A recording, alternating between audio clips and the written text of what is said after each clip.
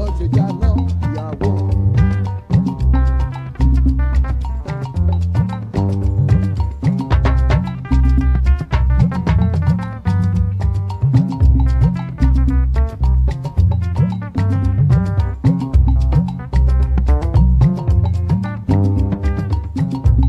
Abu bàbá ọkọ, abu màmá ọkọ. Bó bá ń bá kan sọ̀rọ̀, awú bí búrẹ́dì omi. Amọ́kọ lójú táyì, bẹ́ẹ̀ni kọ́kọ́ ò jẹ́ nkọ́kọ́. Bọ́kọ̀ bá ń bá sọ̀rọ̀ ẹ̀dùn lọ́wọ́ àníbọ̀dá ìpanumọ́. Bọ́kọ̀ bá ń bá sọ̀rọ̀ ẹ̀dùn lọ́wọ́ àníbọ̀dá ìpanudé.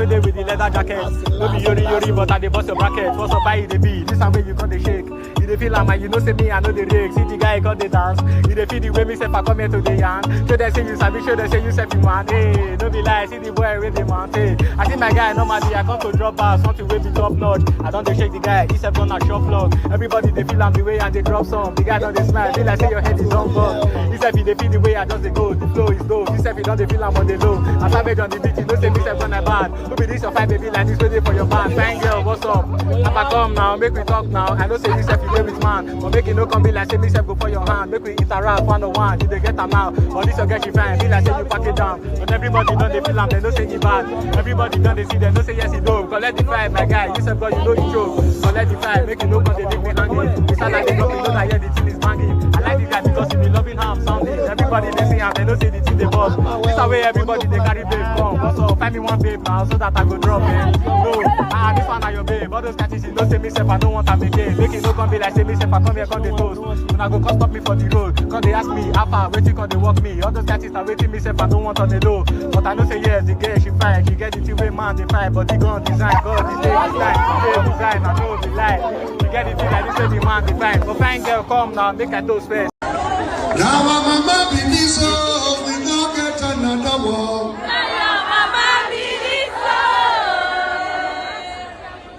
Now my mama be this so we no get another one. Now your mama be this so. Ojulari Tinubu. Now your mama be this so. Now my mama be this so we no get another one. Now your mama be this so. Now my mama be this so we no get another one. Now your mama be this so. Now my mama be this so we no get another one. Now your mama be this so. Ojulari Tinubu. Now your mama be this so. Mama Nigeria.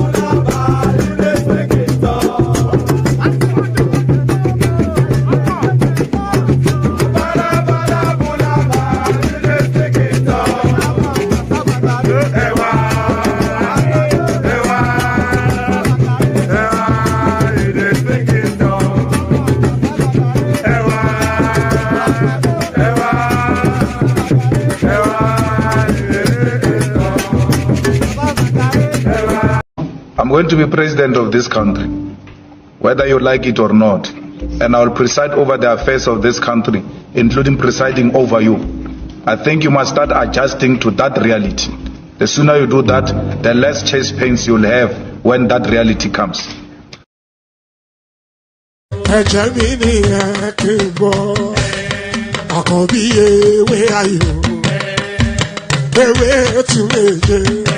Ìtún ló ní ọ̀tún ẹ̀ ṣe, ìfà ló ní kan fà ẹ̀ mọ́ra, àìbínú gbogbo àtàrẹ, gbogbo méjì ọkà bàbà, gbogbo mẹ́ta ọkà wáṣẹ́, orí ló túmọ̀ ẹnu, gbogbo ọ̀nà ní túmọ̀ ẹsẹ̀, akọni ìmọ̀ tú ìmọ̀ ọjọ́, ìmọ̀ èmi ni wọn kì í dálẹ̀, wọ́n bá lọ mẹ́lẹ́mọ́.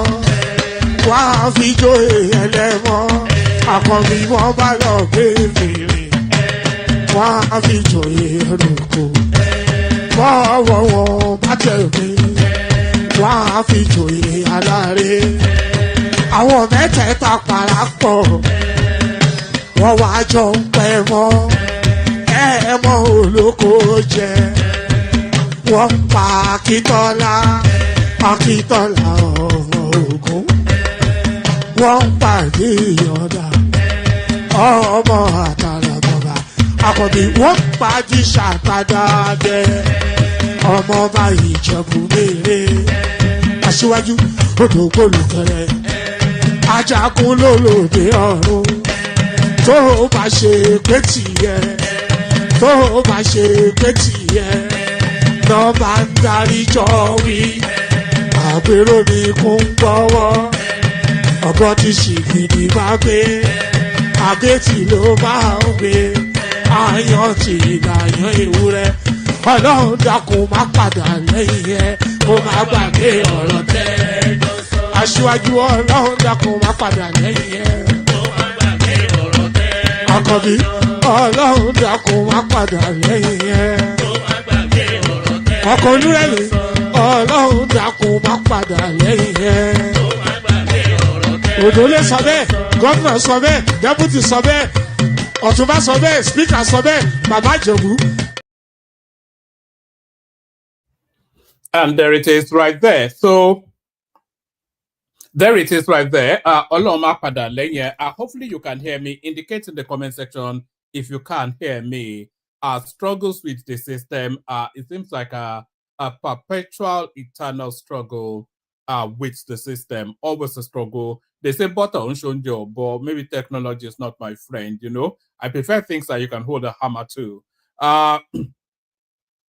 So good day to you. Good to be in your company and all that. Good day to you. Hope you've had a gloriously wonderful day. Crescendoing into yet another session. That friendly or you're laughing man, one man went to mow. So good to be in your company. A real delight. Good to see you, Choma. And Bosun, of course, the first super chatter. Hopefully a lot more of that to come. So we didn't come out yesterday for reasons that we just decided not to. But we are certainly coming out today, and out we are now. And if we get this level of encouragement, people will come out with a bit more frequency. You know, what is it that Kaizo used to say? I am a capitalist after all. It's actually Kaizo that clued me up to all this super chat something. I used to shy away from it, you know, as you know, as I wouldn't say I'm too pushy with it, but as much as I push it that these days, I used to shy away from actually mentioning super chats. Then Kaizo then told me that why would you not? You're almost essentially providing a service. And Kaizo, by the way, I need to call him actually. It's been a long time since I heard from Kaizo. I think he may well have just recently become a father. I'll find out about that, and if he wants that today, maybe it shouldn't. Maybe I shouldn't even have said that. I'll speak to him and then I'll feedback from him to you guys. A lot of the OGs, some of the OGs of this platform, they know who Kaizo is. It's our Kenyan firebrand that used to broadcast on this platform a while ago. Good day to you. Good to be in your company and know that the protocol remains the same. Click on the like button just as soon as you hear my invitation to do so. Do so. You should really be doing so anyway. But if you are not already minded, then be reminded that you need to click on the like button. Not already subscribed, please correct that as well. Still in the vein. It's not a vain hope, but an optimistic hope of still hitting that 100,000 subscribers sometime this year. Easily done, by the way. If we can onboard the people we need to onboard for us to get to that 100,000 subs. So we would like that as silver plaque. It would be nice to go on the wall somewhere. So good day to you and all that. Click on like, click on subscribe, click on the hyperlink that says StreamYard. Share the links. I was saying about the 100,000 subs and all that. The road to any of those is from liking, subscribing, and sharing the link. So if you do want us to get the silver plaque, then do those three things, and you see just how magically the silver plaque will appear. Like, share, subscribe. So those are the abiding mantras of any streamer. No different here. Like, share, and subscribe. So do those three things. And then if you're minded, then you can come join me on the screen. There's a hyperlink that says StreamYard, brings you into a studio space. Soon as I finish fleshing out the body of the talking points, I'll let you onto the screen, then I'll engage you in conversation. Nothing complex, nothing complicated. It's just as simple as exactly just how I've just described.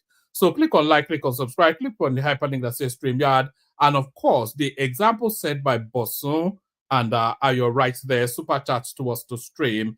We have the anticipation of 5 super chats per stream. And this month, we're determined not to miss a single day of that. So make sure at least a minimum of 5 people, and don't make a derisory super chat, by the way. Make a handsome and an encouraging super chat, just like your ambassador have done. So super chat to us to stream as well. Shall we just get started, shall we? Let's get started. Why don't we? We get started. So we get started just as soon as if I could switch on my camera and pan it round, you will see a slew of broken computers right in front of me. Damaged screen. You know what actually happened over the last 2-3 days? My son decided that it was a good idea then to pour water on the main system that I used to drive everything. So that was why the last session, I didn't come out yesterday, but the session, yes, I'm going to ask you a question in a moment, but let me just finish our explanation. That was why I didn't come out yesterday, and that was why I abandoned the last platform that I did come out.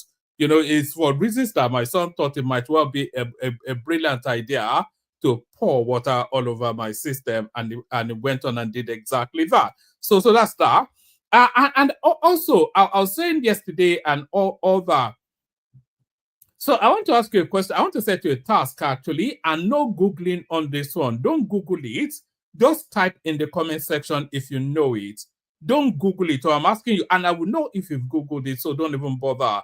So, you know, the next day is called tomorrow. You know that. So the previous day is called yesterday. The day you are in now is called today. The next day after today is called tomorrow. But what is the next day? What is the day after tomorrow called? You know, so yeah, tell me in the comment section if you do know that. I just not that long ago came across it as a word. So the day after tomorrow, what is it called? No Googling. But as you said about that task, let me set about this. So the main topic then of discussion, So the main topic then of discussion, Bayo Ojulari sacks heads of Port Harcourt, Kaduna, Warri refinery. So this is time up then. So a lot of people have been actually waiting to see when the movement will start to take place within this particular space. So there was an ungodly level of looting that took place. They've always looted from Nnpc anyway, but the level of looting that took place under this Buhari administration is ungodly. Under the previous administration, which was Buhari, or the Tinubu administration now, but the level of ungodly looting that took place under the Buhari administration, it would be a travesty if it wasn't addressed. So it looks as though now moves now to bring Mele Kyari in, because everybody wondered if Tinubu had the testicular fortitude to take on Mele Kyari, because Mele Kyari, of course, is the bagman of the Fulani underpin that steals a lot of our resources. And because these people are so violent, a lot of people recall from them. So does Tinubu have the testicular fortitude, the balls, to take on the Fulani oligarchs are more to it, their cabal and their cartel? So it looks as though it does have the balls. Bayo Ojulari sacks heads of Port Harcourt, Kaduna, Warri refinery. So start assuming to go on. And this, of course, the beginning, because, of course, they are flushing out all of the peoples that these people have embedded within the Nnpc over the years. So having them flush them out, then they're going to carry out then hopefully a forensic audit of that particular parastatal, just to so I'll get some. We'll never really find out what is truly going on there, but we get some indication then as to just what level of looting the Buhari administration did. So let's take it from the top again and we whiz through, see what we're making of it. Bayo Ojulari sacks heads of Port Harcourt, Kaduna, Warri refineries. Bayo Ojulari has removed the managing director. Bayo Ojulari has removed the managing directors in charge of 3 Nnpc refineries in Port Harcourt, Kaduna, and Warri. Correspondents heard. Officials said Mr. Ojulari took the decision to halt the continued value erosion in Nigeria's refining sector, adding that the move will position the facilities for better efficiency and greater output. So it's a damning indictment, by the way. But the travesty of it all, of course, is these people will still live, haven't looted so much. Now that they are being sacked, they will still live with a retirement package or a golden handshake or something after all that they have stolen. But if you look at the reason or the reasons why this guy is sacking them, then it's a damning indictment on both their tenure and by extension, Mele Kyari's administration of Nnpc. But then, of course, Mele Kyari's administration of Nnpc should be damned and condemned. Bayo Ojulari sacks heads of Port Harcourt Kaduna refinery. So we go at speed this time. Bayo Ojulari has removed the managing directors in charge of 3 Nnpc refineries in Port Harcourt, Kaduna, and Warri, correspondents heard on Thursday. Officials said Mr. Ojulari now listen to why the decision was taken. That was why I paused. Officials said Mr. Ojulari took the decision to halt continued value erosion in Nigeria's refining sector, adding that the move will position the facilities for better efficiency and greater output. The removals, which officials said were effective immediately, so so they caught them off guard, and I think they would have known it was coming anyway as soon as Mele Kyari was removed. The removals, which officials said were effective immediately, came 2 days after the Nnpc boss sacked top executives of the state-run oil farm in a bid to restructure its unwielding culture of waste and mismanagement, and officials said. The primary objective of the restructuring is to halt the ongoing loss of value in the short term and to develop a credible long-term strategy that will restore and maximize value for the Federation, an official said. Mr. Ojulari has also inaugurated a high-level assessment team led by Nnpc's Vice President of Downstream Operations, Mumuni Dangazao. So this is a retrograde step, by the way. So I'm not being ethno-tribalist or anything, but all through the history of Nigeria, we have never seen any good come out of a name like Mumuni Dangazao. We just know where it's from the Sahels, and it feels it belongs to the Middle East, and it's just seeing Nigeria as a looting field. So anything that you put Mumuni Dangazao in charge of, it's bound to fail. Mr. Ojulari also inaugurated a high-level assessment team led by Nnpc's Vice President of Downstream Operations, Mumuni Dangazao, correspondents heard. The crew would implement a swift operational assessment tour of all Nnpc refineries to determine their current status and provide recommendations, an official added. A spokesman for the Nnpc did not immediately return a request seeking comments about the firings on Thursday.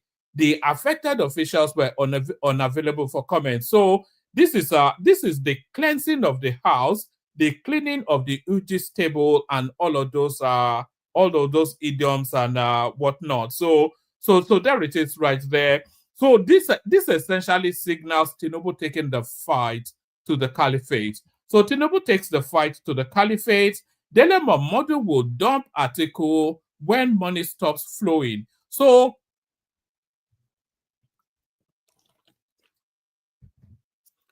it looks as though there's a lot of snipers rifles are focused on Dele Momodu at the moment, because somebody sent me a clip earlier about some character, some Olayinka person who is a PDP stalwart. He was on Arise TV lambasting Dele Momodu with the same sort of tonality.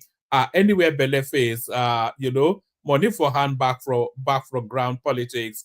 Dele Momodu will dump Atiku rather, Dele Momodu will dump article when money stops flowing. This is Wike coming out in that space.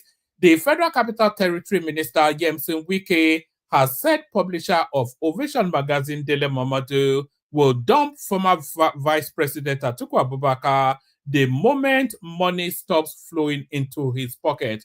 So I'm minded to actually play you a clip. I'm not. Was it Dewale that sent it in? I'm actually minded to pay you a clip that Dewale sent in. You will pick it. Let me see. Let me.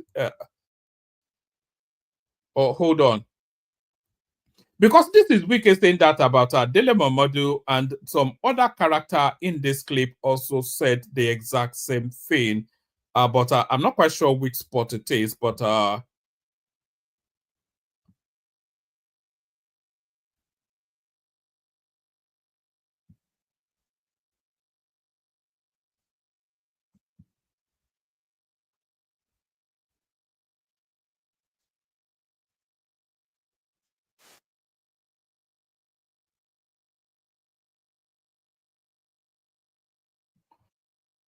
all right. I'll look for the spot where that comes in, but there's a particular clip going round. There's a particular. I'm going to have to ban this guy very soon. For the last 3 years or so, or even nearly 4 years we've been going, all this guy ever does in the comment section is just to insult for no reasons apparent. This Abdul Mumin, maybe we just ban him, and then we banned and unbanned him, but you know, it's just getting. It cannot be the case that you don't have anything else to say other than just to come and insult people here. There's no need. If it's not for you, then you know there are an abundance of things that you could be doing with your time. It's just an annoyance. So yes, that's why I shouldn't really be paying attention to the comment section. It's just full of so many wild links. Dele Momodu will dump article when money stops flowing. This is a Wike coming into that space. The Federal Capital Territory FCT Minister Yemson Wike has said publisher of Ovation magazine Dele Momodu will dump former Vice President Atiku Abubakar the moment money stops flowing into his pocket from him. Correspondents report that he made this known in a statement on Wednesday by Larry Olayinka, his senior special assistant on public communications and social media. The FCT minister spokesperson, the FCT minister's spokesperson said that only someone like Dele Momodu, who does not have any knowledge of anything apart from his stomach, will claim that it was Wike that drove Peter Obi out of the PDP. Olayinka reiterated his position that, okay. I'm starting to get on board with everything now. So apparently, allegedly, the guy that came out on a Rice TV is actually Yemson Wike's spokesperson. So it's actually this guy, because he looks so senior. I thought he would not, I didn't even have the thought. So this is the guy now. This is the Olayinka. Apparently, this is Yemson Wike's spokesperson. It looks too robust a personality. Anyway, if the money is correct, then anybody works for anybody. So there it is right there. So that's Yemson Wike's spokesperson. So it's still within the same space then. Dele Momodu will dump article when money stops flowing. This is coming from Wike. The Federal Capital Territory FCT Minister Yemson Wike has said publisher of Ovation magazine Dele Momodu, and this gives us an insight, by the way, about the attributions of comments that they attribute to people. So it wasn't actually Wike that said this; it was his spokesman in the live back and forth on a broadcasting channel on a Rice TV. So these are not even Wike's words, but then of course, if it's Wike's spokesperson, then by extension, it speaks to Wike's sentiment. The Federal Capital Territory Minister Yemson Wike has said publisher of Ovation magazine Dele Momodu will dump former Vice President Atiku Abubakar the moment money stops flowing into his pocket from him. Our correspondents report that he made this known on Wednesday, etc., etc., etc., etc. The FCT minister spokesperson said that only someone like Dele Momodu, who does not have knowledge of anything apart from his stomach, will claim that it was Wike that drove Peter Obi out of the PDP. Olayinka reiterated his position that Atiku has been the weapon fashioned against the PDP since he frustrated the party's effort to win Lagos State in 2003. He said it was funny that a supposed journalist could go on national television to lie that Atiku wanted the PDP to cede power to the Southeast in 2023.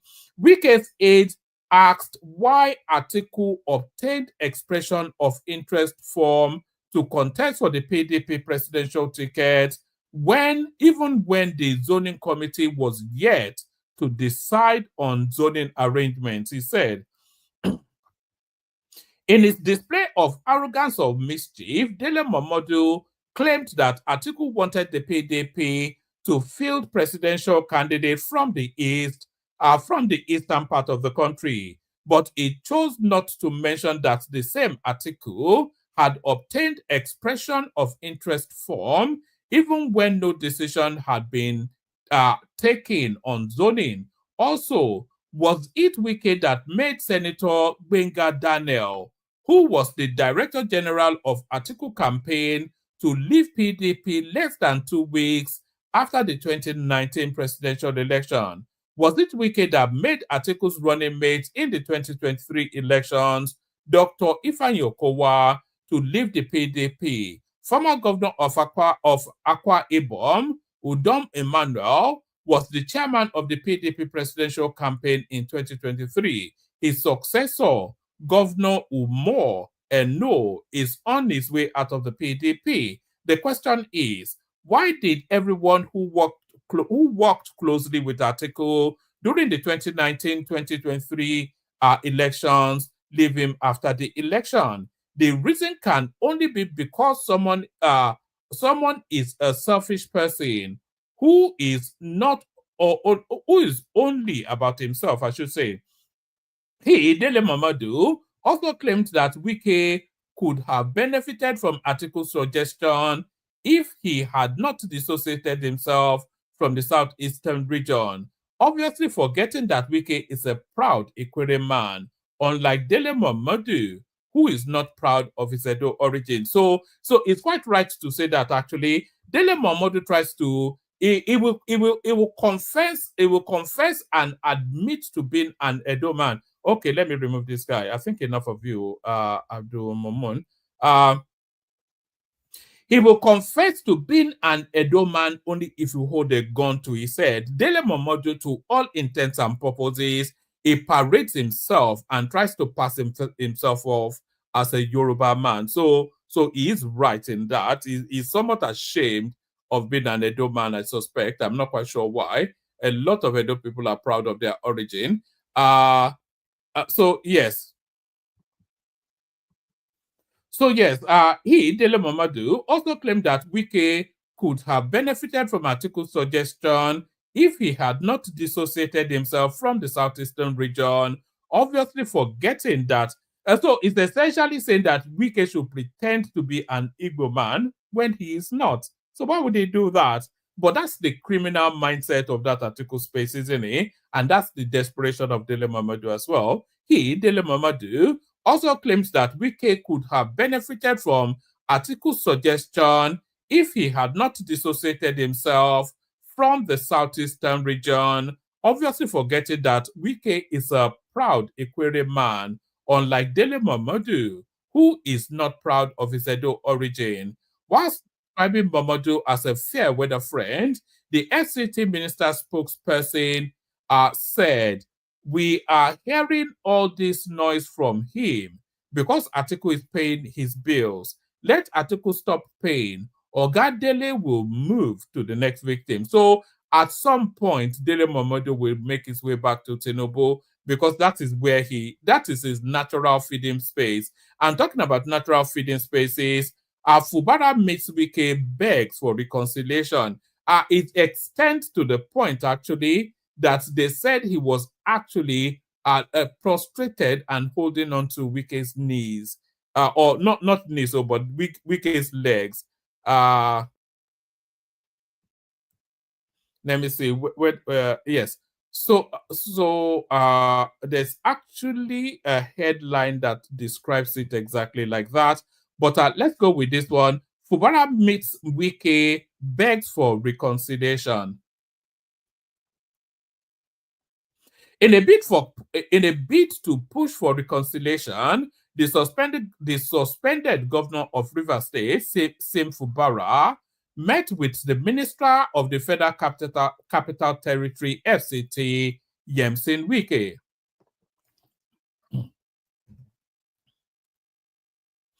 All right. In a bid to push for reconciliation, the suspended governor of Rivers State, Sim Fubara, met with the Minister of the Federal Capital Territory, FCT, Yemsin Wike. Correspondents reliably gathered that the meeting held at Wike's residence in Abuja, Fubara was led by Governor Dapo Abiodun of Ogun State, Ebonyi State Governor Francis Nwifuru, and Olusegun Oshoba, a former governor of Ogun State.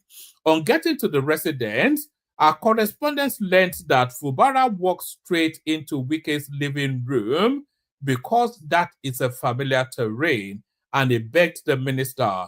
Correspondents sought confirmation from an insider who wished to be anonymous, but he said there was a meeting, and I can confirm that.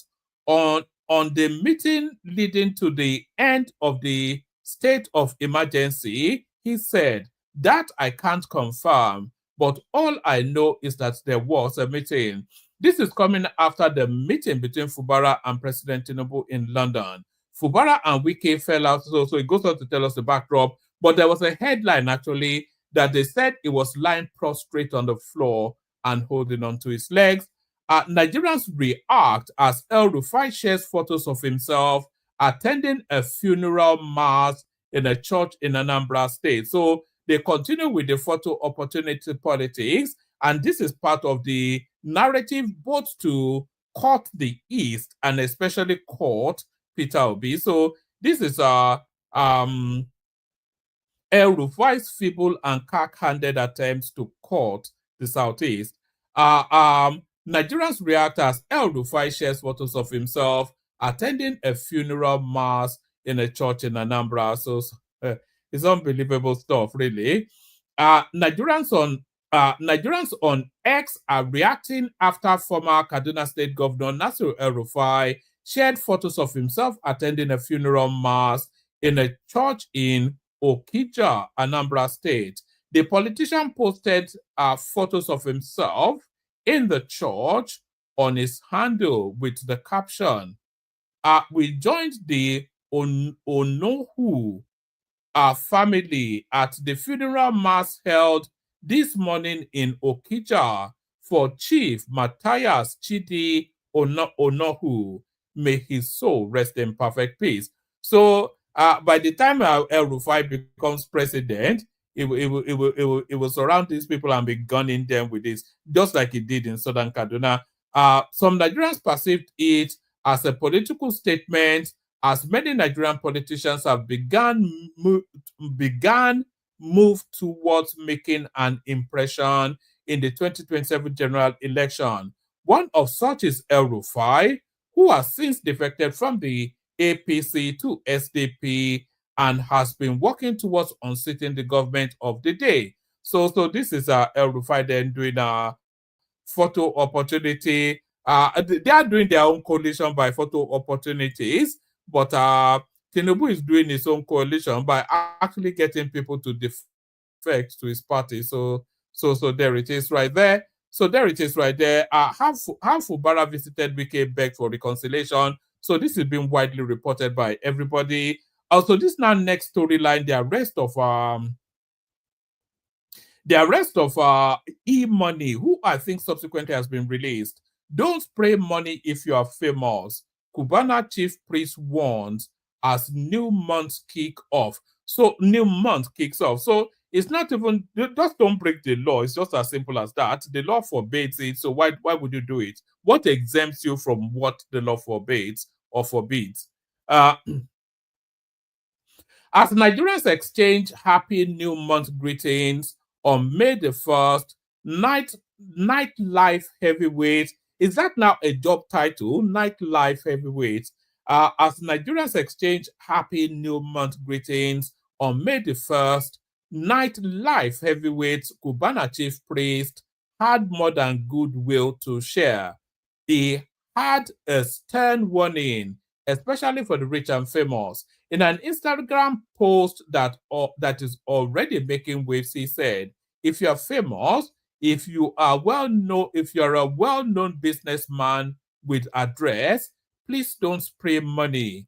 EFCC is not joking on this. So, in his last outing, actually, he tried to ethnicize it. So I'm not quite sure why he's working it back now, because often when it affects the East, they try to turn it into some sort of ethnic jingoism, but I think he's trying to work it back. Now, our chief priest, who confessed he nearly go jail last year, advised fellow celebrities to rethink their party habits. Me, I no go ever spray again, whether dollars, euro, naira, or pounds, he added. You don't have to not spray, but don't spray it on the floor. Spray it into a box, like that seems to be the fashion now.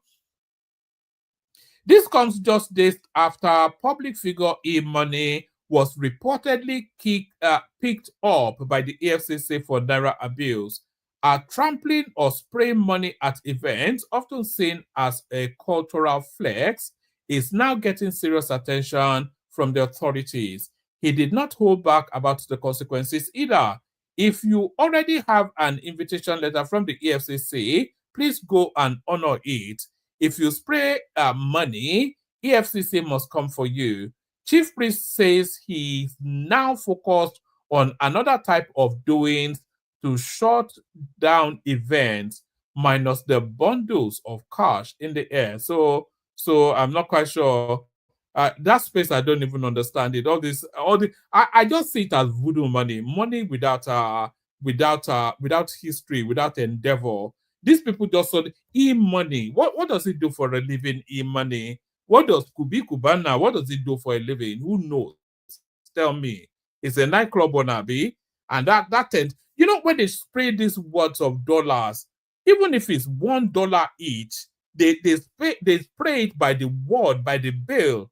So they're spraying bills and bills of it. So there's no event that you don't just causally conclude that that's what, about $20,000, $30,000, $50,000, event after event after event, and they say that this guy is a nightclub promoter or something, and that then it's dubious money, of course, but the authorities, they have to start picking them up soon.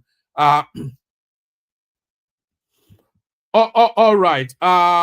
From that to this, Lagos Calabar Highway Section 1, 70% complete. So this is Dave Umahi then that is telling us just the Lagos Calabar Super Highway is the most significant infrastructural project going on in Africa at the moment. There's no other infrastructural project going on of near the level of importance and impact than the Lagos Calabar Super Highway, and that's just going on quietly. We can't get to hear about it, but for the noise of the obedience space, will be going around the world telling us that Nigeria is about to collapse.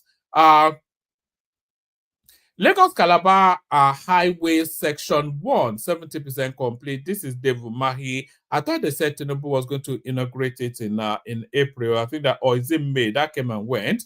The Minister of Works, Dave Umahi, has clarified on the Lagos Calabar Coastal Highway project implementation, saying that it is the Section 1 of the project that is 70% complete. So that doesn't even need clarification, does it really? They're building a 700 and something kilometer road. So if you don't know that it's just a portion that's just been completed, then you must be daft. If you are thinking the whole 700 and something is 70% complete, then you're a moron. The Minister of Works, Dave Umahi, has clarified on the Lagos Calabar Coastal Highway project implementation, saying that it is the section 1 of the project that is 70% completed. Umahi made the clarification in an interview with journalists during a tour of some bridges on the Lagos Calabar Coast Expressway, or on the Lagos Ibadan rather Expressway on Thursday. Some of you reported that I said the Lagos Calabar Coastal Highway was 70% done and it will be finished by January 2023. That is not what I said. We are dealing with section 1, and then we said, as at today, that section 1, which is 47 kilometers, has been 70% completed. He said, the minister said the entire section 1 of the Lagos Calabar Coastal Highway will be completed by January 2023. Umai said the coastal highway would be tolled.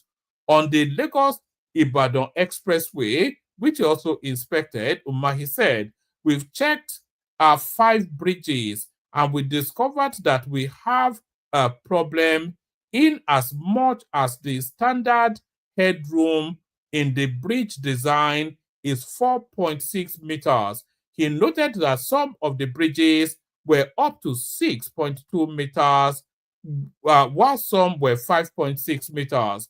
The least we had was 5.4 meters. He regretted that some of the beams were being hit by vehicles posting danger, so etc. etc. I thought they gave it to a reputable firm. So that's the Lagos Ibadan Expressway, a never-ending saga, a road that never seems to complete. Ex-FCC boss Bawa paid surprise visit to Buhari in London. So Buhari, for all of the poverty that he pleads, he is never out of London, living in some mansion there with his children, blowing all the money they stole.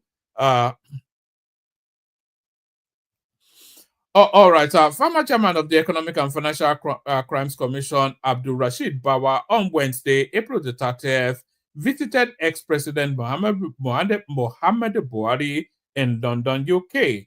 The purpose of the former EFCC, the purpose of the visit of the former EFCC boss was not disclosed, but photos of their meeting surfaced online. An ex-user, Imran Mohammed, confirmed the development in a post, etc., etc. Abdul Rashid Bawa, the former chairman of EFCC, met with former President Muhammad Buhari in London on Wednesday. So what does this even mean? What does this tell us? What does this add or remove from anything? I recall that Muhammad Buhari appointed Bawa to lead the anti-graft agency in 2021, but he was removed from office by President Bola Tinubu in 2023. Bawa was directed to hand over to the Director of Operations in the Commission pending the conclusion of investigation of abuse of office against him. Following his removal from office, he was arrested by operatives of the DSS at June 14, 2023. After an invitation for undisclosed reason shortly after, etc., etc., the former EFCC boss was detained and investigated for alleged financial impropriety during his tenure as at the graft agency. So I think he's gone to Buhari for cover, I suspect. That's just what it is. Gone to Buhari for cover. So that's that. We've already looked at the Lagos Calabar Superhighway. So that's that. I think that's sufficient enough. Let me send the link. If anybody wants to come in, you can come in. We do want the conversation if you wanted to. So there's no one here at the moment, but we'll play the clips we have. We see if anybody turns up. So let's go on to the clips then. I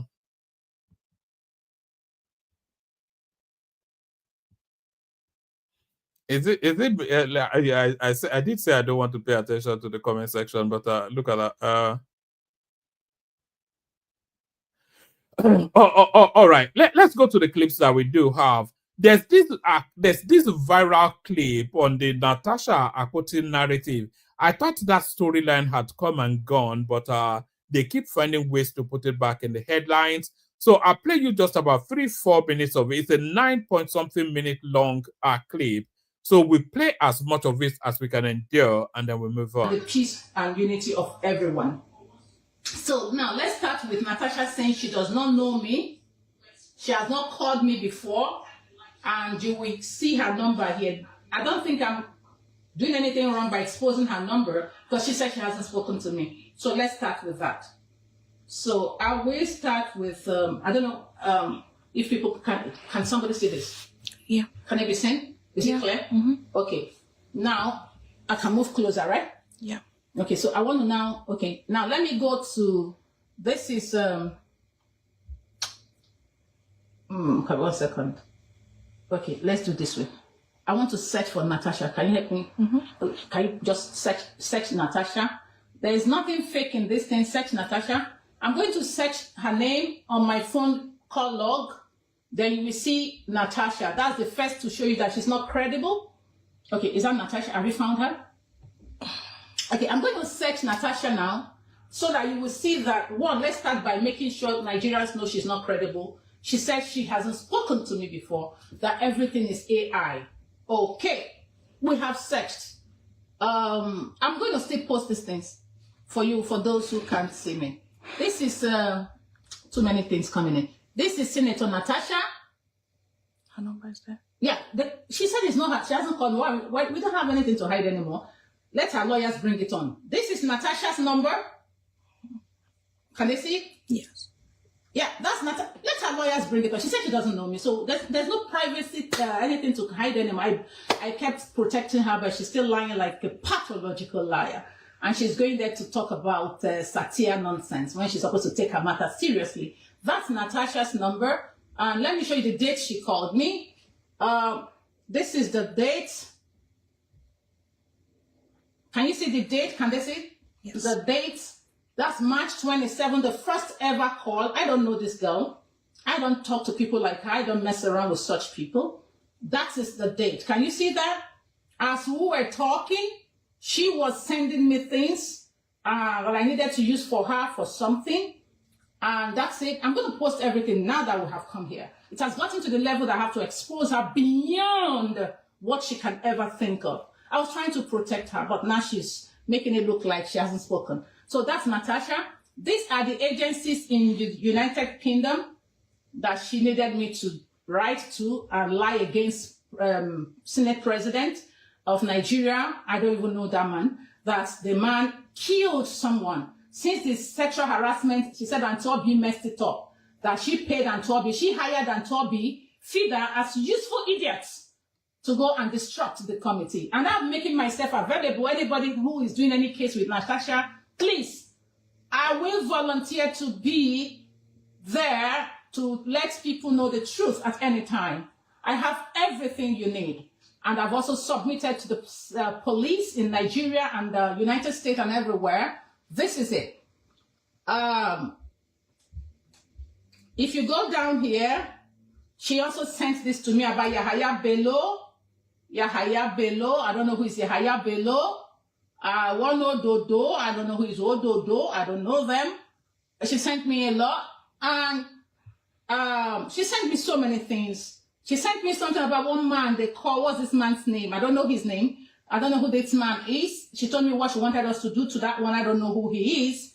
But that's what I senator. She deleted messages. No, we'll get there, my love. This one, you can see when she now found out that all she's offering me is not going to work, she started deleting those things. But those things she's deleting, I already have them, and I've submitted them to the police. I've submitted them to the police in Nigeria, ICC, everywhere, including IPU. And watch me on CNN. I'm going to bring out more, because on CNN, we're going to now have a slide on CNN. So, so Natasha, you can see she's just petty. I don't know, Ebueni, I don't know, Unwa, Peter, Unwa Bueni. She said to me what she wanted to do to that one. And because she said that one was at the party, so that one has evidence against her or something that nothing happened. I don't know what she's talking about. That's Unwa Bueni, I don't know. And this one, she started deleting, this is Natasha. I've sent all this to the police already. She doesn't know I have them already backed up. And immediately I turned down her offer that Obieze Kwesilian Fida and Dr. Abiola took, and Arise Television took, And she paid for the award. She wanted me to come receive the award. I don't take out. People who know me will tell you, I don't value cheap things. I don't value what I have not worked hard for. I work hard for every. All right. So that's just another random person then telling us that telling us yet again that Natasha Akpoti is a pathological liar. This we all already know. So this next clip now is a throwback. This came out about 4 years ago, but it's still as astounding as it was when it first came out. Listen to what this governor has to say, and you'll be infuriated. Let me put it that way. Listen to what this governor has to say. It's quite maddening.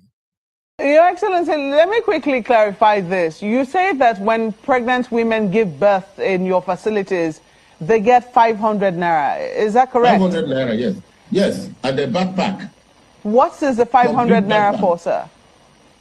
Free delivery. They'll give you 500 naira to it could be for anything. You're asking a poor woman what she'll do with 500 naira.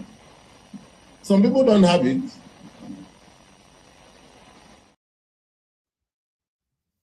So there it is right there. That's a state governor telling you that he gives, it's come on national TV to tell us that he gives a pregnant woman who's just delivered 500 naira. 500 naira, that's not, so it's about 2,000 something to a pound now. So that's about 20 pence. So he gives newly delivered mothers, what do they call them? She gives them 20p. You know, and there it is. That's Nigeria for you. So that's Nigeria for you. This is Oji Uzo Kalu telling Peter Obi that it is enough. All this going around the market in Nigeria. Watch this. It's very difficult to see some of our leaders going around America, Europe, Canada, Australia, China, demarketing our country. When we're busy looking for investment to pull up the country, people are busy going to tell everybody in Nigeria that nothing is happening in Nigeria. Sure. But how do we bring the people up? We must lift our Nigerians up. The policies of President Ahmed Tinubu is going to work, and it's working, but the problem is that it's not trickling down. Is the trickling down effect is what is after, and that is why we need continuous investment without stop. This is why we're all over everywhere to bring new investment back to Nigeria so that people can see work, hunger will go, and things will work. I know it's all over the world, it's difficult, but let our leaders come together. We are one family. Tinubu is not the owner of this country. He's just our president. Which he will go. All right. That is Oji Uzo Kalu calling time on the excesses of Peter Obi. So now next clip is from Very Dark Man. He's speaking to that e-money arrest by the EFCC, and I'm somewhat staggered. The angle that is coming at it from, I'm somewhat staggered by it. He tried to ethnicize it, and I'm surprised. I know that he's not from the East.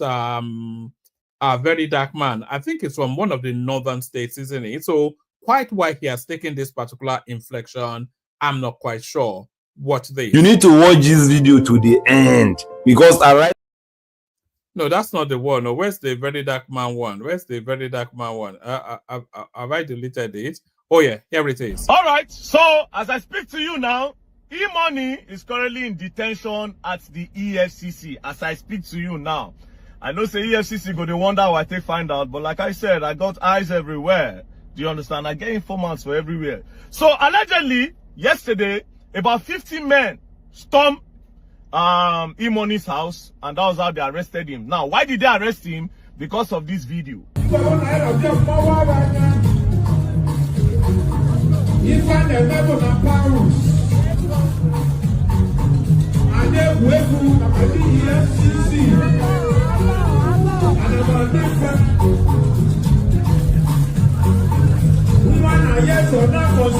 Now, as you can see in this video, E-Money they spray flavor pounds for Obi Kubana birthday.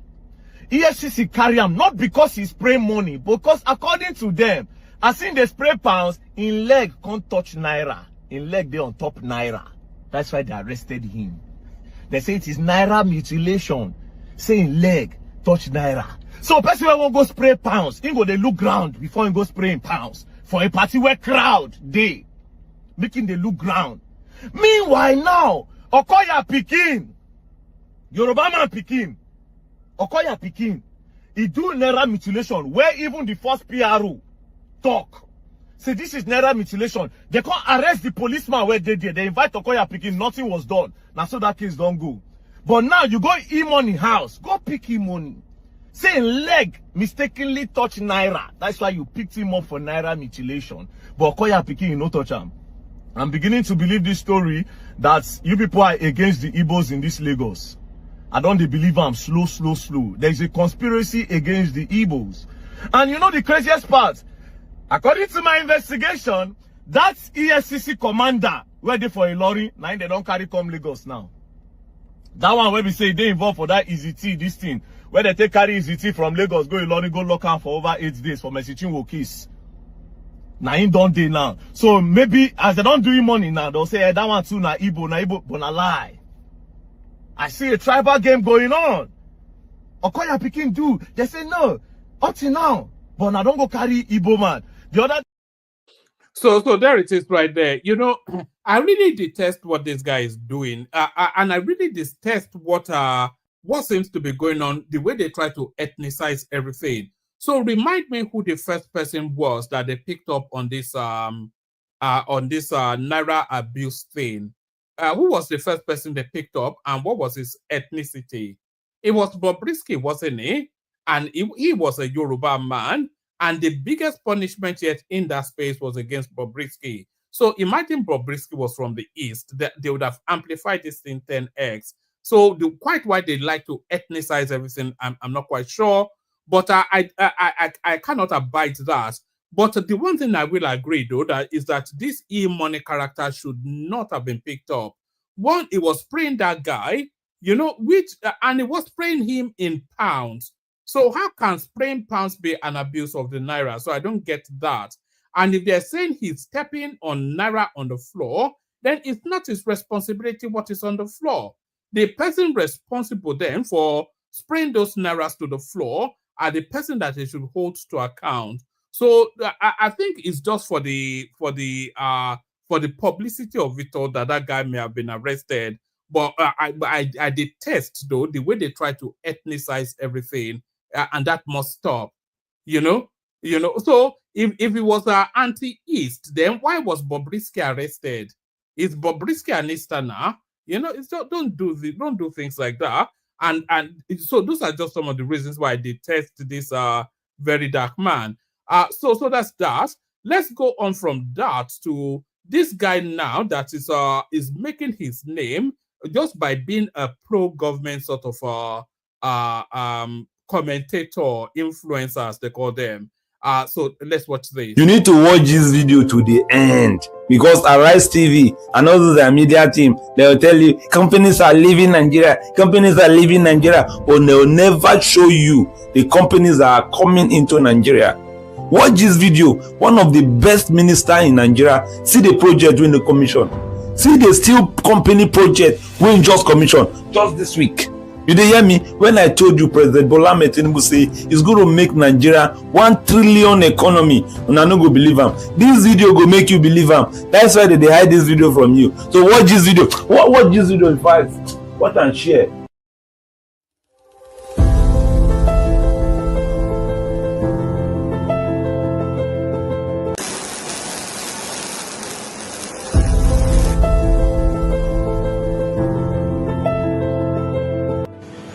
It is my great pleasure to address you at this occasion of the commissioning of this milestone achievement by the Orbit Galvanizing Steel Industries Limited and Orbit Fabrication Works Limited.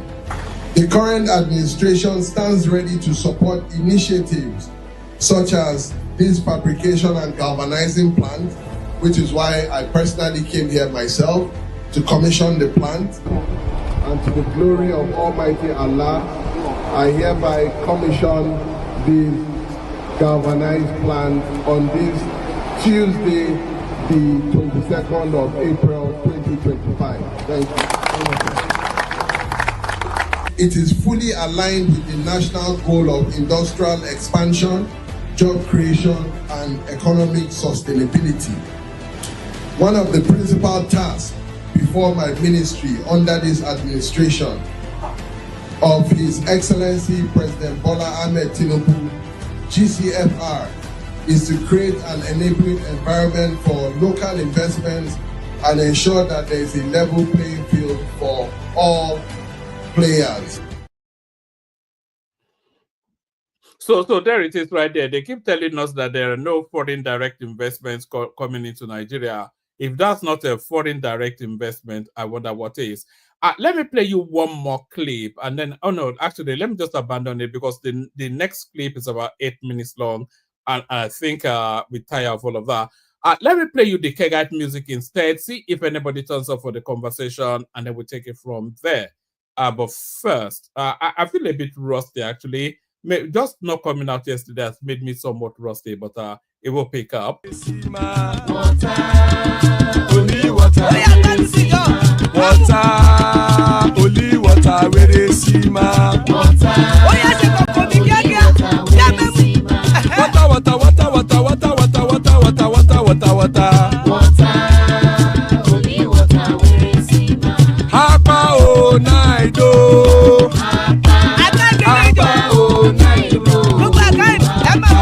Hapa you don't come o.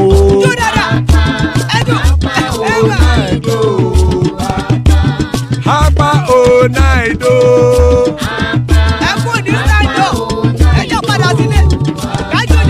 Oro kẹ̀kẹ́ ẹlẹ́mùrè o. Ilé sọ́dí kẹ̀kẹ́ ẹlẹ́mùrè o. Bobby master kẹ̀kẹ́ ẹlẹ́mùrè o. Chifu Faila ti kẹ̀kẹ́ ẹlẹ́mùrè o. Eruku lẹ̀lẹ̀ ẹlẹ́mùdé. Eruku lẹ̀lẹ̀ ẹgbẹ́ ẹlẹ́mùdóde ojàre o. Eruku lẹ̀lẹ̀ Ghana ti dé ẹgbẹ́ bọ́dì o. Ọmọ ẹlẹ́yẹ ẹ̀yẹ o ó dilé o. Odúyẹ̀lá ẹ̀yẹ o ó dilé o. Petrosonana ẹ̀yẹ o ó dilé o. Petrosodúnkẹ́ ẹ̀yẹ rẹ̀ ó dilé o. Ẹlẹ́kọ̀ ọ̀run mú ìní o.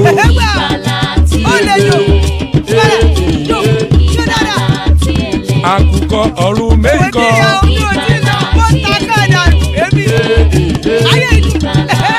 Ikú kò ní ríwà gbéṣe o.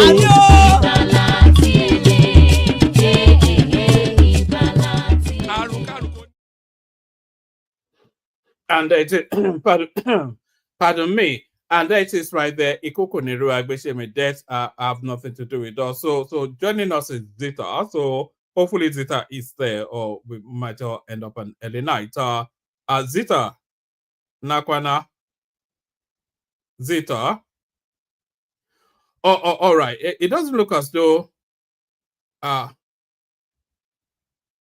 All right. It doesn't look as though Zita is fully with us. So it looks as though nobody wants the conversation today. So I just play you this. All right. I think we may well have Man of Prestige. So Prestige, I was just about to bail out. Wagwan. I'm great, one man. What's going on? How are you? Oh, I'm good. Nothing much.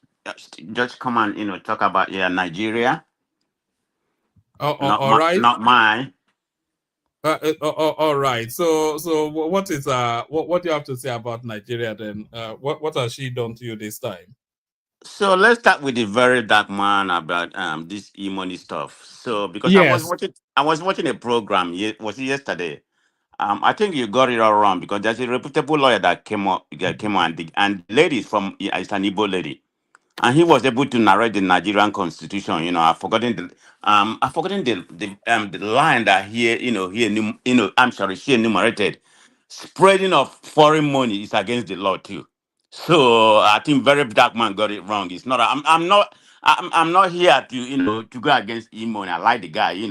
I don't know how he's making his money. They say he has an e-commerce business and something like that. But that notwithstanding, yeah, it's against the law to to spray foreign money too. Spray, not give it. The lady read it verbally. You put part of Nigerian constitution where it's against the law. So forget about the organization of the whole thing, which I don't really believe. So You know what? You know who actually started that narrative of trying to put an ethnic slant on it?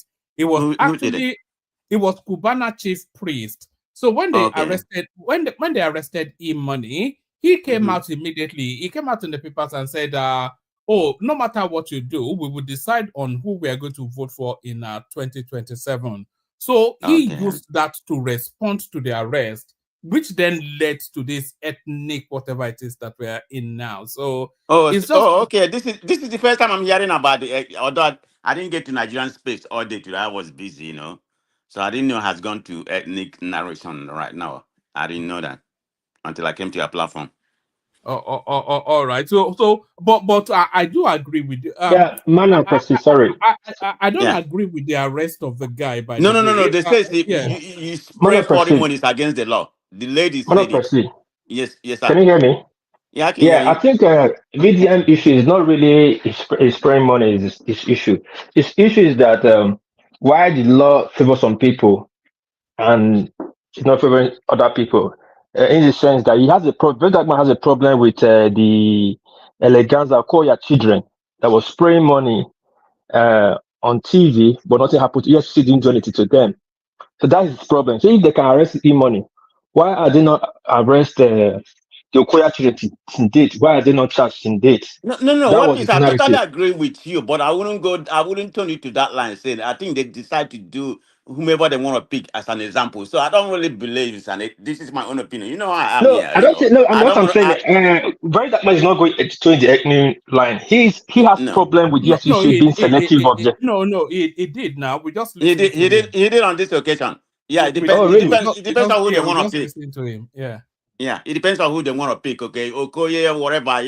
Some people were saying it was a fake money, which I don't know. I wasn't there, but regardless, they didn't tell us that Okoye, to them, what they were spraying was fake money. So it depends on who they want to pick or whatever their interest. But the lawyer that I was listening yesterday said, if you have any issue against it, you as person or anybody has to file a petition before the police come. Whether it's what really happened to this e-money stuff, I don't really know, but I'm not going to go to the extent. But I'm just telling you about Nigerian constitution. I don't know. I have not gone verbally to go to Nigerian constitution and read it. Is they said any foreign money that you sprayed. I mean, the lady put it, the page of that's against the law. He was a, I mean, she was speaking. Prestige, of all of the Yeah. things that EFCC should be doing, is it to be chasing people spraying money No, no, as no, far no. as I completely align with everybody, what everybody was saying, but I was just trying to make that part narrow because as we came here, we're talking about just Naira. But according to maybe some people, maybe when you or any lawyer will come here, and go to that. I didn't have time to go, to go and to start reading whether the lady is right, but she's a very reputable lawyer in Abuja that came, and she's an Igbo lady too, So the one thing that's always puzzled me is, do they send their operatives to these parties, or did they scour social media to see people spraying money and then go? Well, how do they? Of all of the things that they could be doing, I don't know. That is the wrong part. I go whatever they're doing. It doesn't even make no sense for me. The only it part I makes just zero wanted, sense. the only part I just wanted to correct is that part, whether it's Naira or foreign money. That's all I know, and I got it from that lady. So Do you approve of this Naira abuse thing that they are doing? Do you approve of it? Because it's you a mean the arresting of Naira mutilation? yeah, yes, arresting people for spraying money essentially. Well, It's if it is embedded if in it is our if culture it now. is against the law, we have to abide by the law. That's what I believe. I mean, I'm not a showman person that I have to be spraying money, but if this is how they want to do it, with a culture or whatever you want to show up, some people like to show up, and some of them is just part of their business to show up. I don't know, but everybody's different, okay, But for me, it's not my personality to do that. I wouldn't do that. So I wouldn't do that either. I just find yes. I find it vulgar. You No, know, I don't. it's To me, I mean, if I have, if the money I if you have want is to not give him enough to, money, it's not enough to put it spray to in, people that needed it. That I know of. So even if you want to do you put it in a brown envelope and yeah. put it in the person's hand. You know, I really hate people. You know, being so visual with money in that, but I just cannot stand it. It's just the other thing I hate as well is people wearing clothes with designer logos on it, like Hugo Boss, and what's the What's wrong with that one, man? are you an advertising board? Are they paying you to? I Well, mean, I'm what's not the gonna go where yeah, go. why would Okay, you I have wear a different something? You opinion say about that. Okay, I Versace, and wear. then I'm yeah. gonna wear it because I like the clothes. I mean, the material, the quality, and I can Yeah, afford it. but what But about I the don't have any logo? issue. Just Yes. But some What of about them, the logo? some of them, they wear in Nigeria. All these people come on, on news. I'm not talking about people with money. Some of them are fake, made in Aba. So that's the people that is been trying to show maybe they are wearing Amari, Hugo Boss, all those high profile Prada and all that kind of, some of them are made in Aba. Okay, but they want in Nigeria. I'm not talking about these guys that travel. I'm not talking about people like the video, the money, the people that have the money, but ordinary Nigerians, I don't know what they see with all foreign things. So that's different. But if you can afford it, hey, I don't have no issue. Okay, as far as you have an expendable income, there's no problem. So I All mean, right. I have no issue with that. What else were you looking at in the news? I don't know. I don't know what he was talking about. This is I just joined, okay, but just a lot of stuff going on. I was so much taken aback by what that Baba Ahmed said in reference to Tinubu. And I'm beginning to believe that's a fact-based Tinubu is not it's not a young man, whether it's 74 or 80 something. I believe he's not, I mean, I'm not here to make an excuse for him. He's not getting an advice. I mean, the people that surrounding him, he's isolated. Is he spend most of his time in Astro Rock sleeping? Does he know what's going on? I'm just saying, since this man coming, how come you have not gone to Benue State?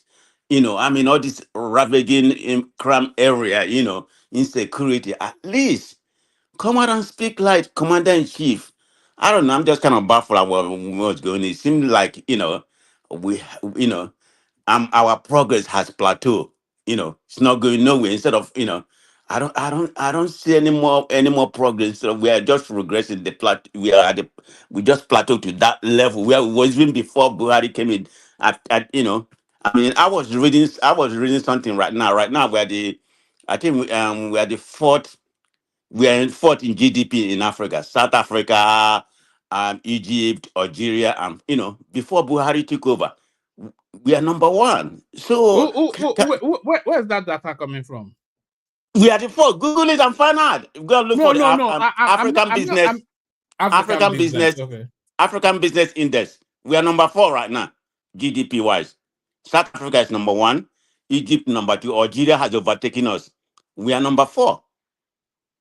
Yeah, anybody here go and Google it in African business index. It's not a foreign something that's just come and doing a fake news. I mean, I'm just saying this is how far we have, deteriorated and notice working. It's all about politics, right now. Nobody's talking about what does it profit a man to benefit all this in the world and have and his soul and sell his soul. People are people are people are suffering in that country. I was talking something about human capital development. There are many indices of that, but you're talking about building road, do all this. People are suffering. Things are not good in Nigeria. Believe me, if election is Yeah, but what do you understand by human capital development? there's What does many that mean? indices that comprises it. It's not just building road like Wike was building. I mean, No. I'm asking you now. What involve are the the lifestyle, education. I mean, there's many education? Yes, that's part of Like, it. like the students' loan fund, you mean? Oh no, don't go there. Student loan, that 71% of it has been stolen, whether it's by the politician or the. Where you get that from? What I know I the hold monitor on, hold the on, hold on, news hold on. Now every that day. you went to there, let me educate you. I You know monitor that the you don't. news every day. Wait a minute, Every wait day a I minute. monitor the There's news. about 100 billion that was budgeted for this student loan. Do you know Right. how much? Do you know how much that has been stolen or misplaced? 71 point something billion. I don't have the record in front of me. I read it by Where are you getting myself. that from?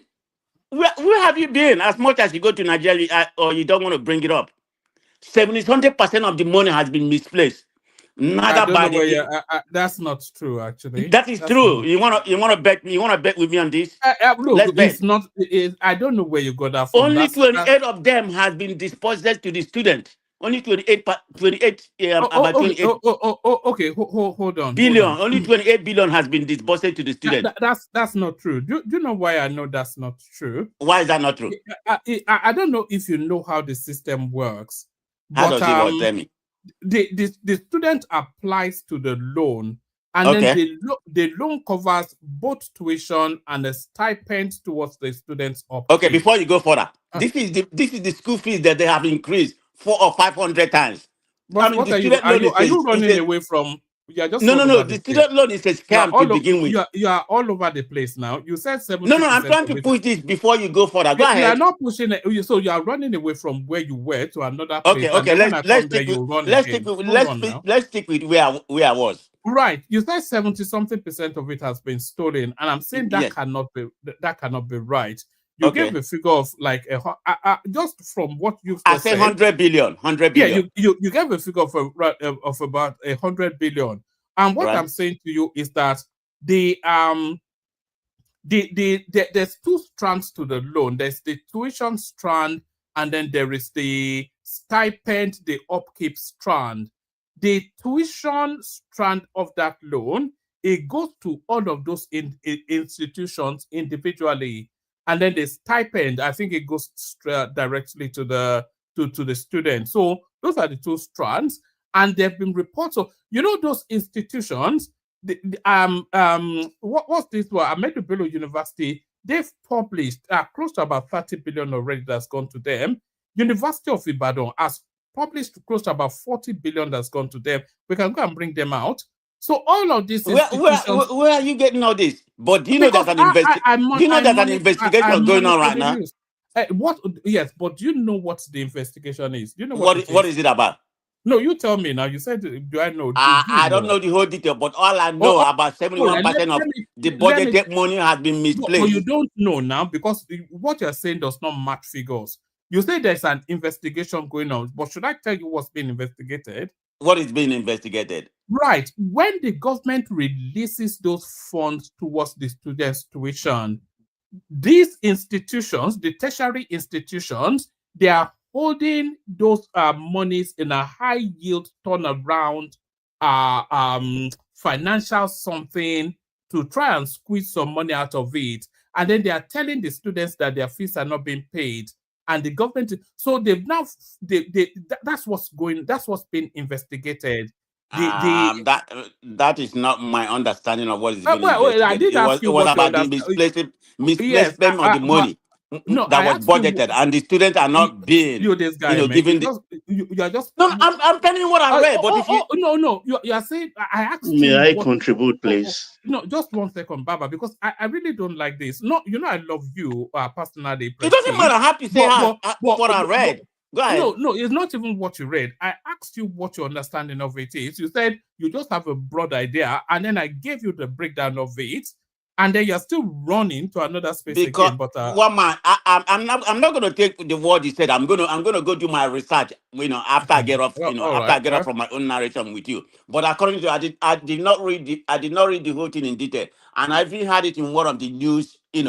One of the news carriers in Nigeria about this being investigated as of yesterday, and they stated the amount. Then I read it by myself, but I didn't go in details to see what area of the money was missing. All I know is about 70-something% of the money has been misappropriated. It wasn't even about the politician only. That's a lie. Okay. You do yourself.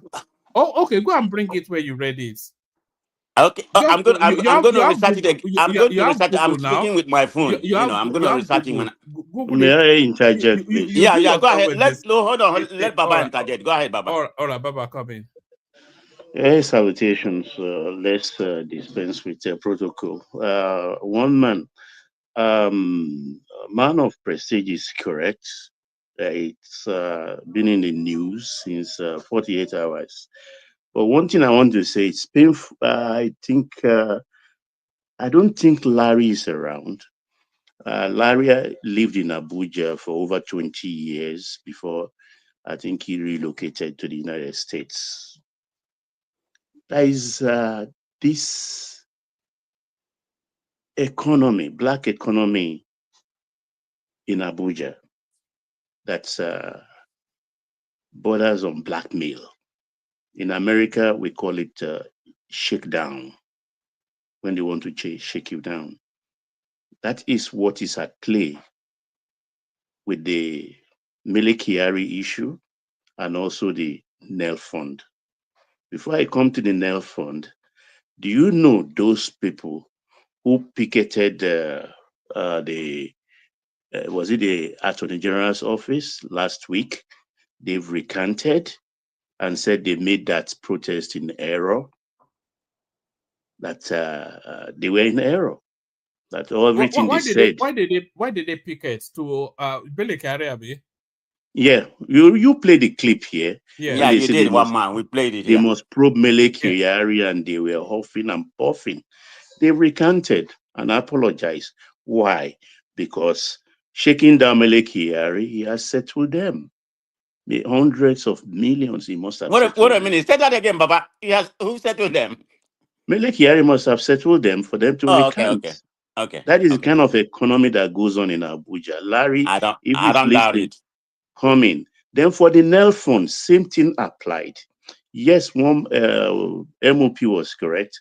They claimed out of the 100 billion they use as foundation money, 71 billion has been stolen, and only 28 billion been used so far. That's wrong, because the take-off funds, or in the last 18 months or thereabout, the Nel Fund capital base has rose to 250 million. Federal government contributed about 100 billion naira. And then EFCC, all those confiscated money, properties they sold and everything, they contributed also. Then the third fund also contributed. That raised it to about 250. So far, about 300,000 students have benefited on record from, I think, over, I can't remember, but I think about 70 universities have benefited also, for which they testified. So the ICPC, based on the petition written, invited the executives of the third fund. One thing we must realize is that if in truth it's a 100 billion base being used, how could they just take away 71 billion? I mean, come on, we should use our senses here. And they put up all their papers and they look, it's not going to be easy for anybody to steal that funds, because What are you talking about, Baba? In Nigeria? No, let me finish my point. I'm going somewhere with this. It's not going to be easy. The only easy way is the institution themselves collaborating with their bankers, which has been established, taking this money and leaving them in fixed deposit. Even that, at that, it's not like they can totally fleece it. It's not possible, because students are involved. Here, all they do is like delay. Oh, where's my payment? Your payment is not in yet. For every 3 months, 6 months, they can stretch that student or the students. They imagine the kind of interest rate, interest that money will generate for them. And the appropriate time, it's not today. This thing has been with us since 70s, right from the military era, when they don't pay military formations. The commanders who put the money in fixed deposit, and by the time the soldiers started crying and calling on this army head office, then they release the money and pay them all their money. But the man has made a lot of money himself. So that's what I think is happening between the universities and their bankers. But the Nel Fund itself disburses their money. It's going to be very, very tough.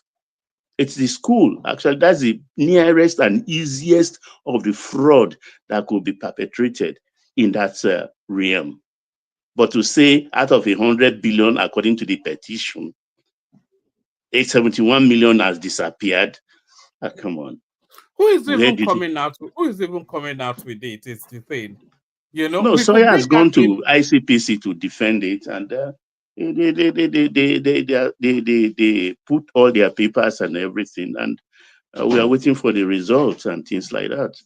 So, Do you did think you they see should the be check? prosecuting these people that are putting out all this fake news? You see, there is a racket now going on. So when you see something in the news, just calm down, do your checking, go to other places, check.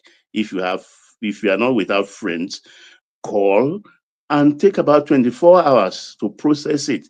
But too many lies circulating these days.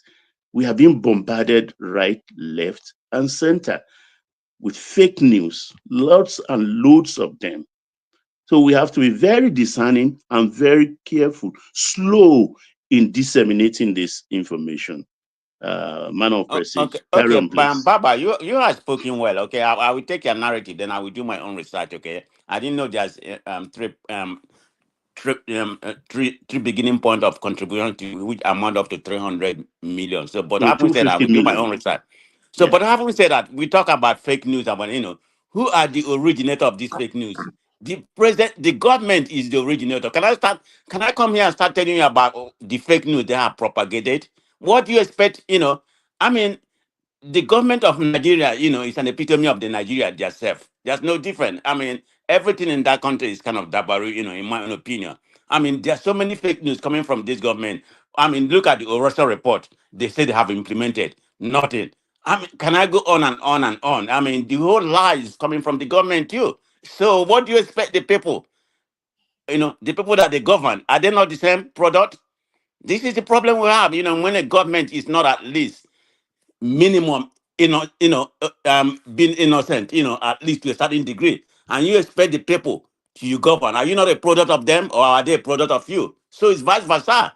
That is the problem we're having in that Nigeria. So don't just blame it on the Nigerians or whatever people who are narrating all this for their own political gain. The government is as guilty, if not the highest guilty, of the fake news. So I mean, I don't want to go through Barbados of the whole fake news or local government or all that kind of thing. Nothing has, they are the worst perpetrator of this fake news. So let's call it what it is. And that one man. All right, brilliant. What else are you looking at in the news? Are you following? Are you still with the Natasha narrative? They are trying to debunk her. Who? I said, are you still with the Natasha narrative now, which is being debunked? Natasha. What is it being debunked about? Are you talking about the letter that she wrote on unapologetic? No, the letter she wrote is just. I think she wrote that letter really to continue to remain a decimal in the news cycle. You know, the one thing I've noticed about this Natasha narrative is that anytime she drops off the headlines, then she'll come out with some outlandish something to again get about 5 minutes in the headlines, and then anytime she drops off again, she'll probably come out in the next 2 days again. But one man, whether right or wrong, we need that kind of women in Nigeria. Okay, whether she's right or wrong. Pathological liars. I don't know about pathological liars. You're this thing. You're Senate leader.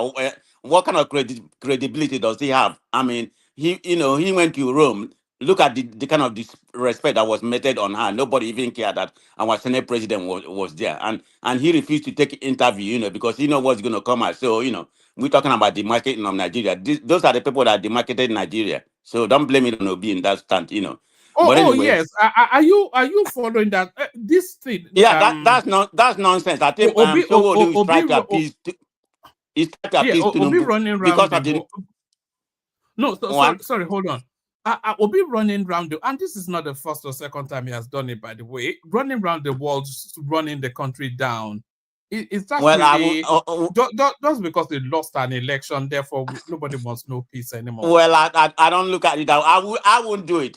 I mean, I may come here, because we are all one Nigeria, give my opinion. But I wouldn't talk like that when I'm with a foreign person or a white people. You're not even a white people, that doesn't mean good for Nigeria. I wouldn't do that. But that's the view of politics. But for people to come here and say that, Ozo Carlo speaking nonsense, look at Ozo Carlo. He's even afraid to mention Obi name. He said that person, that person. Why not be bold enough, moronic? Ozo why Why not do be you think? why not be brave enough to mention Obi name?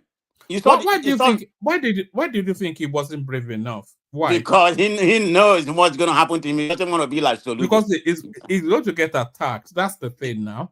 Yeah, he's going to get it back to him. Yeah, look at him. He's the worst. Is he not a thief? Is he not a Do, thief? do you do you do you, do you think the obedient movement? Do you think they are running the danger of turning into a lynch mob? Are they a lynch mob? Is That's that a too what it much is? strong. That's a too much. Sometimes But you just said it did now. they When become Ojulari, hold on. Sometimes did they become so juvenile on their narrative? Yeah, sometimes, but they are growing. So it's all politics. Don't kill yourself over the business. The way they are narrating about narrative, but calling them a lynch mob or whatever you may call them, no, that it doesn't warrant that. So it's all politics. But speaking about what the marketing of Nigeria, I think what's going on. What's Showolugia friend? Wasn't she arrested at Aisha Achimodo? I'm released yesterday to my own understanding. So I think yes. somebody, he's the person that doesn't speak. I'm not saying he's not a good performing governor. Of course, he has all the whole money. So when the IGP is like half of the country, why wouldn't you perform? Yeah, he's doing okay compared to the money that he has. But whatever is going on between him and Tinubu right now, he's trying to appease Tinubu. He really spoke on this. So that's what baffled me that he spoke. But I'm not saying he doesn't have a right to speak. He has a right to speak. So that's not, but he doesn't speak. But we know, in my own opinion, the reason why he spoke is trying to appease Tinubu. But is that going to be enough? I mean, it's not going to be removed, but maybe he's going to truncate his, political ambition. That's why he's trying to, speak. I can't even imagine Tinubu removing him. That's not, in No, my own no. opinion. I think it's actually speaking to his after office politics. But he hardly speak like this. Why? Yes, because by 2027 it would have been out. It would have completed his 2 terms. But I think he still wants to be politically relevant. So he's speaking to possible jobs after leaving Okay, is that state. not an Yeah. appeasement of his master? I mean, come on, No, that's politics now. That's politics now. I Yeah, mean, and you we have to know appease your master. Carlo and some other ones. We know Carlo is to be a sycophancy. I mean, that's not even something to debate. So but to me, I don't see any. I don't see any demarketing of Nigeria. If you want to talk about somebody demarketing Nigeria, your number one citizen is probably the highest demarketing of Nigeria. Look at his journal. Go and look at his journal and see. We know where we're coming from. You can see, he's probably not the number one person that demarket in Nigeria. And you're talking about demarket in Nigeria. Did you see the Facebook when he came to Nigeria? Did you see I what he saw said? it. We Did you see even what? played it here. Did you see? Okay, I didn't see. Did you see what he what he said to the NBC? Or you just play What what did you happened say? there? Yeah, it was on NBC. It had been on American news, and he said he has never been to any country whereby he was speaking, they have taken light. That's what he said, whether he's lying or not. He said this is strange to him. He said when they took the light, he thought it was Yahoo boys tried to do something to him. This is what he told NBC, No, American no, News. no. That's You want me? You AI. want me? Are you telling me what I say is lie or what? No, it's not. It's not lies. I saw it, but I think it's Okay. AI generated. I don't. I'm not sure No, that no, that no, was no, no, no, no. real. It's not AI generated. I had it in Nigeria, in American news. I consume a lot of American news here. That particular one is not AI generated, but You that's saw what it he said. live on the. You saw it live on the news. Yes, that part is not AI generated. Okay, yeah, but I'm just saying that's part of the marketing of Nigeria. I mean, that's talking about the whole corruption. You live in London. You see about the COO. Is that what they call it? COS. The scandal going on about I mean, how they want to bring people here, they take their money. I mean, just too much of corruption, too much of. I mean, whatever is happening in America. So, being political narrative is, is at the bottom line of, the marketing Nigeria. Nigeria, Nigeria demarcation has gone to a different level. So that's what I say. I'm not going to blame Obi for that. That's the way he wants to speak. But like I said, I'm not going to do that. But that's Obi politics. Oh, all right, brilliant. Stay with us, Prestige, as the room Okay. continues to populate. Let me move the conversation around a bit. We do 5-7 minutes monologue. Not that there are plenty of us, but to get even quicker to people, we kick it off with Baba, and then we go to World Peace, and then Zita came in first, but I think she only came in to take a nap. Baba, the floor is yours. It looks as though now Why not check with World Peace if it's ready? What Peace? I thought World Peace was next. Yeah, what Peace? Are you ready? Yes, I didn't think it was. Okay, let me think of usually, let's Ruben, just jump past Baba, and I don't have a lot of time. I have this to be. Okay. Yeah, so I can just go. Go ahead. What I've forgotten. To Niger, please go ahead. Oh my! Thank you very much, Baba. Thank you for giving me that chance. Please go ahead, one man. No, yeah, the floor is yours. We were looking at the new czar of the Nnpc, just sacking the heads of the refineries, and then and he sacked about 200 senior staff as well within that space. So the probing of and people are demanding for a forensic audit of the last 8 years, especially when they were telling us we were consuming 10 times as much as we consume. And so, but we did not think that the Tinubu administration would quite have the testicular fortitude to go after that space. So, is this Tinubu then about to hold the Fulanis to account? What are you making of the headline on the screen? I think what I see is the sacking of the people that managed to deliver something recently. And a little bit disturbing that they didn't sack them before that when they were not delivering anything. I don't understand Nigeria somehow. It's a very strange place, and the narrative you just painted on it is not exactly very. Who knows whether some people have already been sacked before now?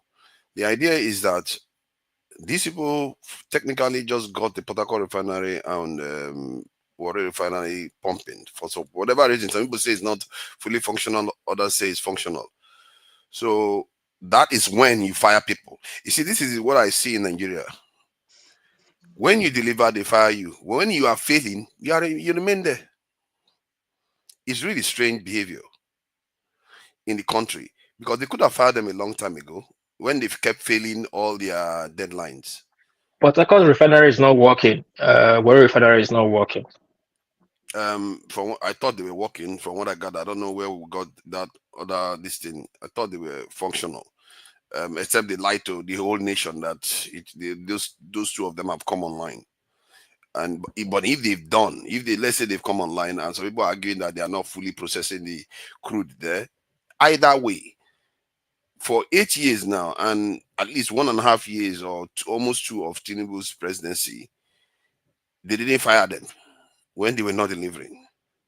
Then when they got something out, the signal you are sending is always the wrong signal. You are sending the signal that people that deliver, they punish them. The people that don't deliver, how about the useless people that are at Jakarta Steel all this while that are not making sure it doesn't work? Where are those ones? Jakarta Steel is not online. They won't fire them, but tomorrow when it comes online, they will fire those ones. It's really strange behavior. You look at Nigeria, like when I told people that when I went to Nigeria, the biggest transformation I saw was the payment system in Nigeria. And the person responsible for that payment system is the only one that somehow they found to be corrupt under Buhari's government. It's really strange. Sorry, what transformation did you see in the payment system?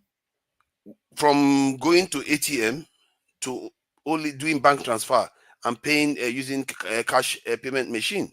That was Lamido Sanusi. The cashless system was introduced by Lamido Sanusi, not I see. My point is that I was in Nigeria 2020 COVID-19 year. I was going to cash machine all the time. By the time I went last year, nothing. And Sanusi wasn't in office throughout those periods. That's all I can tell you.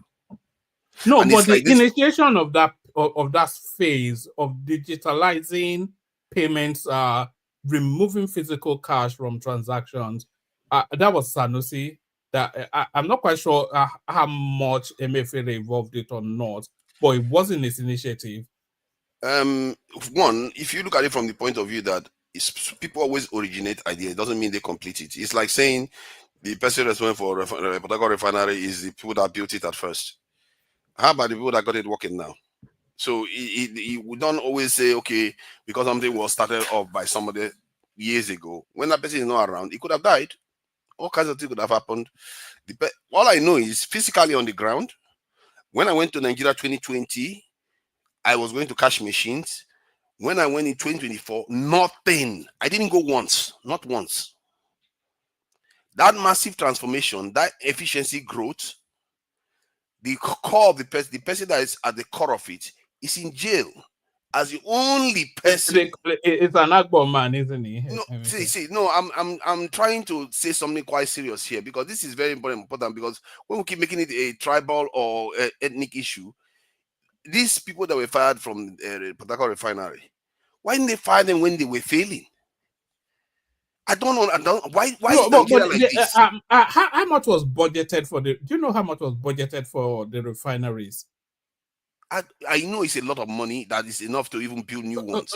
Yes, they budgeted for the 4 refineries. They budgeted under $2 billion, which was even overinflated and bloated. But by the time the figures came in, above $2.1 billion, Roman. Oh, it was it $2.1 billion. But when the figures came in, the monies that they invoiced back for Port Harcourt refinery alone was $1.5 billion. Abba Kyari, that is at the top of the food chain. Have they managed to fire him yet? They've not managed to fire him. Where have you been? No, because have they fired him, and that's why I just want to be clear. About 2-3 months ago, they did. Yes. Okay, it's the new guy now that is auditing the space and is collecting. The new guy, the Lagosian. Okay, other than the Lagosian. It's not from Lagos. It's from Kwara State. Okay, but it doesn't have to be from Lagos. He has just have to be a friend of Jagaban. I thought you said not to ethnicize the conversation. Look at this guy. No. It's same. No. I'm just trying to highlight. Shame the fact on that you. Hold on. I'm trying to highlight the fact that the same set of people are the ones doing the same things, and it might also betray the fact that the reason why they are doing it is not necessarily because of probity or trying to actually get things working. Because if they wanted to get this country going, they would have gotten it going by now. And my point is, the original point still remains. Because tomorrow now, they will find some other thing that starts working and they'll fire that person. In Nigeria, anybody that does well in Nigeria is dead.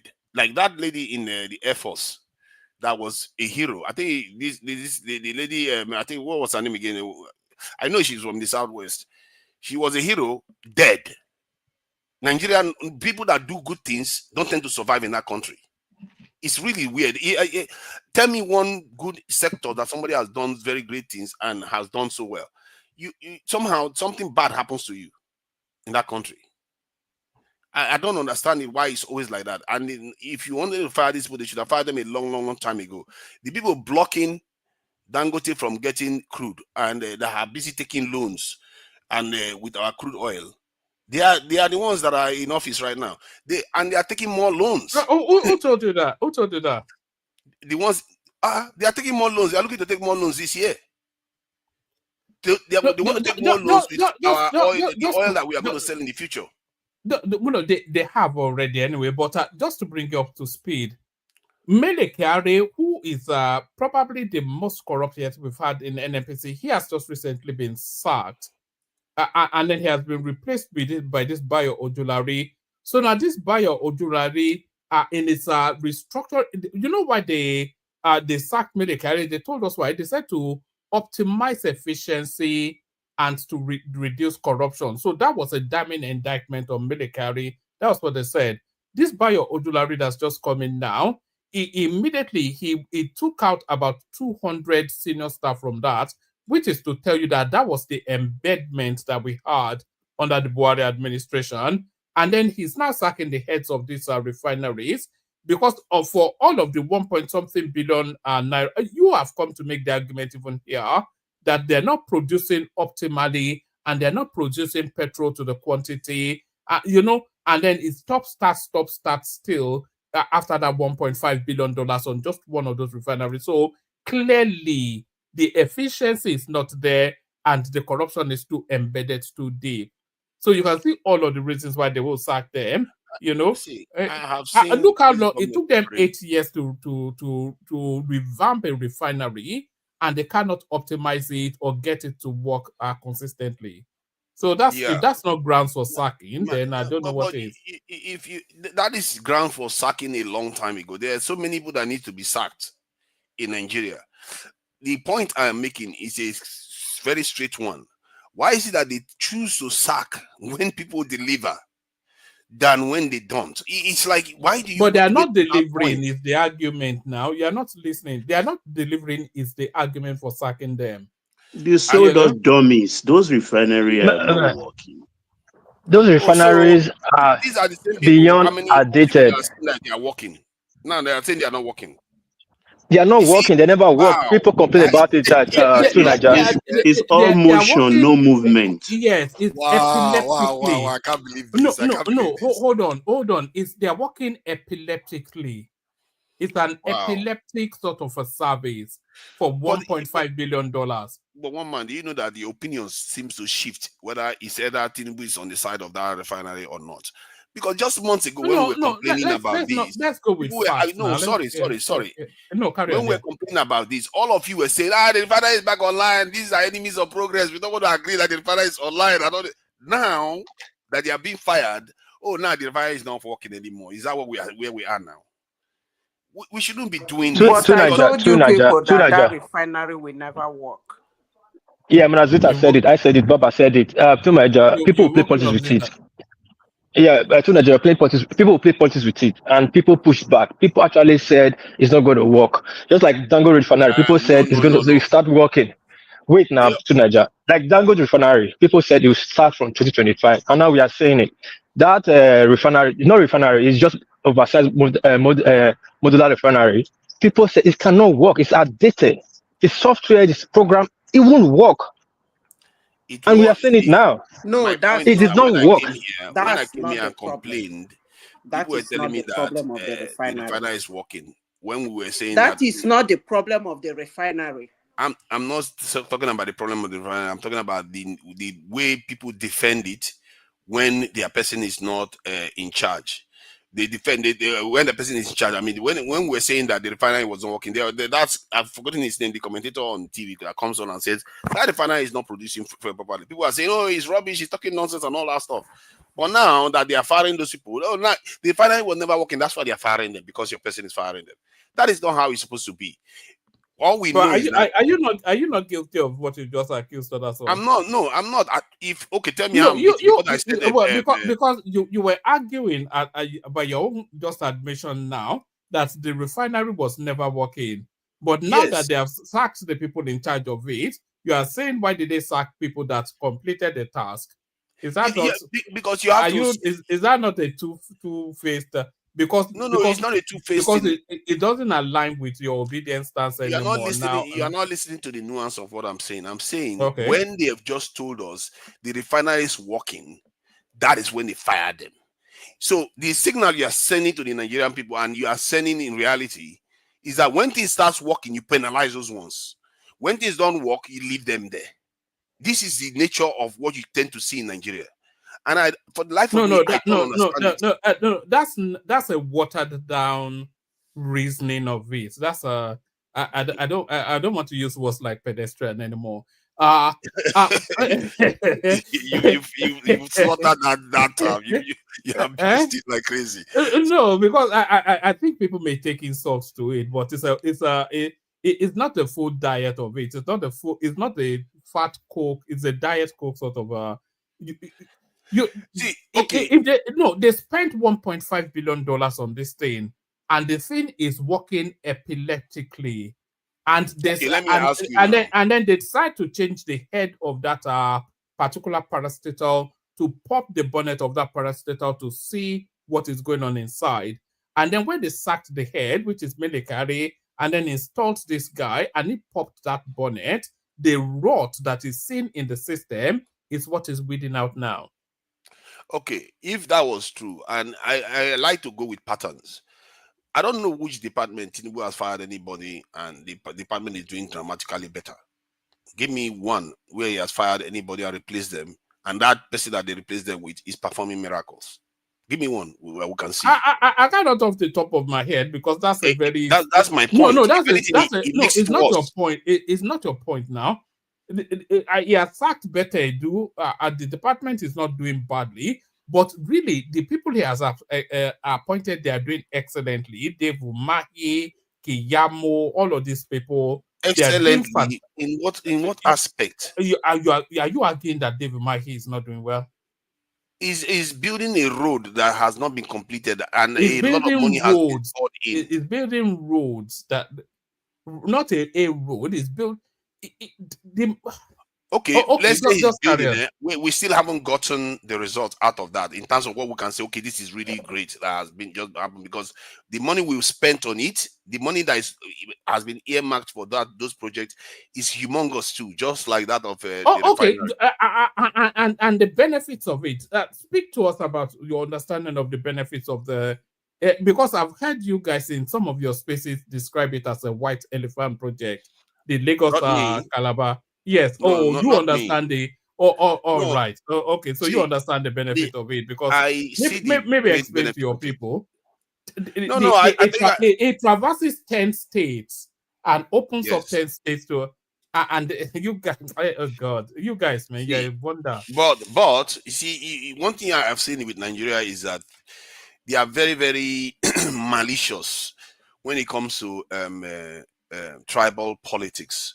They are very, very malicious people. In other words, if you look at the people that don't like that project, they tend to be, especially most Southeasterners, they can't care for that project because it doesn't come through their area. Even if they pretend as if they don't, that is not their reason. That is because they just want more efficient use of resources and all the rest. The same thing happens with the Southwesterners or maybe even the Northerners. The Northerners, I can't be very, very clear about that. But I see that a lot in the Southwest, the development trajectory of the South. That's the entire South. Let's put it that way, because this project that we are looking at right now, it could stall after it's completed in certain regions, and the other regions you just leave it like that again. It will just become another white elephant again. That's my problem with Nigeria. Can I say something?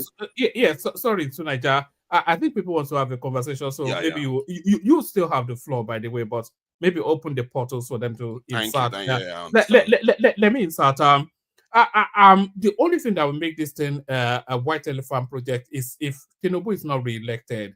I think he wants to. I think this is his immortality legacy thing. So he wants that to be the reference point of his administration, and by the speed. You're on the social media. You see endless clips of people reporting constantly on this road, just the fast pace of his progress. So that tells you that this is a marquee, it's a signature project. So unless he's not re-elected, and you also saying that they'll complete it. They're starting it also from Port Harcourt to come in so that it'll meet in the middle. So I don't think from Calabar. Areas I want to see it is like Calabar, the Bayelsa, Delta, Port Harcourt. Those are the critical areas because I lived in those areas. I see how the roads are in those areas, especially in the riverine areas. Even the people there now have now realized that Nigeria has been deceiving them all this while, that their roads, their areas cannot be motored because of the. Have you ever driven from Lagos to Port Harcourt to Nigeria? I'm not driven, but I've been driven. Yeah. Yeah, no, not you personally. Yeah, have you ever been a car journey from there? Yes. Of course. How long did that take? The last time I did it, it took like almost an entire day, if I'm not mistaken. All right. I stopped halfway, then I went later on.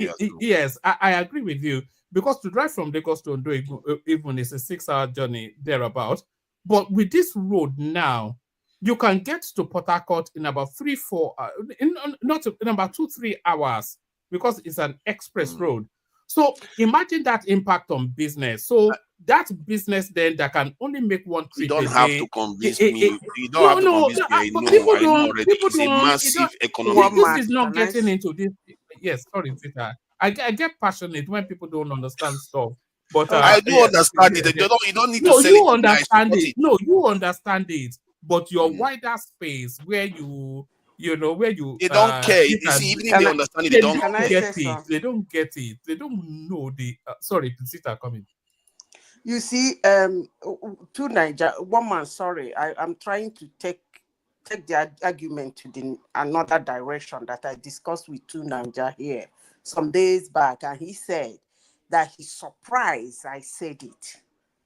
We were discussing about politics and the games of politics and how Tinubu not wanted to kick him with a deflection. He now started doing his own drama.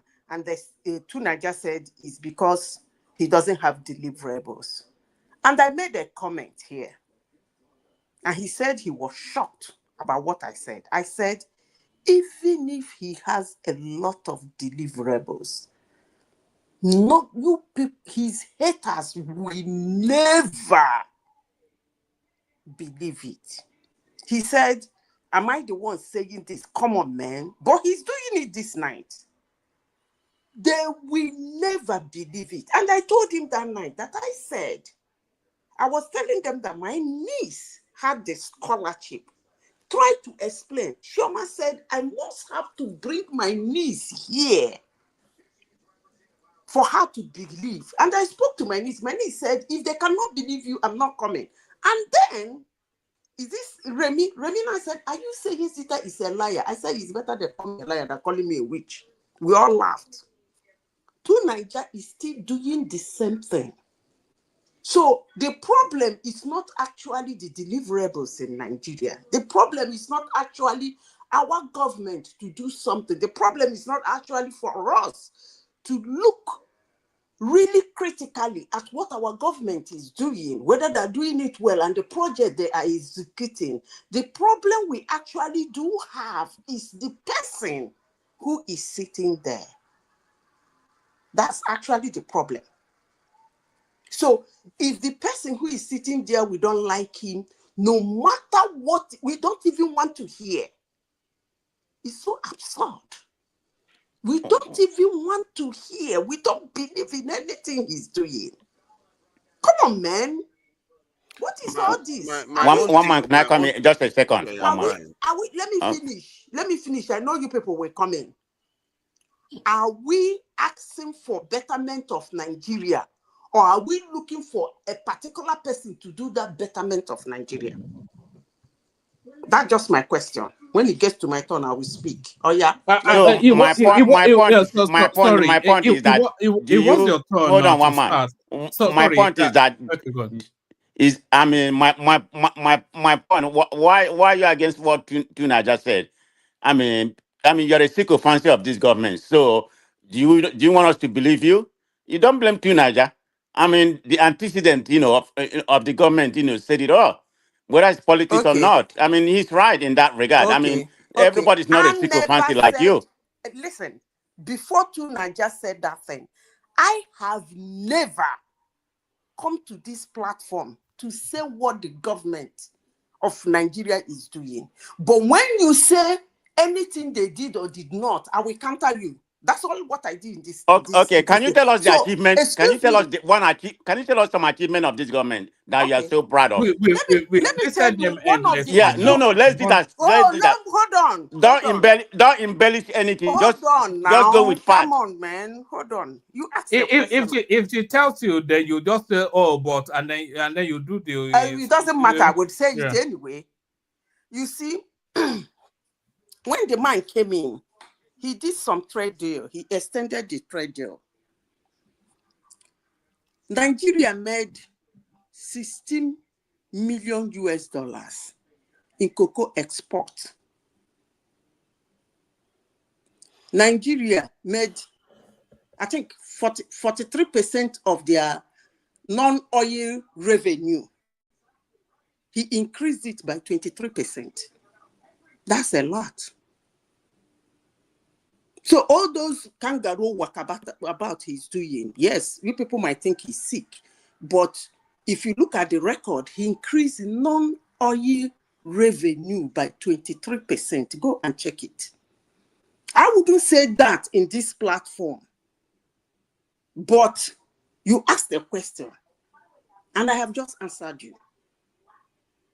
I wouldn't come to this platform and say, hey, Tinubu is doing this, Tinubu is doing that. But we have to be very critical when we want to. Okay, how is that money being utilized in Nigeria? I believe what he said is true. I've read that part, but how is that being utilized in Nigeria? Can you allow me to help Zita drive home How her is point? that being utilized in Nigeria? He's just talking and not making any like solid point. This has nothing to do with what we discussed that day. And if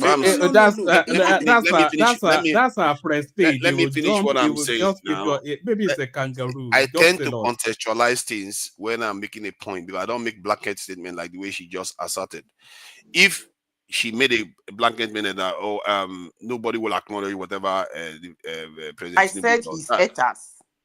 Yeah, I definitely haters, that he has a lot of haters, and they don't of course, it's natural. That's what I said. I didn't say nobody will like. I said he has a lot of haters, and they will never acknowledge it. Yeah, and you say, "Come on, man." But that statement is that statement is neither here or there. And if you are comparing it to what I'm doing this now, it just shows that you were definitely wrong then too. Because if you are asserting that what I'm saying now is an issue, like saying that firing somebody is an accomplishment in your book, because they are firing people that just got refineries, that we hear that the refineries are working, then you have to ask yourself a question: why did they fire them 2 years ago when they came in, when they were busy making big decisions about the entire country? Listen, let me tell you, if you have not worked in an oil company in Nigeria, you will not understand the drama in the refinery.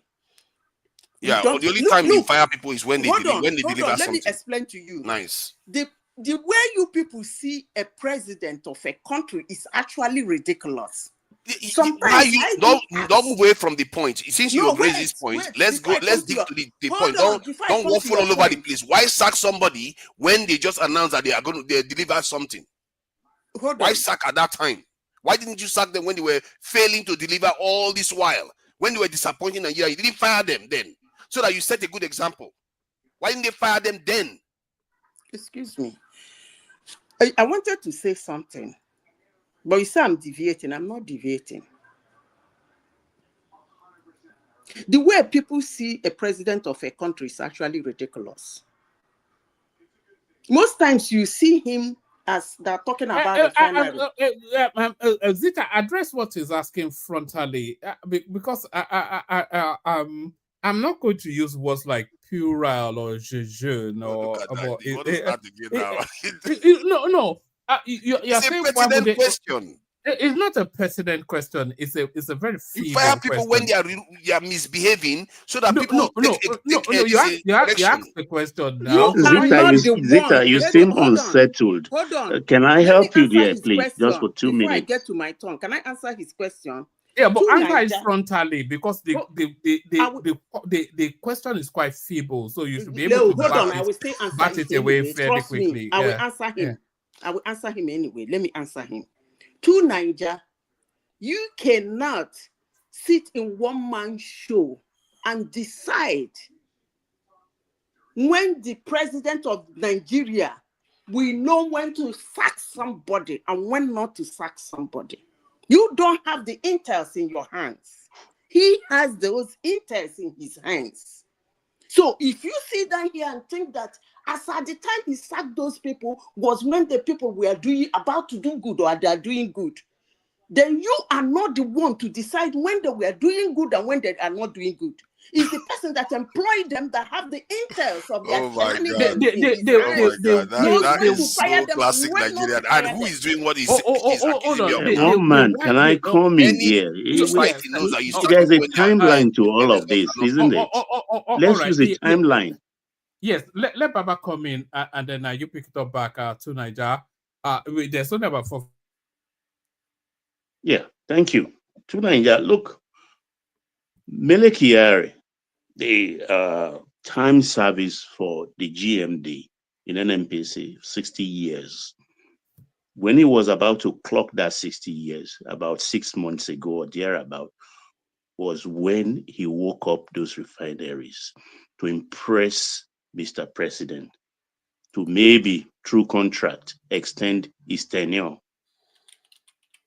We were not fooled.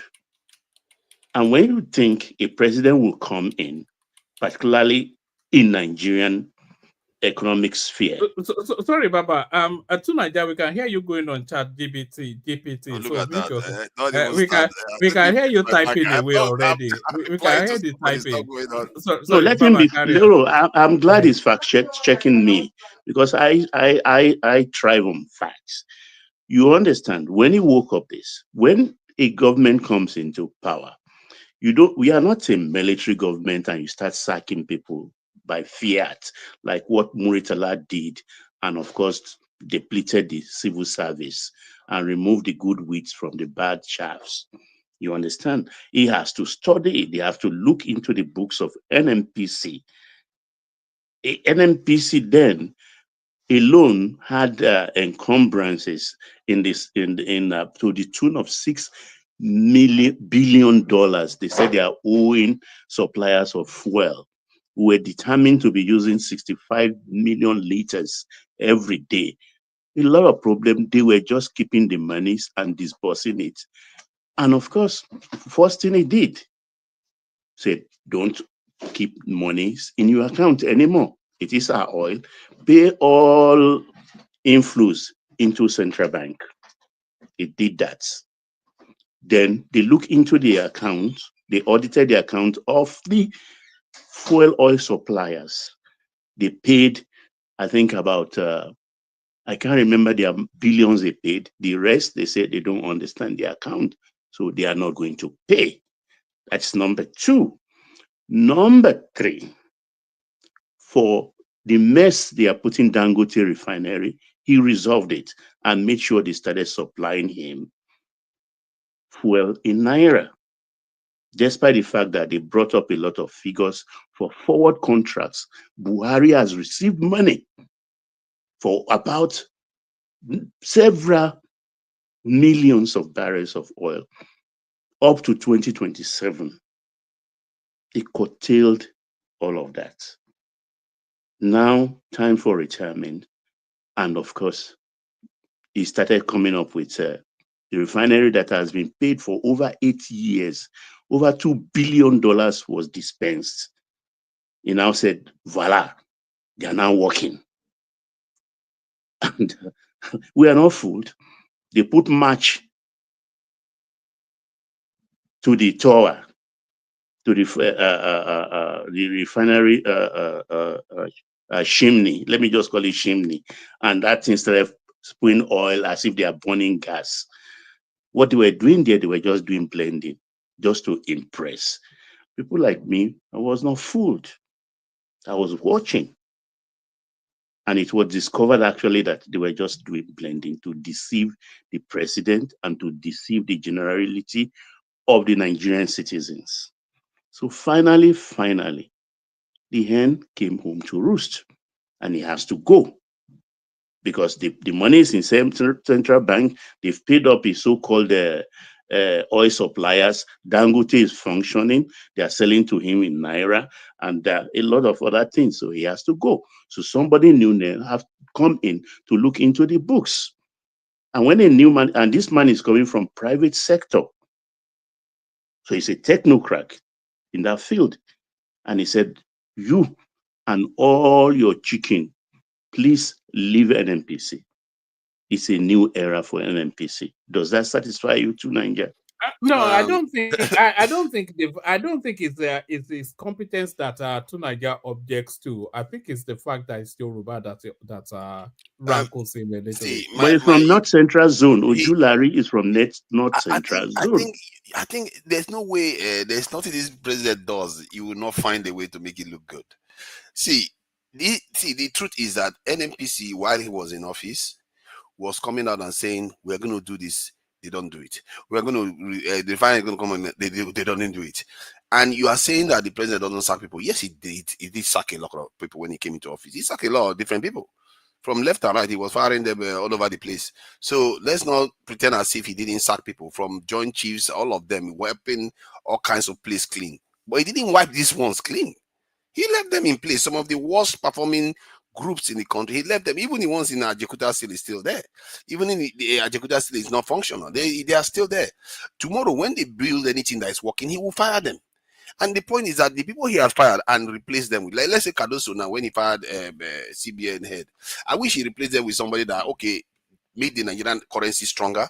The Nigerian economy start appreciating, inflation is not so high. But instead, it's the opposite he did.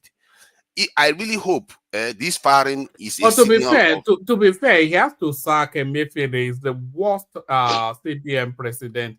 In fact, they should check that guy's credentials. Maybe it's from Oluwole, because he's the worst CBN governor that the country has ever experienced. Maybe I don't see. For me, I don't look at it things that way. I look at things from what I see on the ground, and also see all of them are corrupt. Let's face it. All these politicians, they are all corrupt. None of them have a right to account for the wealth that they've got.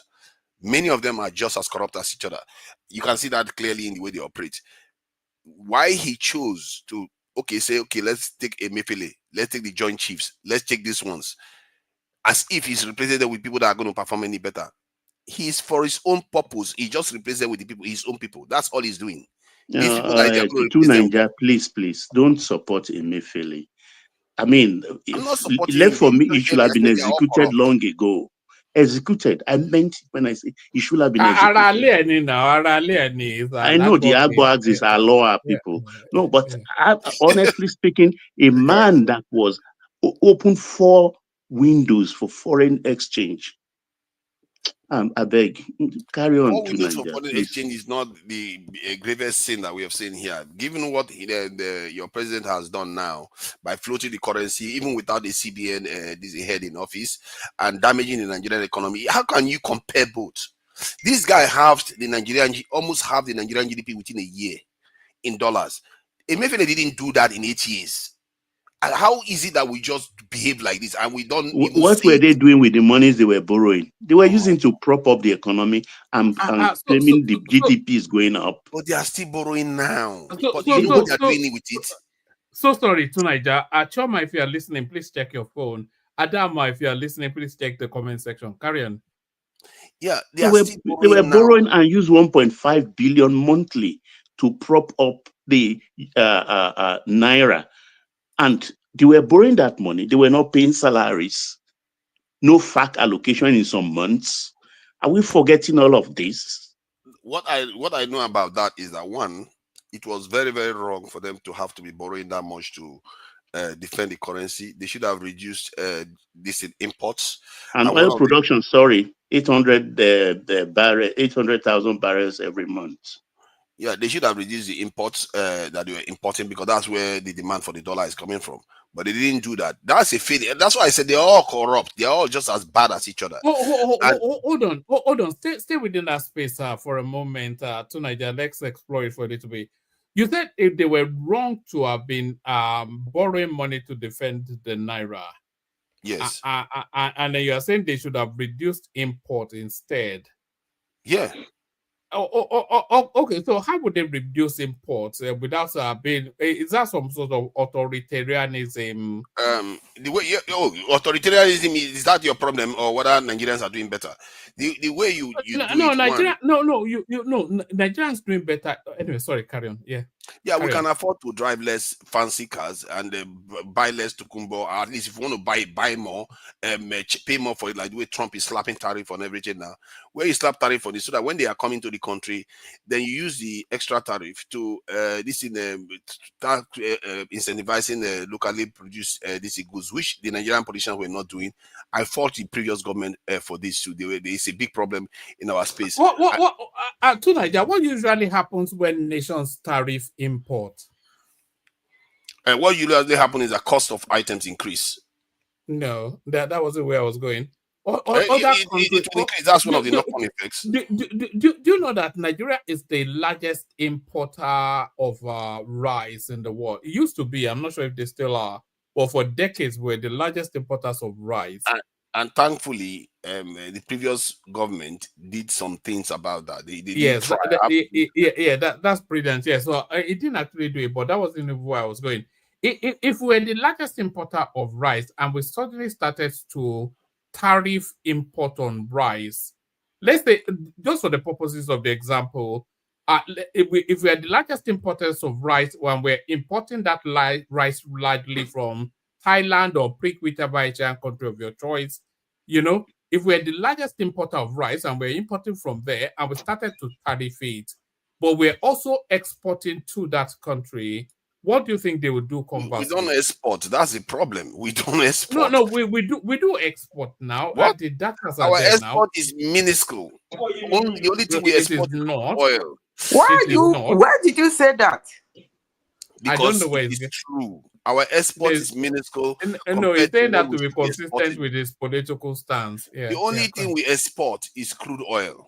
And because with the benefits we are supposed to even get from that, sorry to Nigeria. Petrol. Sorry to Nigeria. Nigeria is the highest exporter of sorghum in the world. So what are you talking about? My God, sorghum. So why do you? How much is that? How much is it? You I'm know, talking about the cost. And top 3 in cassava as well. But carry on. Do you know that the last quarter, Nigeria export non-oil export overshot oil as one of? You know about that? We are the top 10 exporters of Yahoo Boys. So No, what does that mean? What are you going on non-oil- about? I mean, It's not valued. That is my point. The value of what we are exporting is minuscule. They are trying to tell you that we export more of non-export and we get more money than oil. What are you talking about? No. Where did you get that we get more money from? Go and check Nigerian Bureau of Statistics. I told you the other day. Tunanja, let me ask you a question. Tunanja, let me ask you a question. We get more money from other exports. You don't know nothing. That is so. Tunanja, let me ask you a question. The government today. Remy, please don't let facts get in the way of a good narrative. Tunanja, one man wait. Don't let me lose my train of thought. The obedience don't Tunanja, like wait now. Wait, Tunanja, wait. The FAC allocation, some government has tripled. Where do you think the money is coming from? Devalued currency. That's where it's coming from. It came from heaven. They devalued the currency. How many percent do you think the currency devalued? Just about 3 times. That is exactly what you are seeing there. So what about the removal of subsidy? This is the problem with you. When you say they devalue the currency, what has that got to do with fact this allocation is what I being said tripled? about You tell me where the money came from then. Since he looks like a Jagaban, if you are a generate money from nowhere. If you are a Nigerian and you do not know that the top export Nigeria as a country after their oil, their non-oil top export is urea, then you shouldn't be coming to. Honestly, I never disputed that part. I just said compared to the oil, the rest is Hold on. Only on urea. Can you take pen and paper and start writing? She just mentioned urea. Put it down to Nigeria. I'm not disputing that. Go and research those things. No. Hold on. You say you're not disputing. Sorry, Zeta. You say you're not disputing it, but just answer in just one sentence. But were you aware of it? I'm not aware of that part. So that's not your answer then. So if your answer should not. Sorry, Zita. Just to clarify. She was not addressing my point. No. Your answer would have not been really. It's not that I'm not aware. It's not that I wasn't. It's not that you are not disputing. If you are saying you are not disputing, it would indicate that you were aware. So you should have said, I was not aware of that. About carry on. Okay. Let me say this. The money for somebody who said, how much is it? The money Nigeria makes for only urea is more than the GDP of Namibia and some other countries in Africa. Because all module refineries are exporting urea. So, if you don't know, well, I don't really know whether Nigerians know their country. They don't know. Because the way you people talk about this country is like it's one chunky, one corner that does nothing. Somebody has come to this platform to say Nigeria should export soybeans to China. I don't understand you guys. See, one man, this is getting a little bit painful to listen to. Now she's just making all right. point, Yeah, not even addressing the point I raised. Let me just bail out. Adama is here, so and Chioma as well. So I think tonight you have enough of time. She's not addressing the point I raised. That's what is frustrating me. No. All I said was any other export outside crude oil is minuscule compared to the amount we get from crude oil. I don't think you are listening to what she's saying. What she's saying is actually. I agree with you on what she said. I'm not disputing her point. But I told you that the point is they are telling you that they don't want to hear your voice again. Let someone else. Look at that. Look at that. Even me, I've had enough. I don't want to hear your voice. Mind your business, Jare. All these anti-knowledge people. Mind your business. All right. So nice. You're not letting me make my point. Just give me 1 second. Let me bail out hand over to Adama and Chioma. So they back each other up. So thank you to the ladies. No.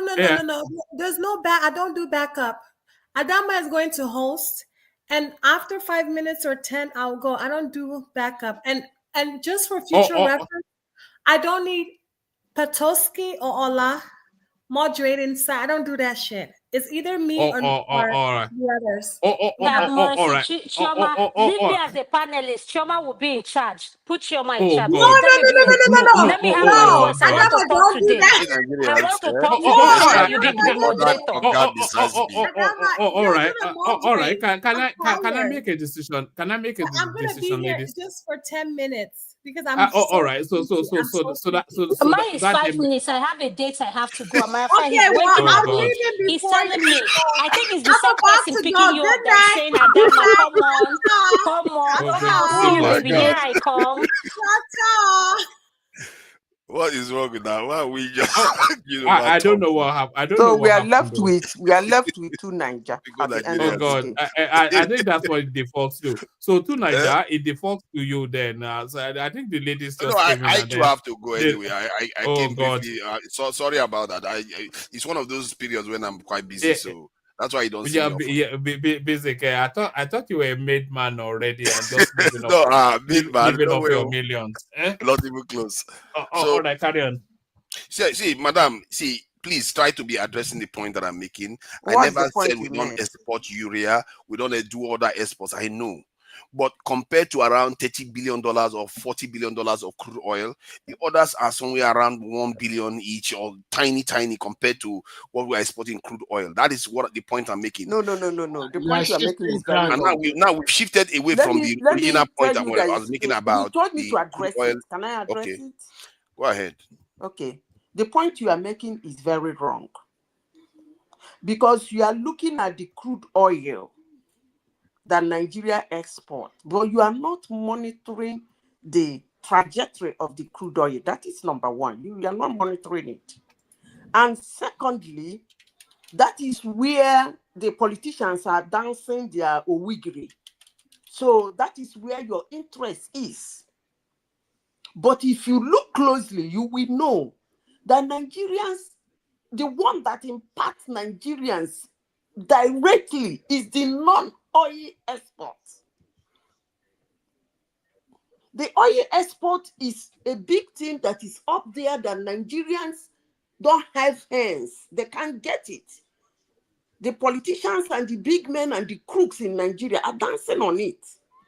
So that's where your interest is. So that's why somebody will ask me, what is the impact of the non-oil export in Nigeria? But those are the ones that Nigerians, the Nigerian citizens are that is their product. And that's the one they export. And for your information, Nigeria exports to 122 countries in the world. And that's not a joke. You know, I can show you information right now about this so that we don't just keep exchanging about it. I don't know why you're distracted. Let me just say this. Tunaja, when Zita says some of these things sometimes, maybe just pause and hold them to them as no, let me show it to her so we don't argue it anymore. I will just show it to her so that she can see it for herself, because this is not an opinion of mine. So that you can see, oh my God, if my computer decides not to, okay, it's working. Is that what? That let me just share the, let me just show you the information you are talking about. Like, can I say something? No, hold on. Let's hold on. Nigeria export about 80% of our revenue is from oil. So what is Mr. Please hold on. No, just please. So my computer is deciding to play up now. No, let her carry on, because my computer is being. I wanted you to establish that point, but hold on, everybody, hold on. So I can read what I'm looking at here. Okay. I think it's about to allow me share now. Okay. Nigeria doesn't export 122 Can anybody Is that hear what me? you're saying? Am I still audible? I can hear you. All right. So everybody, hold on, including you, Zita. Let Nigeria establish that point. You counter it. I think Prestige wants to come into that conversation as well. But just for the benefit of the audience, so are we seeing this? Hold on, let it be audible. And then before you carry on to Nigeria, I think we've got Chioma back. I talked to Chioma and Adama bail on me. So let me bail hand over to Chioma. So Chioma coordinates the rest of it. Super chatters of the day. Bosun kicked it off. That's Bosun right there. Of course, as ever, the tradition. And then that's to Nigeria right there, who I think may be Payday or something, maybe it's wrote that. Nigeria man, no. Nigeria man, yes. Is that Payday, or maybe it's not the pulse of an old lady or something. So that's Nigeria man right there. Thank you, everyone. Always a delight whenever you guys are here. Thank you, everyone. See you tomorrow. Chioma, you're in charge. To Nigeria, you are. Yeah, thank you. Madam, you are looking at this. I see this is what I'm talking about. The oil and distillation products, they tend to dominate the Nigerian space. This is official. This is not a debate. You are not getting my point. I was addressing. You are not getting my point. But you are saying the other ones are more consequential to a Nigerian than this one that feasting on. You didn't listen to me. To a Nigerian now. Yes. Okay, let me explain to you in a very common terms. I'll give you an example. A very simple example, which is not example of factual example. Nigeria has the best ginger and garlic in the world. You can go and verify. So I said those non-oil exports are the ones that impact Nigerians directly, in the sense that this is the money Nigerians see. This is the one they use. This is the one that reaches their hands. The crude that is billions, the government, the big men, the cartel, and the politicians, they fix on that one. And most of the times, I notice that is the area most Nigerians are looking at. And when they look at it, they say, Nigeria, jagara, jagara, everything is sakara, sakara, nothing is working, poor man is suffering. And I'm trying to say something this morning. Nigerians are surviving today because of the non-oil export they do. Oh my God. Do you know that? Hold on, let me finish. This garlic, let me finish now. Let's make a simple point. You've been talking for the last 5 minutes now. Cotton, I have told you cocoa, but let me bring I know that, but even diaspora remittance is way higher than that. You are totally mistaken. Do you know how much diaspora brings to Nigeria every year? Where did you get that one from? Zita, just give me 15 seconds. For what you are talking about. To Nigeria, let's face facts. Don't let's twist things. In this first quarter of 2025 alone, Nigeria's export earning is 1.79 billion Nigerian exports. Why has it not been like this before? It was because of let me finish. Please. Oh, let me don't derail me. Let me finish. Emefiele caused a lot of problem for exporters. That was why all these things that they are exporting today and making money and become open, they do it through Ghana, through Cote d'Ivoire. Why? Because when they do export through custom papers in the 8 years of Buhari, Emefiele, well, it has to come, the payment has to come through letters of credit too, open with Central Bank. Emefiele will give them at 450, his first year window, and sell to his friends. So they stopped exporting through Nigeria. But now with this government, with this one IE window, I&E window, now they export right from there, direct papers, and their money comes in with no encumbrance. Nobody's forcing them. That is why the export is growing. 4 months alone, this quarter, 1.79 billion we earn from export. Is it cocoa? Is it ginger, shea butter, cassava, soya bean, sorghum? Nigeria is exporting. Check our trade balance with Netherlands. We have surplus. So with all other nations, smaller nations in Europe, we have trade surplus. So it's small. I'm not saying it's going to happen overnight, but let's face the facts. Lots of things are happening. I Thank think you. if our non-oil exports increases to, let's say, Can I- 10 billion, 20 billion, I would say, Tin- okay, I think we are beginning to move, which is, oh my God, I'm just looking at it from the point of view of African dwarf economies. That is tiny compared to other countries, but because of our Which dwarf country? you say can no, I now come in? it's Queen tiny. can I come in? Compared to which country? Please. If I want to compare it to tiny country like Singapore, their exports is out of this world compared to Nigeria's. I'm going to You leave it at mention that. Africa now. You jump to Singapore. You That's don't what I'm jump to saying now. Singapore. Oh, you see, you asked Are we me and going I to talk? answered you. If You you said want us which to talk country? I about said, Singapore and Nigeria, why we do you can. ask question and when they give you answer, you start quarreling with the answer? No, The I'm point not I'm making quarreling. is What that I'm saying is, let me finish what I'm saying. You've just finished if saying you your want us to compare Nigeria and let me Singapore, finish we what I'm lay saying. it down I'm not and then we comparing two of compare. them. I'm I not. hope I'm you just won't jump to saying another country. based on Nigeria's and the African way of this in our amount of exports, that is a start in terms of in the right direction. But the diaspora remittance is about $24 billion, while the this is non-oil this in export and urea. You can argue that it's even tied to oil because without it you can't get it. Then you can the other exports amount to maybe, if we are lucky, 5 billion. 10 at most. So this is what I mean by when you say those things matter more to Nigerians, I'm telling you that there are other things that matter even more to Nigerians out there. And you are not looking at the big areas because those ones amount to 90% of everything that Nigerians are getting. And which is, by my standard, is still very little. The only point I was making that led to all these convoluted arguments was that this president did things that damaged the Nigerian state heavily, and you talked about tripling of the remitter, the money they give to allocation to states and all the rest. It's because he damaged the country's currency. That's why he's able to triple it.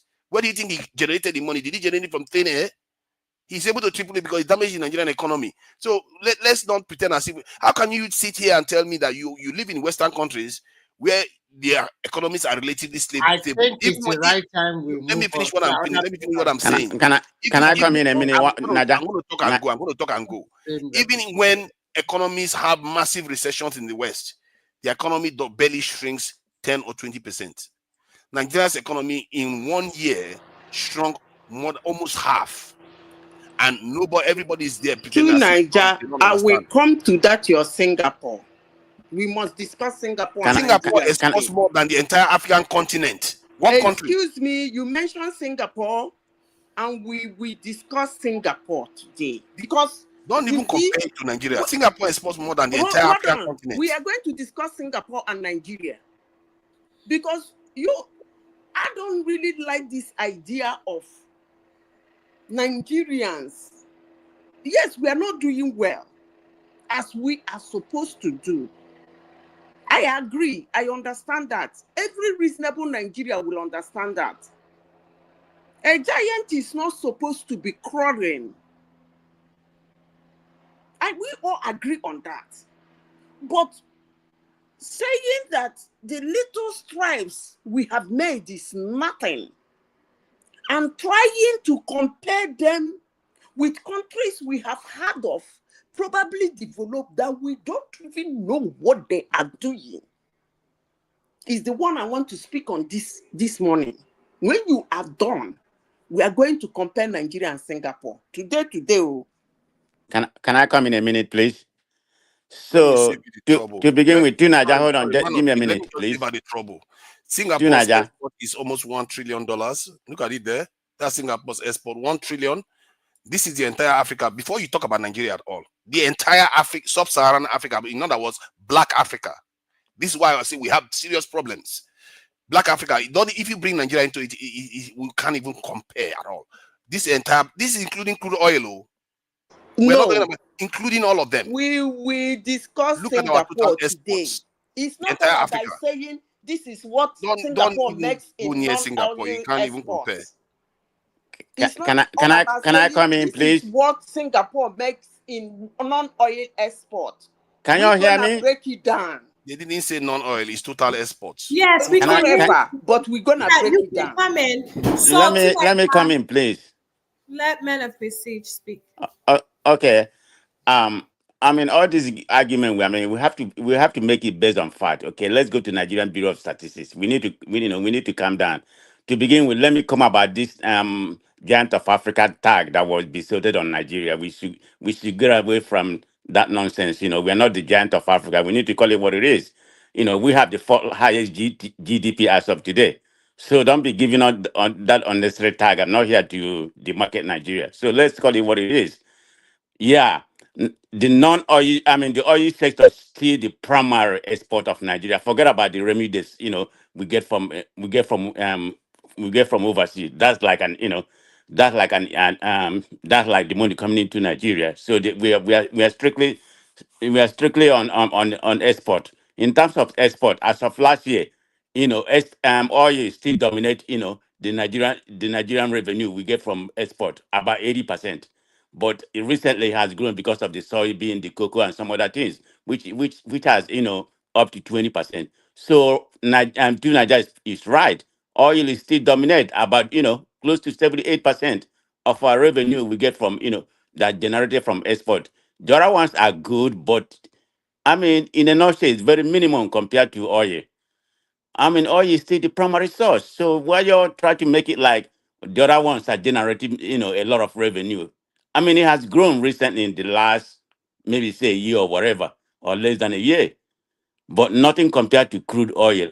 Crude oil is still our primary, revenue we get from export. So that's a fact. We need to call it, we need to call a spade a spade.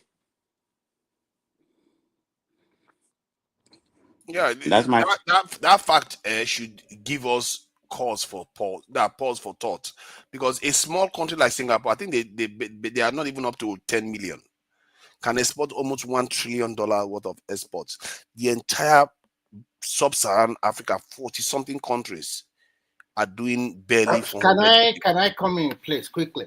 What you guys did not understand is very simple. When you go to the Nigerian Bureau of Statistics, go and look about non-oil and oil export. It clearly shows that our oil export have been decreasing.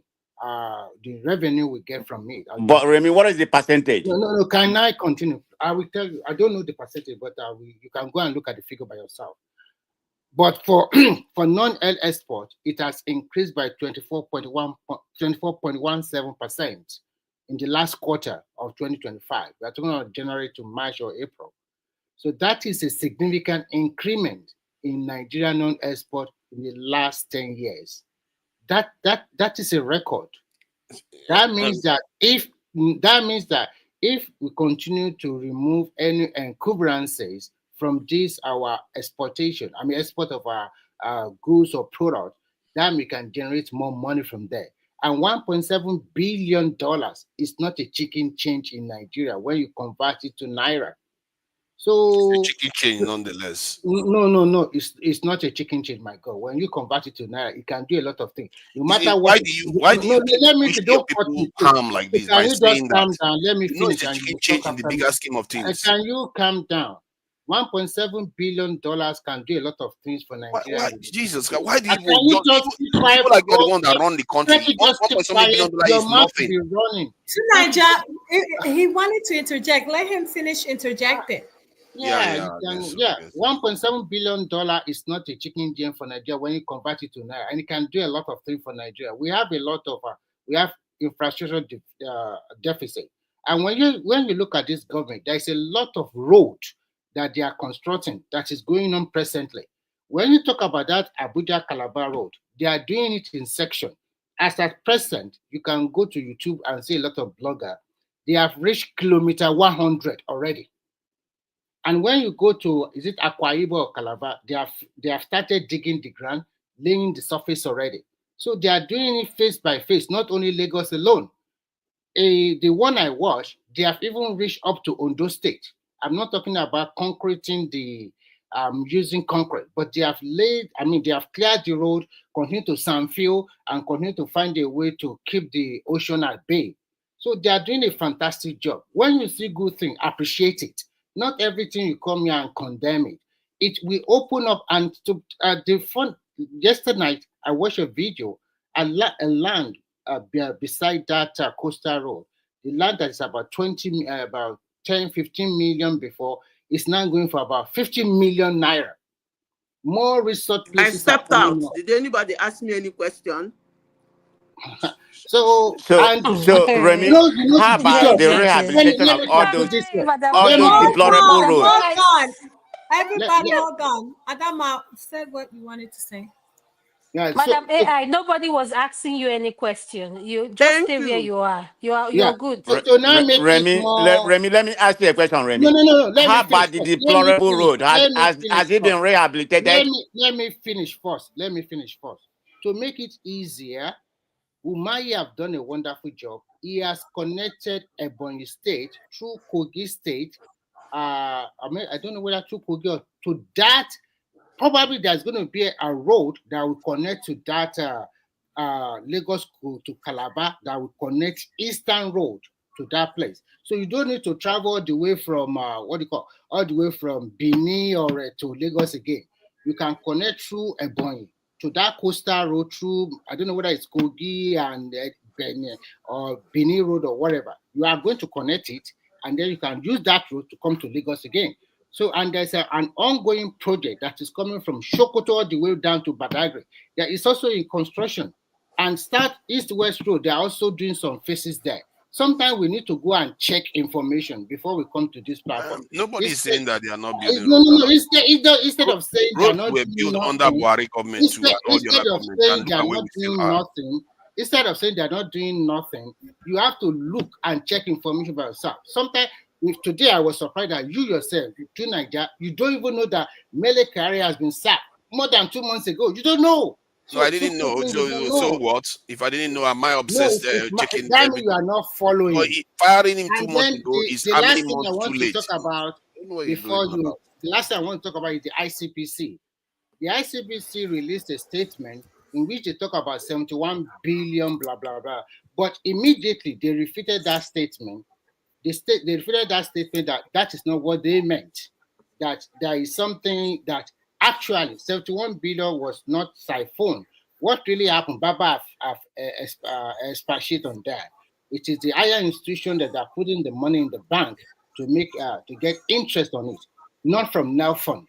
NEL Fund are doing the right thing, and most students are getting loans for their school fees, and some of them are also getting stipend, 20,000 naira every month.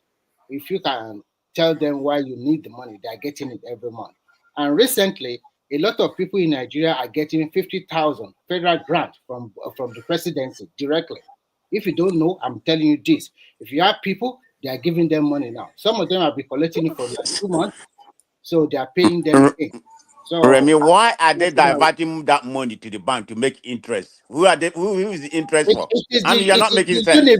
It is the university that are I know it's the university, but why? Why must they do that? That is corruption. That is your country for you. That's the problem now. People do that. It's not just the university alone. I The think bank is also. let's say this student loans. This thing, I don't have any problem with student loan. I think if that is working, it's a good thing that at least students that were not able to attend school or their parents were Let's stressed. keep. Let's give other But, people to talk. You but have the been point talking for I'm a long making is time. that because you don't like what I'm saying, that's why you are Yeah, complaining. because it's getting you repeat repetition is too Hold on. much. The Let point other you people made, talk. I'm going to be going soon anyway. The point you made about this thing that they are doing projects. They have always been doing projects in Nigeria. Even Buhari government built a lot of different things. The issue I have with Nigeria is that they pretend as if they are building projects and the nation is strong enough not to collapse, but definitely weak enough never to ever develop. This is the problem. They are not making any step change. We are going to carry on like this over and over again. And that is something we really need to pay attention to. That is for you, which is totally wrong. And I used to say something. Okay, tonight I think you've been saying you'll be wanting to go. You're still here. Are you? So let him just Everything go you away. respond. No, leave him. Let him respond. But just allow other people to interject and talk Don't worry, because I'm everything. going. If I That say is I'm what going to you've been go, I'm saying going for to the go. past 1 hour. You're going. You're still here. Just stay. Okay, let But me allow go other now. people Let to me talk go. now. No, just stay. Allow other people to talk. What I want to counter him is this: since 1999 to 2025, you cannot tell me that Nigeria have not have a slow progress. 1999, if you look at all the states of Nigeria, their capital city, they are not looking like that. Now, most of them are developing at a pace. You can see people are saying Abia State is changing, Enugu State is changing. So many state capitals are changing. More roads are being constructed. But every time you come here, you just generate everything and you just say, oh, nothing is happening in that country. They are still back. No, the digital world has taken root in Nigeria, even more to what I was expecting in Europe. It's even more better in Nigeria than in Europe. Because here, for you to open a bank account alone, you have to take an appointment. An appointment can take two to 3 months before you can open a bank account. But in Nigeria, you can just walk into any bank and voila, you get your Remy, are you okay? Look at what you're saying. I'm telling you the truth. This is where I'm living. I'm telling you what transpired here. If you want to open a bank account, you cannot just walk into a bank account, they open the account for you. No, you have to book an appointment.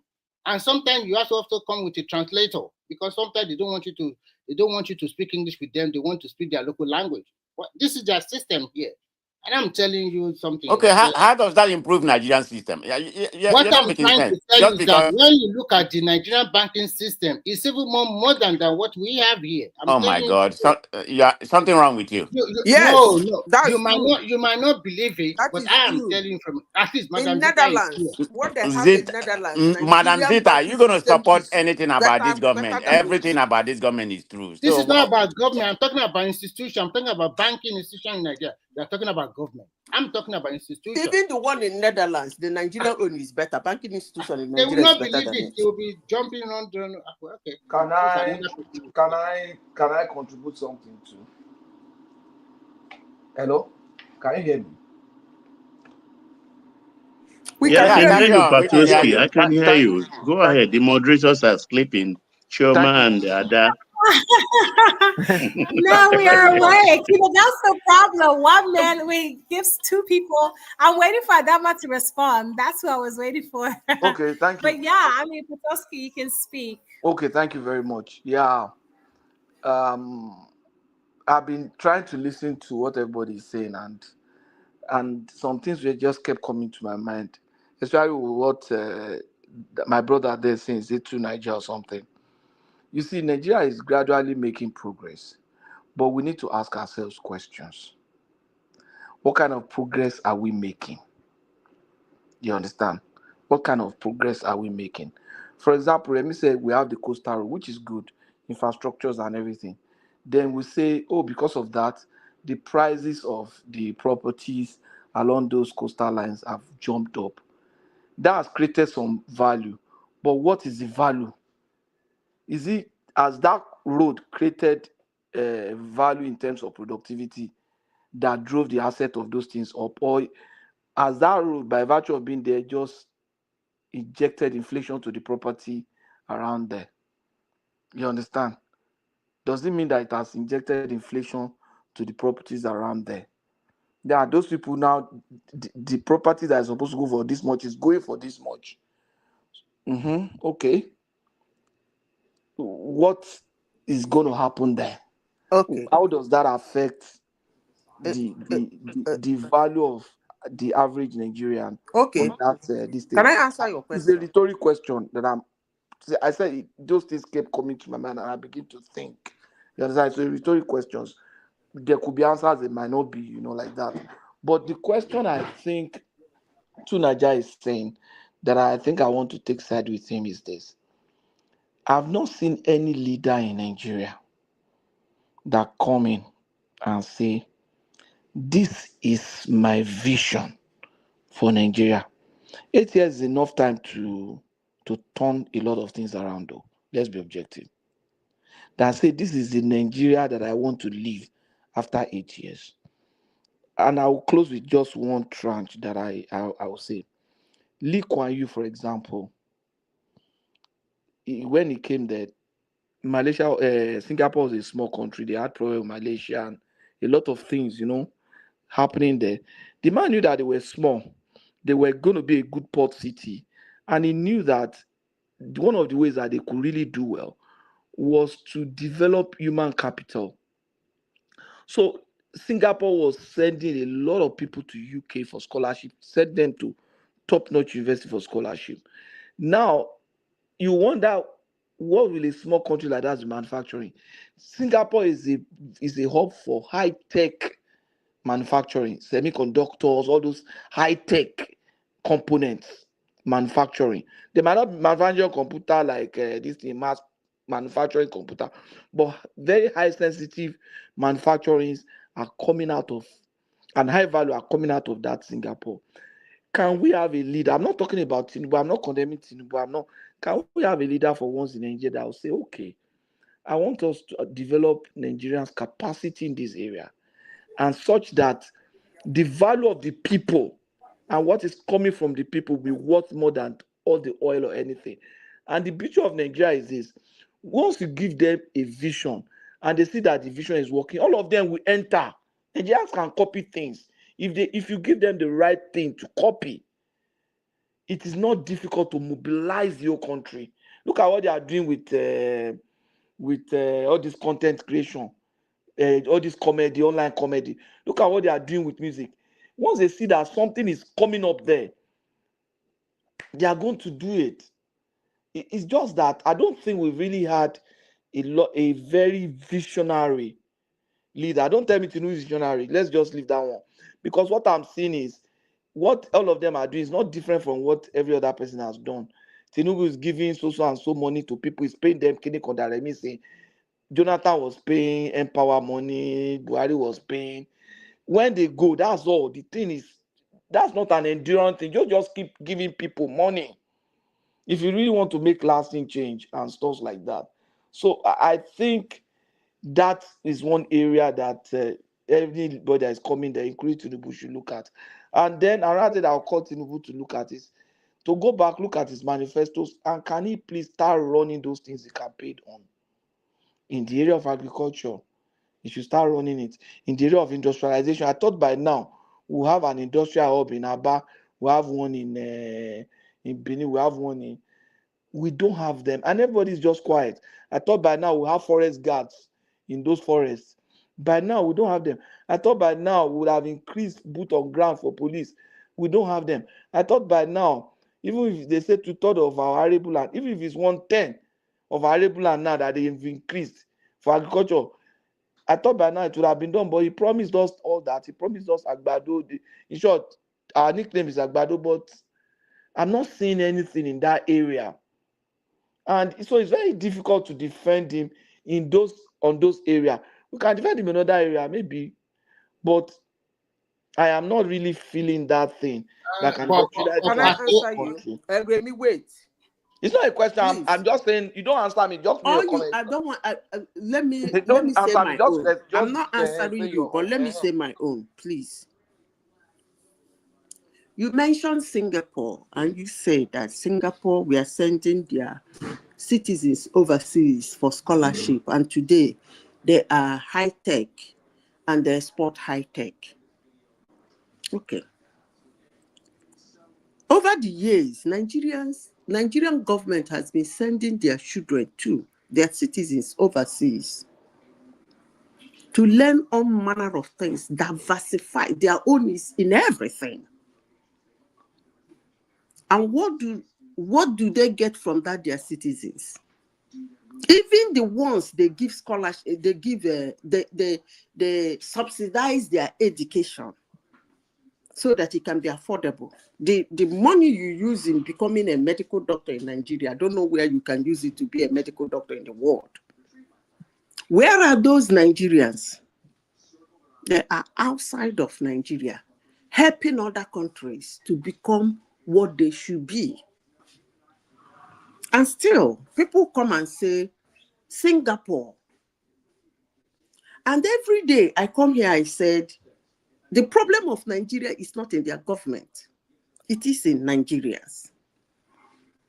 And they said, where is Nigeria? Which Nigeria has come to say, this is my vision? Nigerian government, president that said, or leader, come and said, this is my vision for Nigeria. For all I care, every Nigerian leader, even the so-called junta, they all have a vision for Nigeria. Whether they executed it, I don't know. But one thing I will say is that, and I will keep saying it, I don't care if you like me or you hate me, I don't really do care. From the day Nigeria gained independence, and we tumbled and bumbled on all manner of war and all manner of junta and all manner of things from one junta to the other, we came out of war and blah, blah, blah. Even at that, you look at from 1999, the development of Nigeria, it is not as fast as it's supposed to be, but we are gradually developing. But I keep asking, what do people actually understand by human capital development?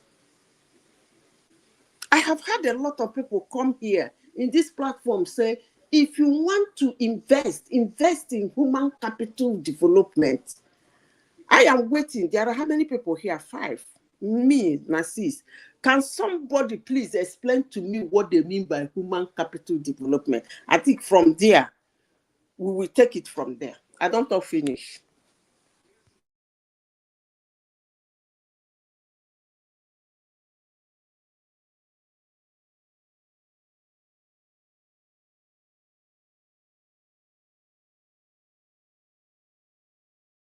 Okay, you want to know the how we tend to display or explain human capital development. Can you guys hear me? I think I'm off. Hello? Yes, we can hear you. Okay. Continue. You see, when you say you develop something, how would you know that thing is developed? It's when there's a change in value. When there's a change in value. Change in value is, the value then is measured by the capacity of anything to generate returns. If, for example, you develop a child, the child was in primary, secondary, he's gone to university, he has learned high tech. He has not started making money, but maybe he became a surgeon. You know that this guy is able to generate future cash flow of maybe 10 million, 20 million. The value of that boy, as at that time, is that the cash flow, what he's able to generate in his lifetime. That's the value of that child. So when you compare the value of that child as a surgeon to what that child was, maybe when he was in primary school, you will say that that child has developed. You understand? If Nigeria has high human capital development, a population of 200 million people, if you have real 10 million of human capital that is well developed, I'm telling you, we'll beat so many countries in Europe, we'll beat so many countries in North America. But what is our human capital development? We have human beings, they go to school, we train them, but what is the value? What's their capacity to earn? What's their capacity to create things, to create value that will generate returns? Very few.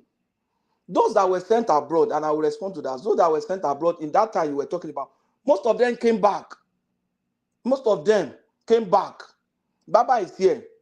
A number of them came back. A number of them stayed back, but a lot of them came back. People like Oluko, Razon Kuti, all of them. Those guys were the generation of the people that were abroad. They came back. Most of the professors that we have in school today, the likes of Shoyinka and their class, they came back to Nigeria to teach, to lecture. A lot of them became teachers in our schools, in the universities. So that Nigerians are not that bad. That they invest money on them and they are abroad, they are developing other countries.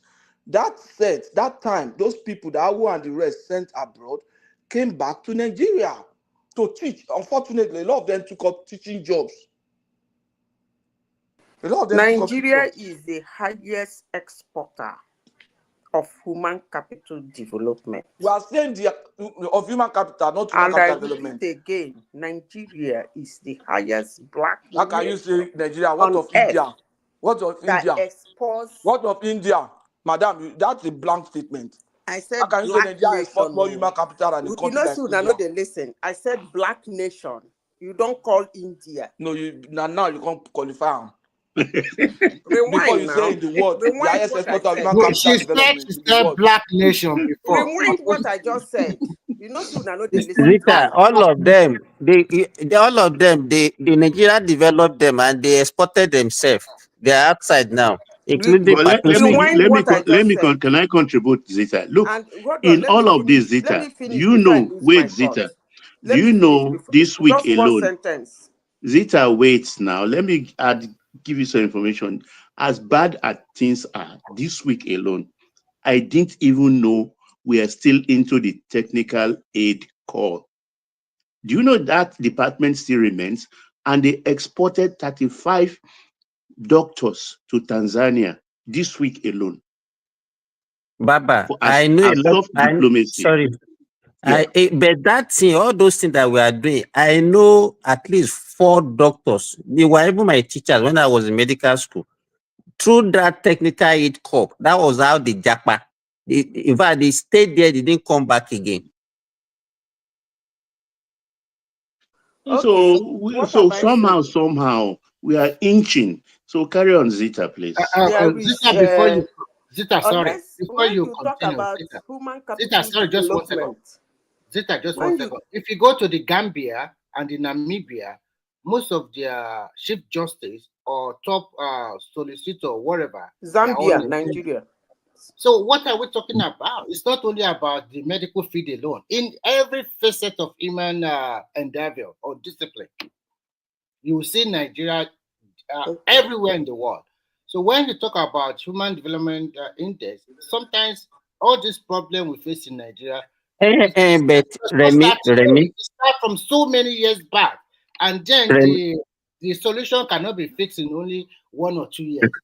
Remy, I think Zita is right by saying the problem of Nigerians, and I agree with that. Do you know why? Look at the way they are comparing Burkina Faso with Nigeria now. Burkina Faso that has only 4 universities. You cannot even compare with any state even the most useless state in Nigeria today did not have 4 universities. My state Osun has 15 universities.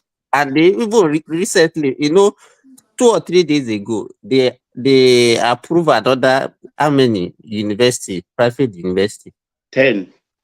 And out of that 10, I think like 3 or 4 of them are even situated in that state. What I want to say is, as at 1999, as at 1999, we have only 49 universities in that country. 49. Today, as we are talking today, we have over 300 universities. 300 between 1999 and still counting. The problem that we have is that we have a group of people that can never see anything good coming out of that country. Going outside of Nigeria is a big deal for a Nigerian.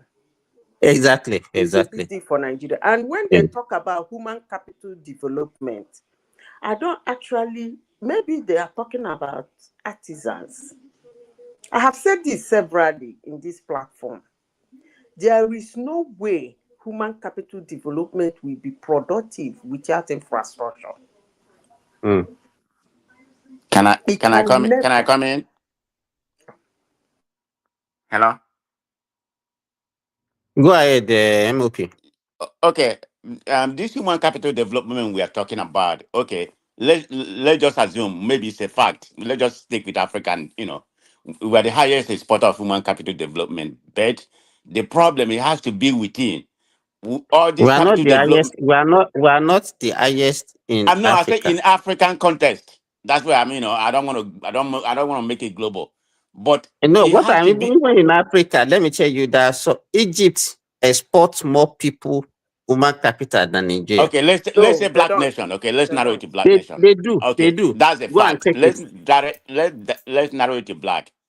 But how is that making an effect on Nigeria? Because we are exporting all our human capital development. What value are we deriving from that? I mean, when you talk of technology, skill, and other kind of acquisition, we're talking about, which What is I part of notice is human MOP. capital development. We are not utilizing it. The brain that we have are all jackpot. None of them contribute. If you go to South Africa, they are dominated by Nigeria. Even Saudi Arabia, is that where Remy is or wherever. You have a lot of Nigerians. You can't even talk about UK or US I am or not wherever. in Saudi But Arabia. So you are actually saying what I said in a different way. oh, Remy, I'm sorry. I thought you are sorry. No, you just said what I said, but you said it in a different way. I said that human capital development cannot be productive without infrastructure. Now, let me give you a typical example. You just said it, you just answered, you just concord. Doctors in Nigeria are in South Africa. They dominate hospitals in South Africa. They dominate the medical line in South Africa. Why? Because South Africa has that, they have that infrastructure to enable them to showcase what they have learned. So if somebody comes here and say Nigeria should invest in human capital development, I don't really understand what the person is talking about. But if I have anything to tell Nigeria, I will tell them to develop their infrastructure. Even if it is not up to world class, let it get to a place quite close. Some But Nigerians will want Madam to. Zita, Let me finish now. Some infrastructure Nigerians without the skill, is that comparable? I mean, you have to do both. You can't just be just wait one part of now. it. The Wait. one with the skill that they have now, Wait. what she's saying is this: the one Wait. that We has the already skill have now, them. We have the humans. what infrastructure did they have to execute to use that skill? That's what she's saying. Yes, we already have those So women. there is a lack. We have skill. There are so many ones that have the skill, but they don't have the infrastructure to use their skill. Thank you. When I So mean there is a deficit. infrastructures, There is a deficit of infrastructure. That's what she yeah, said, and I believe and that. I agree yeah, with that. the No, infrastructure I should. agree with Madam Zita too in that area. Thank you. That infrastructure should even include institutions to make those infrastructures strong and they can stand. Because I remember one day I met somebody here and he was telling me that he is the brother of one man in the United States, one Yoruba chap, that is the brother of the one man in the United States that, did he say he separated the Sesame twins when they were very young, he opened the woman's womb. It's a popular story in the United States. Yeah, it's a doctor in America that did that operation. He opened it, he separated them and put them back inside the womb. Yes, exactly. And they grow and they have them. So he said, yeah, that the guy is very brilliant. He's this. I said, listen, there are two strong enablers for that, your brother. Number one is the infrastructure. Number two is the institution. When you have a very strong institution, when you are doing anything, you have to be very careful. Your brain will be working. Because if you make mistake, you go to jail. If you make mistake, they can even sentence you to death. So when you are in such an environment, you can't but just function. It's as simple as ABC. And I want my country, Nigeria, to grow to that level that when you graduate from Nigeria, because it's not everybody that has that opportunity to japa. For those who don't want to japa, when they stay in that country, they can't but just function.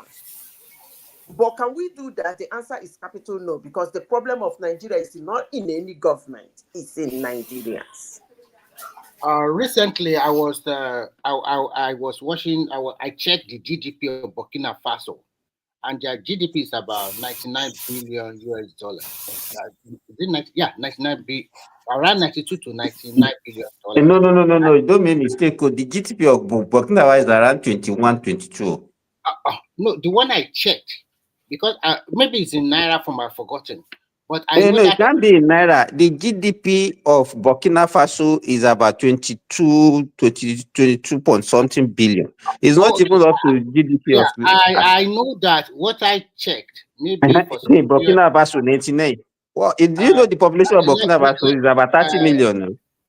What I checked, I check it, and I checked that one of Lagos, which is about 246, and I checked some states in Nigeria. Some are like 20 billion, some are like 22. So like Delta is about. Let me just check back now. I will check and come back. Just check now before you like 99. I will come and come back.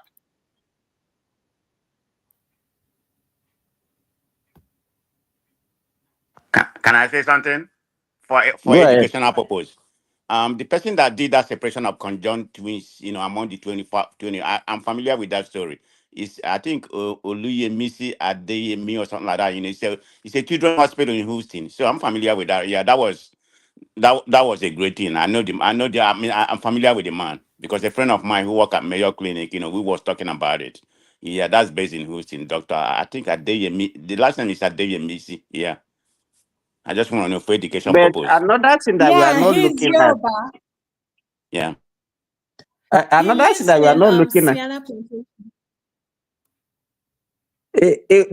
To me, Nigerians are not even looking for infrastructure to go and work. Nigerians are looking for how to survive. It's money that we are looking for that is making us to japa. That's it. It's money.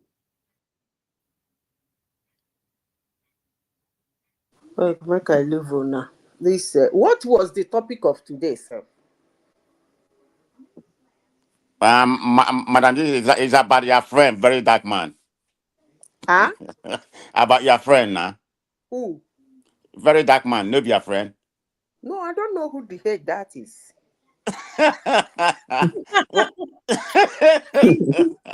You don't know VDN? I thought that's your favorite Nigerian somebody. Whatever. I don't know who the heck that is. So. Okay. Oh, Madam Zita, I just saw your face. I saw you on camera. I saw you on camera.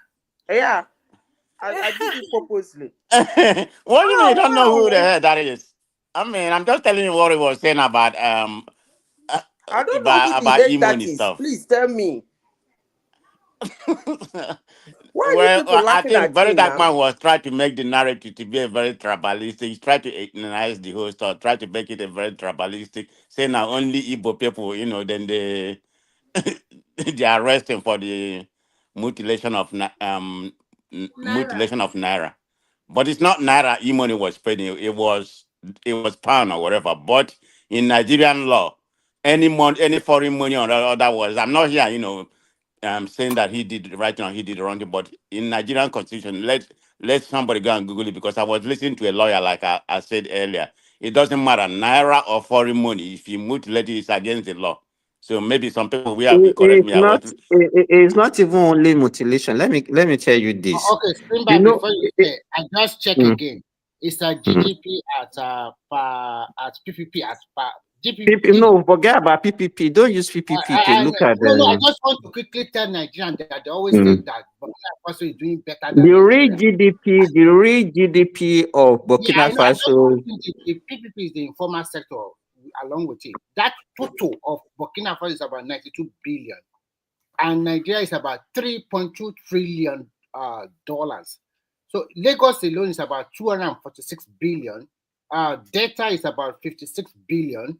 Some lesser states in Nigeria are below 20. That means 3 or 4 states in Nigeria already overshoot that part of Burkina Faso when we talk about their. Let's talk about Burkina Faso, sir. I thought Burkina Faso GDP is about 20 billion. Nigeria continue to compare Burkina Faso with Nigeria. Remy, I just laugh.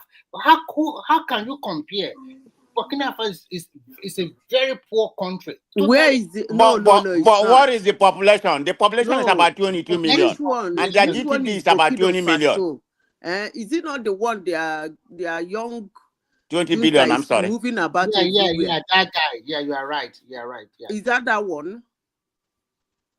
Is that the Burkina Faso? Yeah, the young Traore guy. And it's when you not a put poor all country. the social media, they will see what you see in Burkina Faso. They are doing better than it. Oh God, man! Where? When I take everything, I'll just laugh. That Do you know the guy hired?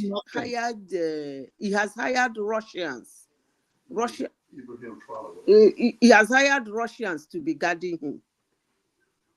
Know how much that is? Yeah, but most Nigerians don't think that way. Hold on, let's talk about the guy. Don't change the topic. I'm not changing the topic. I'm still talking about the guy. I said most people don't know about that. He kicked out the French and brought in the Russians. Is it not the same? He brought in Russians to guard him for his security. And do you know how much that is? Resources. Who is not taking it away now? Do you know how much that is? President of a country hired foreign military to guard him. Okay, can I come in and tell you why? Why? He did that because since he has been in power for less than 2 years, they have tried to overthrow him more than 18 times. So what do you expect him to do? But Okay, you're coming here, I mean, to my understanding, he's better than the civilian government they have, because when he came in, their GDP was about 18 billion. He has increased it to 20 billion. And he has done a lot. He has naturalized their natural resources. I mean, you're coming here, all these Western countries are trying to enslave Africa, and you're not praising the man for at least for that part. Try to, the associated from this colonization. Look at what. Hold on. Look at what your French president said. Did you hear what your president said? That your leaders are not capable. They are not leaving Africa. That African leaders are not ready. They're not capable of leading their people. Please, they're all shit. You made mention of something. No. I'm just saying, the bravery of him. Try to associate himself from this colonization. And you're still believing all these French and America try to overthrow him. We're not talking about colonization now. Please. Well, that's part of it. Can I speak? Can I speak? No, we have to talk about colonization because we are still being colonized by the French. Your president has... Men of prestige, I know. We hear you, but let her speak. So, everybody gets the turn to speak. You cannot dominate this. I'm the moderator. Can I dominate? No, you cannot. I am the dominant. Okay. What kind of question is that? I don't know what. Can I speak? Want to dominate that. Can I speak? You're the only one that can speak at this moment. Okay, thank you. You're welcome. First of all, I will start by saying, if I praise that guy, then I am the dumbest idiot on planet Earth. That is somebody I have been following. Are you trying to say man of prestige is an idiot? I have been following that guy bomber to bomber. Why? He is young. He came with so many reasons. And their country has raised one of my favorite presidents on earth. So when he came out, I had that idea that this guy might be the next Thomas Sankara. So I started following him bomber to bomber. Now let me give you a lowdown. This guy came in the pretense, I have to use the pretense, that the civilian was not doing anything. there is insecurity in their country. The ragtag, all these people running around Nigeria, it was like that in his country. And the civilian, which he was supporting, which he was the military man, him as a military man under the civilian government could not handle the insecurity. He said he can only handle it if he throw the civilian guy out so that he'll be able to be doing the decision making. I said, okay. I listened to him very carefully. And then he became the junta. As I speak to you today, the insecurity has worsened. So much so that he is not even sure of his own life. I repeat, as it is today, the insecurity has gone so bad. At least the civilian president was there fighting the insecurity. He did not hire foreign emissaries to come and secure him. He was using his own military. This guy came and kicked him out and said he's not doing enough, that he has to do enough. He came. Today, it is so bad that he's not even sure of his own life. That is one.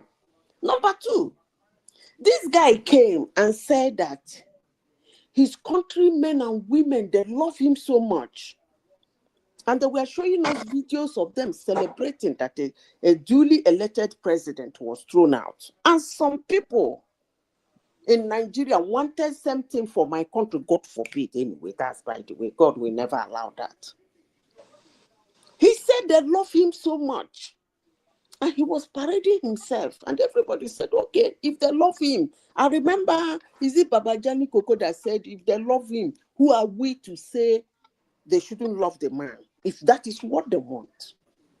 And today, that same man that told that his whole country loves him is now so scared of his life in that country that he has to import military from Russia to protect him. Number two. Number three.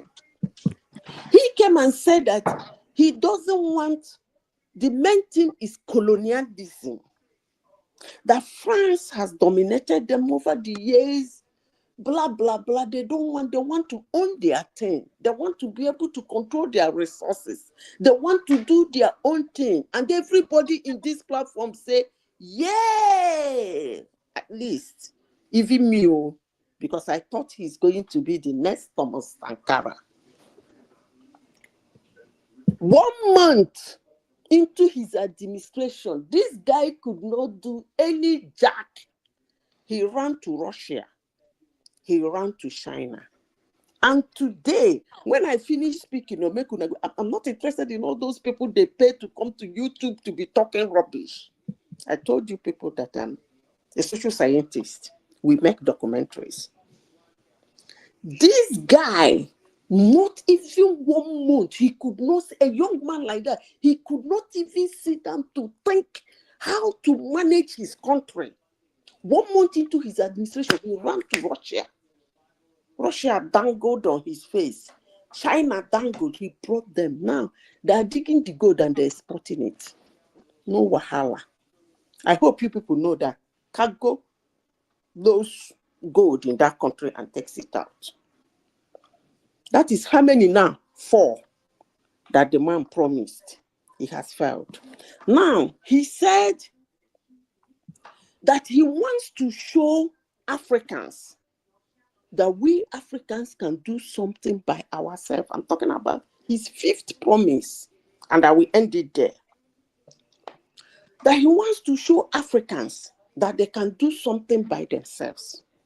He wants Africans to be united. I've talked about colonialism. French no go colonize you, but Russia go colonize you, China go colonize you. I don't even understand that kind of argument, but it is what it is for people who wants to run that terrain. He said he wants to show Africans how to do their own things by themselves, for themselves, and from themselves. Then I ask, what Madam, example please, is can I he come show? after Madam Zita? Yeah, if I finish, you can speak. What example is he showing African leaders that they can no longer control their country and the security in their country, so much so that they don't have trust in anybody and they don't have power to secure their country, so much so that they have to hire Russians? Are you kidding me? Then I ask Nigerians that are asking me to press such a nigger. If Tinubu today, due to the waka waka of the waka wakas, littered all over Nigeria, scattering everywhere, Tinubu is fighting them, they're fighting Tinubu. If Tinubu decide to import French military to come and be guiding him in Aso Rock, Allah asks you, what do you say? I end my case there. Thank you very much, Madam Zita. I think you have made some very cogent points. The first one you said was that you thought it was going to be another Thomas Sankara. No, he doesn't want to be Thomas Sankara because Thomas Sankara is dead. I didn't say he wants to be Thomas Sankara. No, please. You said you thought I said, would be. I think because Yeah, you said you thought it would be another. Please. I thought you Hold said I on. should speak now. You can rewind what I said. Please. When I am speaking, I know you people don't like my voice, but I don't care. When I speak, before you want to interject me and counter what I am saying, the moment I start speaking and you're ready to do that, please listen carefully. I said, because he comes from a country that has produced one of my favorite presidents on earth, Thomas Sankara. And I felt that this man might be like Thomas Sankara, in the sense that all those our own, we do our own, we use our own, we will do. Thomas Sankara, the red line in Burkina Faso today, Thomas Sankara built it indigenously. Even the metal, go and ask. So you can take it from there. Thank you. I said it will not be another Thomas Sankara because Thomas Sankara is dead. And we all knew what killed him. And he has taken his lesson from Thomas Sankara. That's why he took this steps. Even in his wildest dream, he can never be anywhere close to Thomas Sankara. Never. Okay, when you are done, I want to take my turn. So let us know when you are done.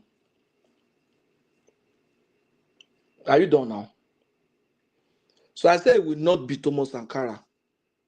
Why? Because Thomas Sankara is dead. And we all knew what happened to Thomas Sankara. And he has taken his lesson from Thomas Sankara. Even very strong leaders like Muammar Gaddafi, we all knew what happened to them. Assad of Syria would have ended up like Muammar Gaddafi, but thanks to Russia.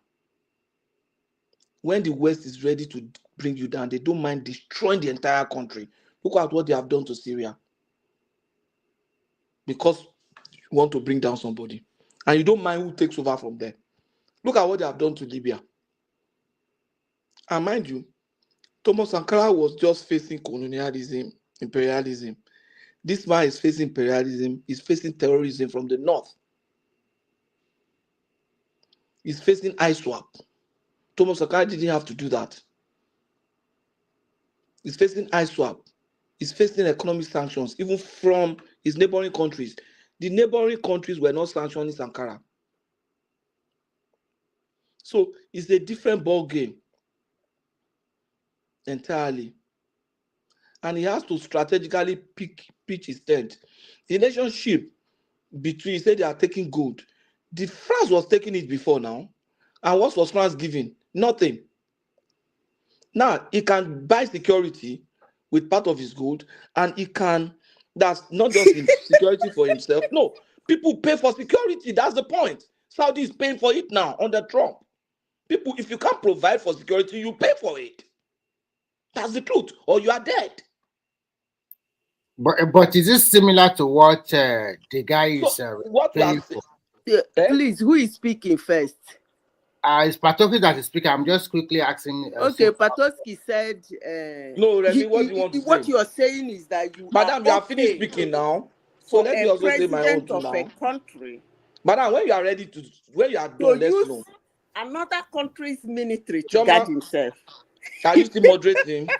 So Patoski, what I want to ask you is the protection. Yeah, is, but you know, she's the one that started this conversation. No, but I said, I'm saying that. I want to speak after. I say yes. I know, but I say, are you done? I know, but listen, Madam Zita started the conversation, so you have to let her come in. No, she should not disturb my own flow of thought. After I said, please, I want to come in when you are done. And she said yes. So and I left her to just finish her talk. Okay, don't worry. Go ahead. I won't interject you again. Just finish. Finish. I won't interject. Stop interjecting me with laugh and trying to. You are to me. You are insulting me if you are laughing at what I'm saying. No, don't talk like that. No, I will talk like that. That's what I feel. I said. I know, but what I'm saying, it has not gotten to that because she's the one that started the conversation. Yeah, it doesn't mean you should laugh at what I'm saying. She has said so many laughable things now. Okay, well, you have to give her some allowance. Give her the allowance to laugh and mock my. No, she's not doing it. It wasn't intentional. Laughter is my fundamental human right. And I have a right to say, don't insult me. No, you don't have right to tell me not to. I don't have a right to tell you not to insult me. It is my fundamental human right. You have bailed out of this platform before because you said somebody insulted you. So what are you saying? So you have a you're right wrong. to insult I'm not laughing at you. Whether with laughter I'm not laughing at you. Okay. I'm not laughing at you. I'm when laughing you are done, at the situation. Okay, everyone, I'm moderating now. Patoski, if you felt offended, I apologize, okay? But I don't think it was intentional. That's just her character here, So continue. Let me know if they are done. She's done. I'll take myself back. I said she will not. He doesn't want to be like Sankara, and he wouldn't be because Sankara is dead. And we know the people that killed Sankara, and we know the people that were used to kill Sankara. We know even before now that the gold of Burkina is going out, but it was going to the West. It was going to France and his people. And what was he getting in return? He was getting some French security guys around there. But now he's able they are able to strike a better deal with Russia. And it's not a crime that people are changing alliances.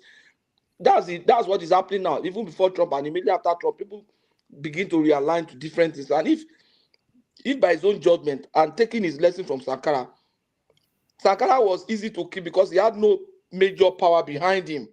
It was easy to just take him out. Gaddafi was easy to eliminate because he had no major power behind. If Russia had taken a position in UN Security Council and had maintained that NATO should not go to Libya, NATO wouldn't have gone to Libya. Now that's the truth. Who is NATO? Is it France or UK? Now, can they stand Russia with respect to Ukraine? So if Russia had maintained a standard, NATO should not go to Libya, that would have just been it. And by now, maybe Gaddafi would have still been alive. And we all knew what the West did to Libya. Look at Libya today. And even look at our own dear country. All the efforts of our leaders are not really manifesting because of this insecurity caused by that stupid guy, Obama. Killing somebody who was ready to resign. 2 times, Gaddafi tried to reach out to America that he was ready to resign. No, they don't want it because they just wanted to kill him. That's the point. And they have done that. And look at what has happened in the whole of Sahel. We are experiencing that problem. Niger is experiencing it. Chad is experiencing it. Mali is experiencing. Burkina is experiencing. Just by stupid decision of one black guy who claimed to be a black American president. Now, Patoski, you mean that Boko Haram, let him finish. Boko Haram is due to the death of Gaddafi? Weapons coming. That's the point. The whole of that region is littered with weapons from Libya. Before his death, where are they getting their weapons? Because I know that Boko Haram has been in Is it not place. from the same source? They have been there before The insecurity in the Sahel region. I will send you a link of one documentary you should go and watch. No, anybody can watch any documentary. Anybody can see It was a documentary by. No, I'm not just talking about. It's a very entertaining and instructive. You mean that his death worsened the situation, or you mean that is the origin Look at of those the weapons. situation? Yeah, that region before was No, just which one a is belt here? for Which one some are you saying organized here crime. to? Yeah, that means you are right, Simba. It wasn't the situation. What do you want? That from region me? before was a belt Remy, for organized. I'm asking him. You are not the one talking now. Kilo Shegon. Kí ló ṣe wọ́n náà gan-an? Ó ti sọ pé lẹ́ẹ̀mí ó ní yàyà òótọ́ ló sọ tó ń bèrè padà. It's actually Syria that wasn't the situation. But to let you people continue. Okay, That Patricia, belt, go ahead. Continue your talk. That belt was a challenge for organized crime. Fine, but Gaddafi in a way was able to suppress some of those things. Now you took it's like somebody is the one covering it, and then you took the lead and you left them. That country is without leader today, as far as I'm concerned. They have different camps and things like that, and it's affecting. Sorry, a quick question for you. Don't you think Traore should also know that sacking a democratically elected government in Burkina Faso and being a military dictator, there will be a lot of sanction on that country from the West? Don't you think he knows what he's putting his... So all this complaint that there's so many sanctions or whatever on him, that is what I'm trying to say. We, Nigeria... No, it would be stupid for him to... It would be stupid for him to complain that... Let me quickly finish. In Nigeria, we experience the khaki boys in Nigeria. Are you going to tell me the days of Abacha, Babangida, Buhari, all of them put together? We also suffer like this. That's why we don't want them anymore. If not because of the democracy, we don't you think we are still using the khaki boys? Anybody will have that freedom to talking rubbish in social media? They will not have allow him to finish his submission now. So all those things is complaining about Remy, so many sacrifices. Patoski, go ahead. Sorry. Patoski, are you? Yeah. Patoski, are you finished? No. So what I'm saying is that you're finished with your submission. Okay. I'm not go done ahead. yet. So what I'm saying is that the man in this case is cutting a deal. He's chose to cut his deal with Russia and China, just like so many other African countries are also cutting deal with China. So the only odd guy out there is just Russia. Nigeria has cut so many deals with China. Kenya has cut so many deals with China. So the odd guy there to so many other people is Russia. And there's nothing wrong with Russia. If Russia pays them better, why not? So let the guy do his thing and let's see the outcome. But if I know the West, they are out to get that guy. They want to kill him. That's the point. And it will be stupid for him to just stand like that and think that he can use his local security, he can use his people to face the West. No, he cannot. The only challenge now is that Russia has war on his hand and stuff like that. If they don't, then you will see. I know that the West will slow down. He has learned from Gaddafi, he has learned from Sankara, he has learned from Patrice Lumumba, he has learned. So he must protect himself and secure his country. And we don't want the Western interference in this manner anymore. It's enough. Okay. Thank you very much for your submission. Can I come in before you, Madam Zita, please? I'm about to leave. Thank you very much. I'm Patoski. I think I'm on the side of what Patoski said. Why am I saying this? Because exactly what happened in Libya could have happened to Burkina Faso. And I will say here categorically, he's an epitome of what an African leader should be. Whether it's because he's a military or not a military, I'm not a proponent of military, but Nigeria is an example. What has the civilian government gotten us, in as far as I'm a proponent of civilian government? I mean, they haven't gotten, we have gotten worse, we have plotted in our progress. But having said that, I mean, we should emulate it. I'm on the side of that man. He's doing the right thing. 36 years old man, yet to be 37. I don't know if he's 37 yet. So he's doing the right thing. I mean, since it came in, he has improved that country. I mean, to all categories. The GDP was about 18 billion. He has taken it to the 18 to 20 billion. So why are we condemning the country? You know, the people of the country, they love the man, what he's doing. So whatever the people say he's doing good, I mean, that's for their own sake. I mean, look at all the improvement. He has naturalized their good. I mean, improve their airport. I think he's building the Ouagadougou airport to an international level. I mean, regardless, you know, even at all, it's a poor country.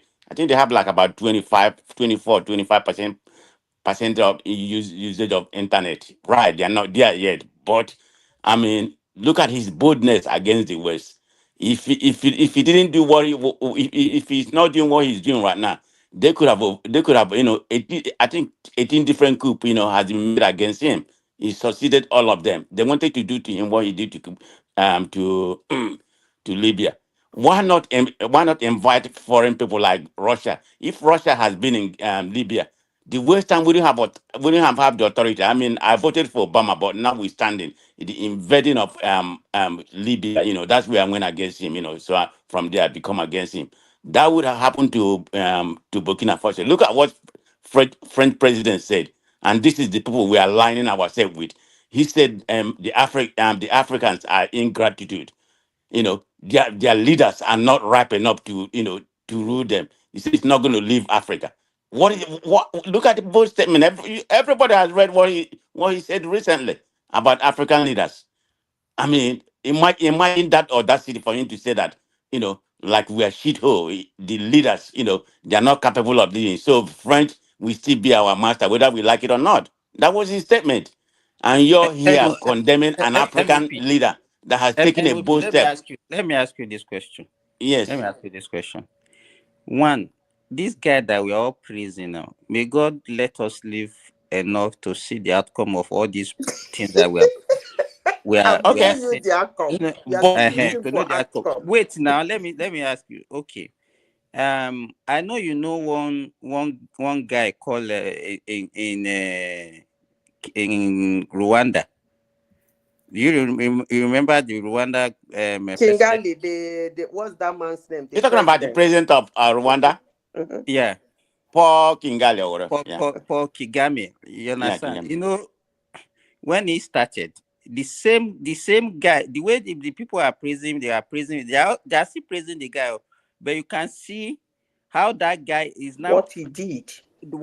Yes, he is now forming a deal with this so-called Western nation that we hated so much that we think that, and is helping them to cause problem in another African country.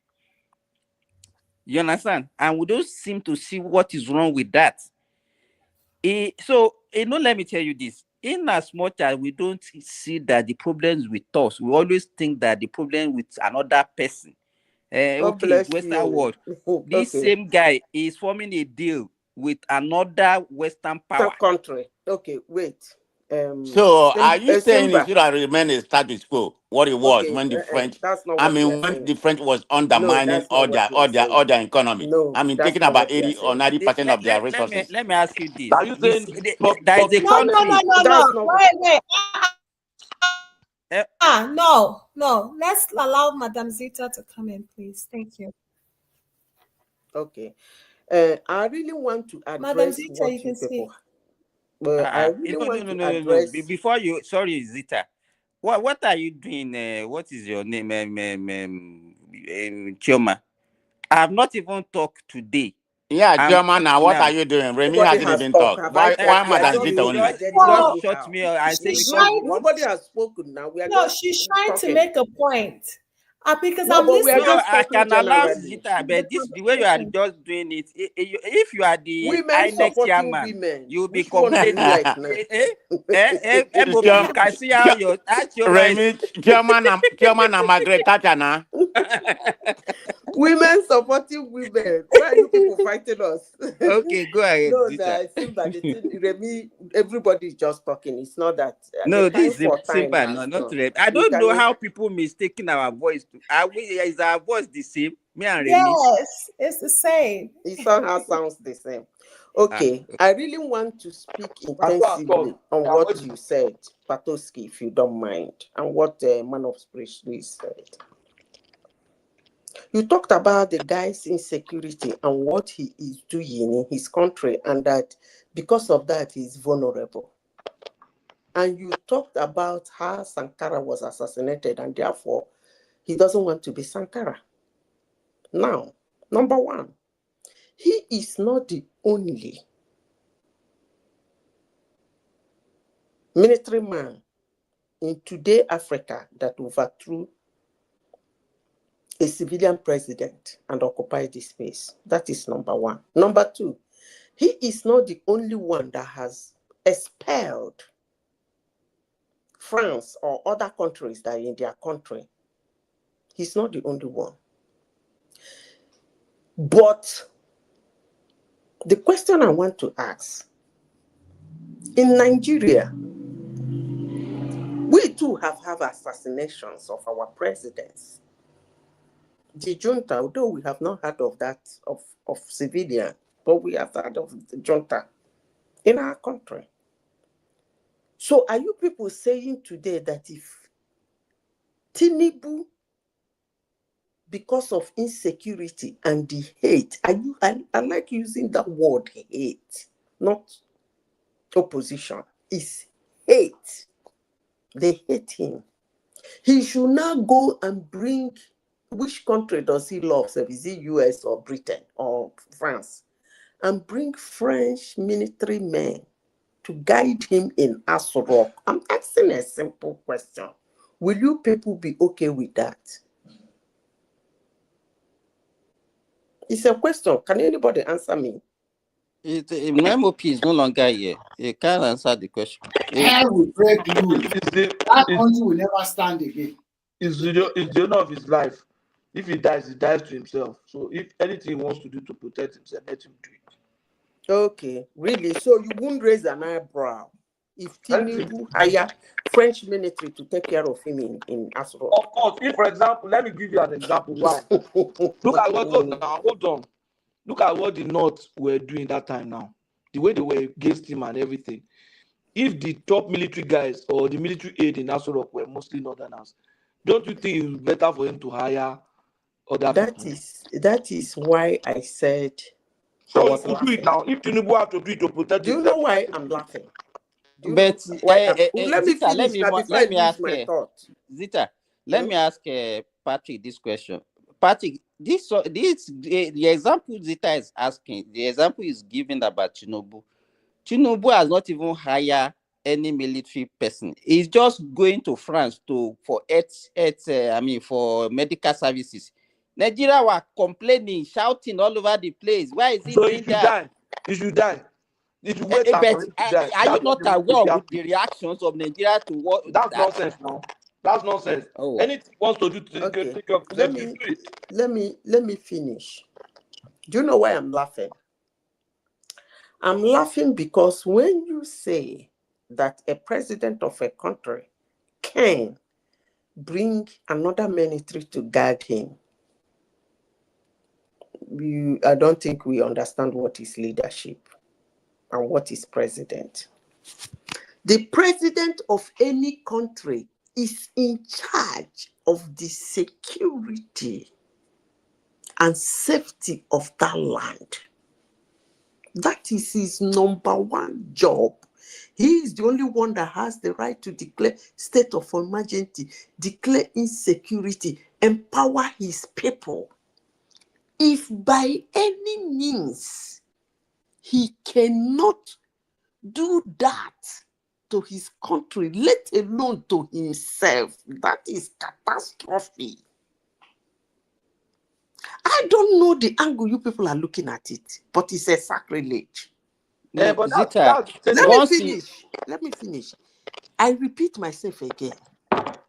The job of a president, you remember what happened when Buhari became president?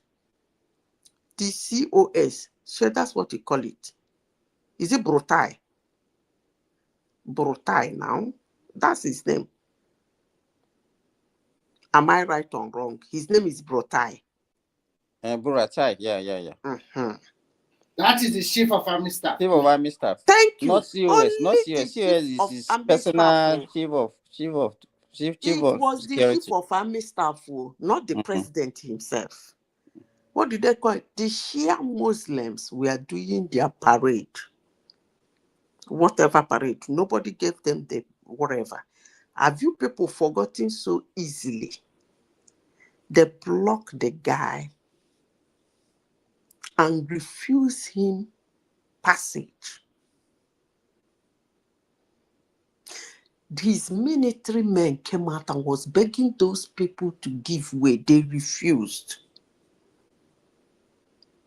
And they retreated. I think 135 of them were killed. You know what Buhari said? If the COS, what is it? CS? What's that their initial? COS or SOC or whatever? If he is not secured in the land, who will be? If it has gotten to the extent that the highest ranking military man in Nigeria cannot pass on a road, then who will? And he gave that excuse, and that was it. All the media, have you people forgotten? Everybody was running around the media. Hey, they killed unarmed.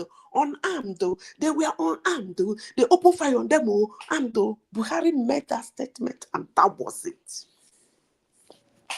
Because he was once, and he's still, chief security officer. And he understands the job of a chief security officer. Back to the ridiculous young man in Burkina Faso. If he is so scared of his security in the whole nation of Burkina Faso, to the extent that he doesn't have his own bloc, he doesn't control his own military, he cannot control his own civilians, to the extent he has to hire another military to protect him, then he's not supposed to be there. That's not just the truth. He's not supposed to be there. Because security of a country is paramount. And for you to allow another country's military it has turned Burkina Faso to a non-sovereign state. I'm that telling is it. you, I don't even Because know where this argument if you as a president of your country, you are being guided by another country, that country is supposed to have been colonized again. Wait now, that's colonialism now.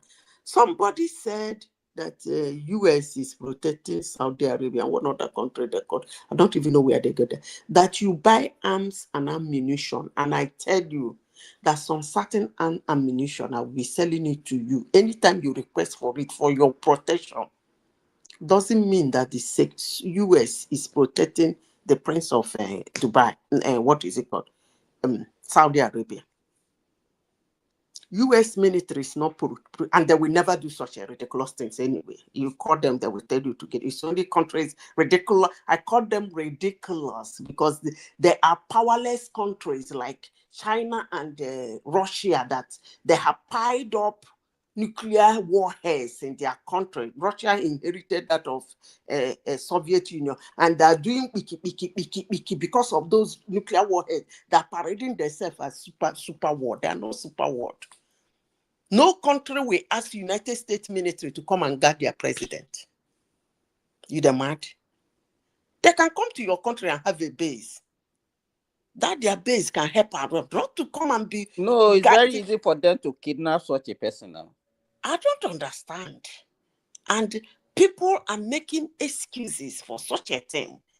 What kind of black people are we? Let me tell you what is happening. It's Nigerians that are parading this guy. Any little thing they see on the internet, they'll be posting it. I think they're just doing it just to tout our government. I think that's what they're just doing. At least, but It's now not as at if least it has ended, now, guy. Our Who's the guy president, as saying? bad as he is, has not they called are talking foreign about military to that take care of him. Burkina Faso guy that we are talking about.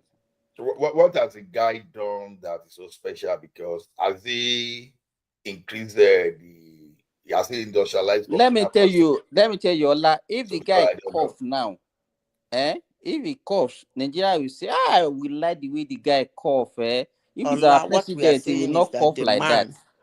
the man is using Russian military to guard himself now. Do you know what he's doing now, Zita? Apart from that, Burkina Faso is a landlocked country. Now is having a deal with Morocco. Now he doesn't want to have a deal with either of Ghana or Cote d'Ivoire for them to have access to the sea. Yeah, to what Zita said, yeah, he needs Russian military to guide himself, because what brought him to that place to start with is not in the interest of the Burkina. How do they call themselves? Burkinabes. They call them Burkinabes. Okay, it's Burkinabes. Beckons base. Because the thing is this. If you remember that time, France go enter into put mouth into what they are not supposed to put mouth into, and China and Russia, they gang up together. So overthrowing these guys, causing the military takeover within that region. I cannot totally trust Russia and China around that place. I think it's just a way of getting back at France. France being their position of because at least they are about the strongest military in quote, apart from Russia, they are about the strongest military in that Europe. Why did I say so? When you have your nuclear weapon that you build on your own, you can operate, that you don't have to depend on the United States. So I will give it to you. So if you allow the military in the Burkina Faso to be guiding this guy, trust me, he got there by rebellion way, by coup. Some people are ambitious too. It doesn't take time. It just for France. You're not understanding my point. I get your point. No, you don't. No, it's an assault. No, I get your point. If you understand my point, you won't say if you allow the military. You didn't. That's not my point. Let me explain myself. You know, I like to explain myself very well. Oh. Let me explain myself. As I said before, the job of a president of a country is security and safety of his nation. As long as he border around his nation, that is number one paramount job. So if you have a president or a military man for that matter, who cannot build that, in fact, that alone is lack of leadership. Madam Zita, like I said, I got you. Listen, look, who doesn't have Madam wait, Obasanjo. I used to talk about Obasanjo, and people don't like Obasanjo. But let me say something about Obasanjo. Don't forget that this person too planned coup against his leader. One thing is to have leadership. One thing is just to have follower that is over ambitious. Ola, make una listen. How many coup did Babangida survive during his own regime? Okay, hold on. Did he now went to Russia? You are going too far. Okay, let me chime in real quick. You are going too far. Prince Daddy, wait.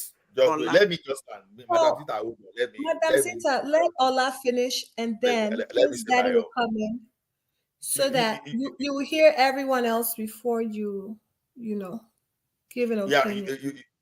You see, one thing is his own situation is so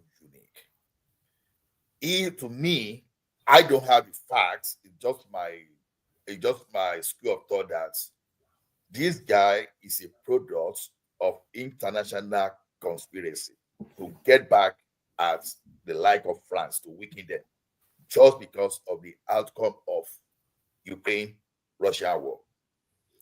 Now, the coup we are talking about, see, if you're a leader, you will see something about Africa ask yourself, why don't the military take over power in United Kingdom? Why don't they take over power in the United States of America? Because the people around that place, they've grown to the point that everybody understands what it takes to move their country forward. They know what it takes to move their country forward. So they are not over ambitious to get to that place and get themselves corruptly enriched. So now, when you look at this place now, it just takes more change and takes more promises to raise some kind of rebellious group against this guy there. This guy you are seeing there now, I said, give the guy 10 years. You know, people sometimes they can pretend, but time will reveal exactly who you are. Just give time. No matter how long you pretend, time will reveal your exact personality. So this guy we are talking about, he planned coup and overthrew someone. He was supposed to be among those people to be protecting his president, right? But he put them out. The same way too, those two guys we are talking about, they too, they can conspire and move him away. Remember how many coups in Nigeria from 1966? 2 alone in that year. You understand? Then against Gowon, then another failed one, another one that brought Botala Mohammed out. Then again, another Obasanjo quickly ran away. Then we knew what happened after that.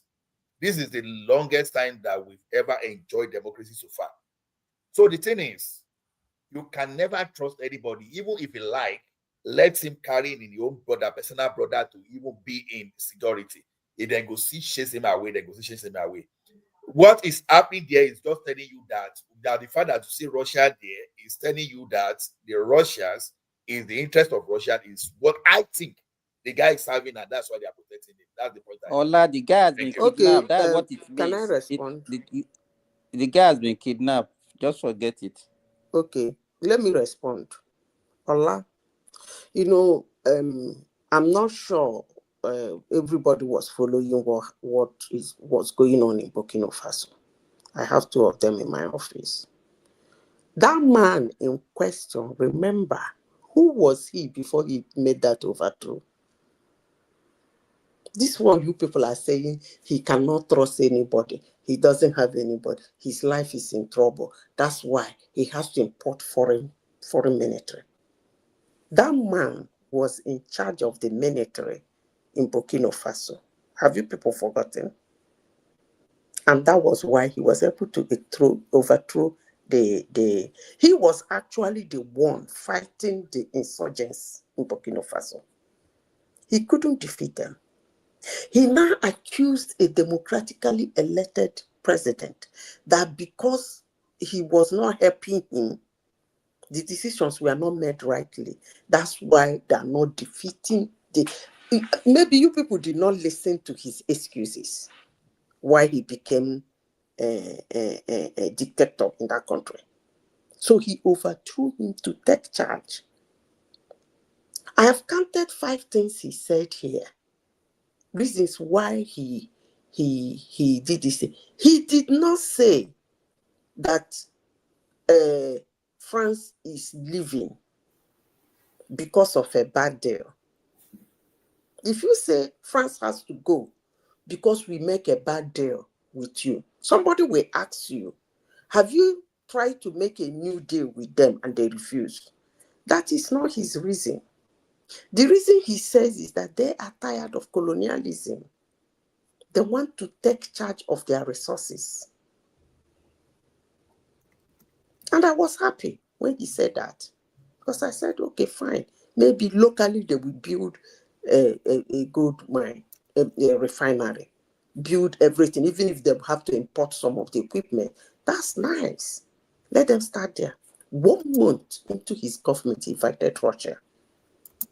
He did not even think of what to do. He brought in Russia. For me, maybe I think acrobatically. But let me say this. Under any circumstances on planet Earth, should a president of a nation call the military of another nation to guard him? Can I give you a real small pushback on that? Go ahead. Okay. So if let me you go ahead first. I've been waiting. Hold on, Mike. that Wait, point you made, hold on. it's okay. Let Prince Daddy push back first. Okay, go ahead. Yeah. I, I know, but I want Prince Daddy to. Yeah, can you guys hear me? Thanks, Chairman. Um, am I still on? Hello? Yeah, we can hear you, man. Go ahead. Yeah. Okay. Yeah, I was gonna say though, there are many leaders in this world that depend on other powerful military to guard them for their security. So it's nothing new. Name Many them. times, many times, one second. Name Many them. times, when a leader becomes takes charge, right? Name the country. There's always It's always the case that the military is in the same tune with the leader, and sometimes they have mutiny or disagreement, right? And they don't trust the military because on paper you have the authority, that is the permission over the military. Doesn't mean that you have you have control over the military. Okay, it doesn't mean you have control over the military, and that's why we have military coups, and that's why we have insurgency many times in these countries. You said name them. Well, many of the from in the 80s, 90s, the South American leadership from El Salvador to Nicaragua were backed by the U.S. military. Okay, even They in were the Europe, ones from guiding. U.S. even military in was Europe. guiding their president. I'm Please, sorry. let me put a stronger argument to that point. Now, it's in Burkina Faso. Thomas Sankara, before he was in the same position Ibrahim Traore in terms of aligning with the East Bloc, which is, we all know about the Cold War politics now, West Bloc, East Bloc, the West and the East. So Sankara was aligning with the East, which is the Soviet, the Russians. Now, back then, the Russians, of course, they have to protect him from the West, because the West want to kill you. The moment all African leaders are aligned with the Russia, the first thing they want is to you dead. That's it. It's a death sentence with the West. Once you align with Russia, they want your regime gone or you dead. We all know that. So the moment Traore took over, of course, his decision is to continue with Ankara stuff, which is to align with the Russians. And you already know that that's a death sentence. Now, let me tell you what happened with Sankara. When Sankara was in power, yes, the Russians were giving him kind of like indirect protection, in the sense that they're giving him advice or weapons or whatever. But what they didn't see coming was that his best friend, the second in command, will be the one that will sell her, that the West will use to kill him. It was his best friend, second in command. They grew up together. Traore was the one that finally took the bribe from the French and killed Sankara. So now the Russians back then, the one thing they said that we regret was, if we knew that was possible, we would have our people ourselves be there to protect Sankara, and Sankara would have been alive. Because we know the only reason why they wanted to kill Sankara was because of us. So in that case, we should have. They regret that they didn't do, like, because Russians will ask themselves back then, like, what else could we have done to protect this guy? And they realized that there's nothing he could have done if his own best friend would kill him. So this time, the lesson they would learn from that is that this guy that's now in the same position, his best friend can kill him again. So what is the best thing to do? Is to have the Russians there in ground to protect him. Because the reason the West want to kill him is because he's aligning with the Russians. So I don't understand what Madasita is saying. He did something wrong there. We have to learn from mistakes now. Yeah. So what other way can we learn from Sankara's mistake? Which other way? That's the only way we can That's learn. a good one. Yeah. That's a good one. And to name other countries, Bashar al-Assad was protected by the Russians, right?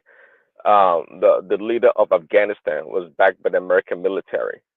Um, which other? I mean, there's so many countries we can mention, even in Europe, right?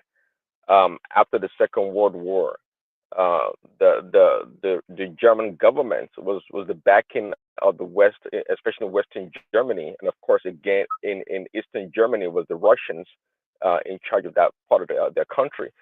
So there are many militaries in this world. By the way, somebody mentioned Saudi Arabia. Saudi Arabia actually happens to fall in that category also. Yes, they buy a lot of military weapons from America, but in terms of how many wars have they fought? What expertise they don't have strategy do they Do you know have even Zelensky? to defend Zelensky, themselves?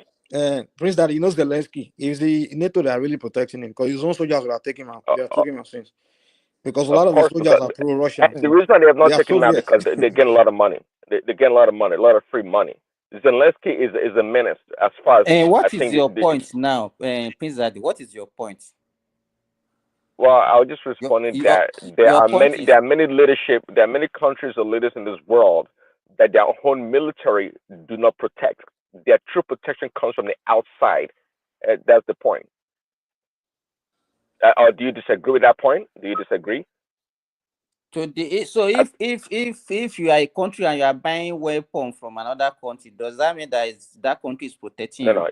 See, you don't pay attention. I just list a bunch of countries that are No, because you directly. gave example of Saudi Arabia. That was what I'm I asking mentioned. you. I said Saudi Arabia also. Apart from them, with the weapons they purchased from the United States, their true backing, the survival of Saudi Arabia from Iran is based on America's military. Don't deceive yourself.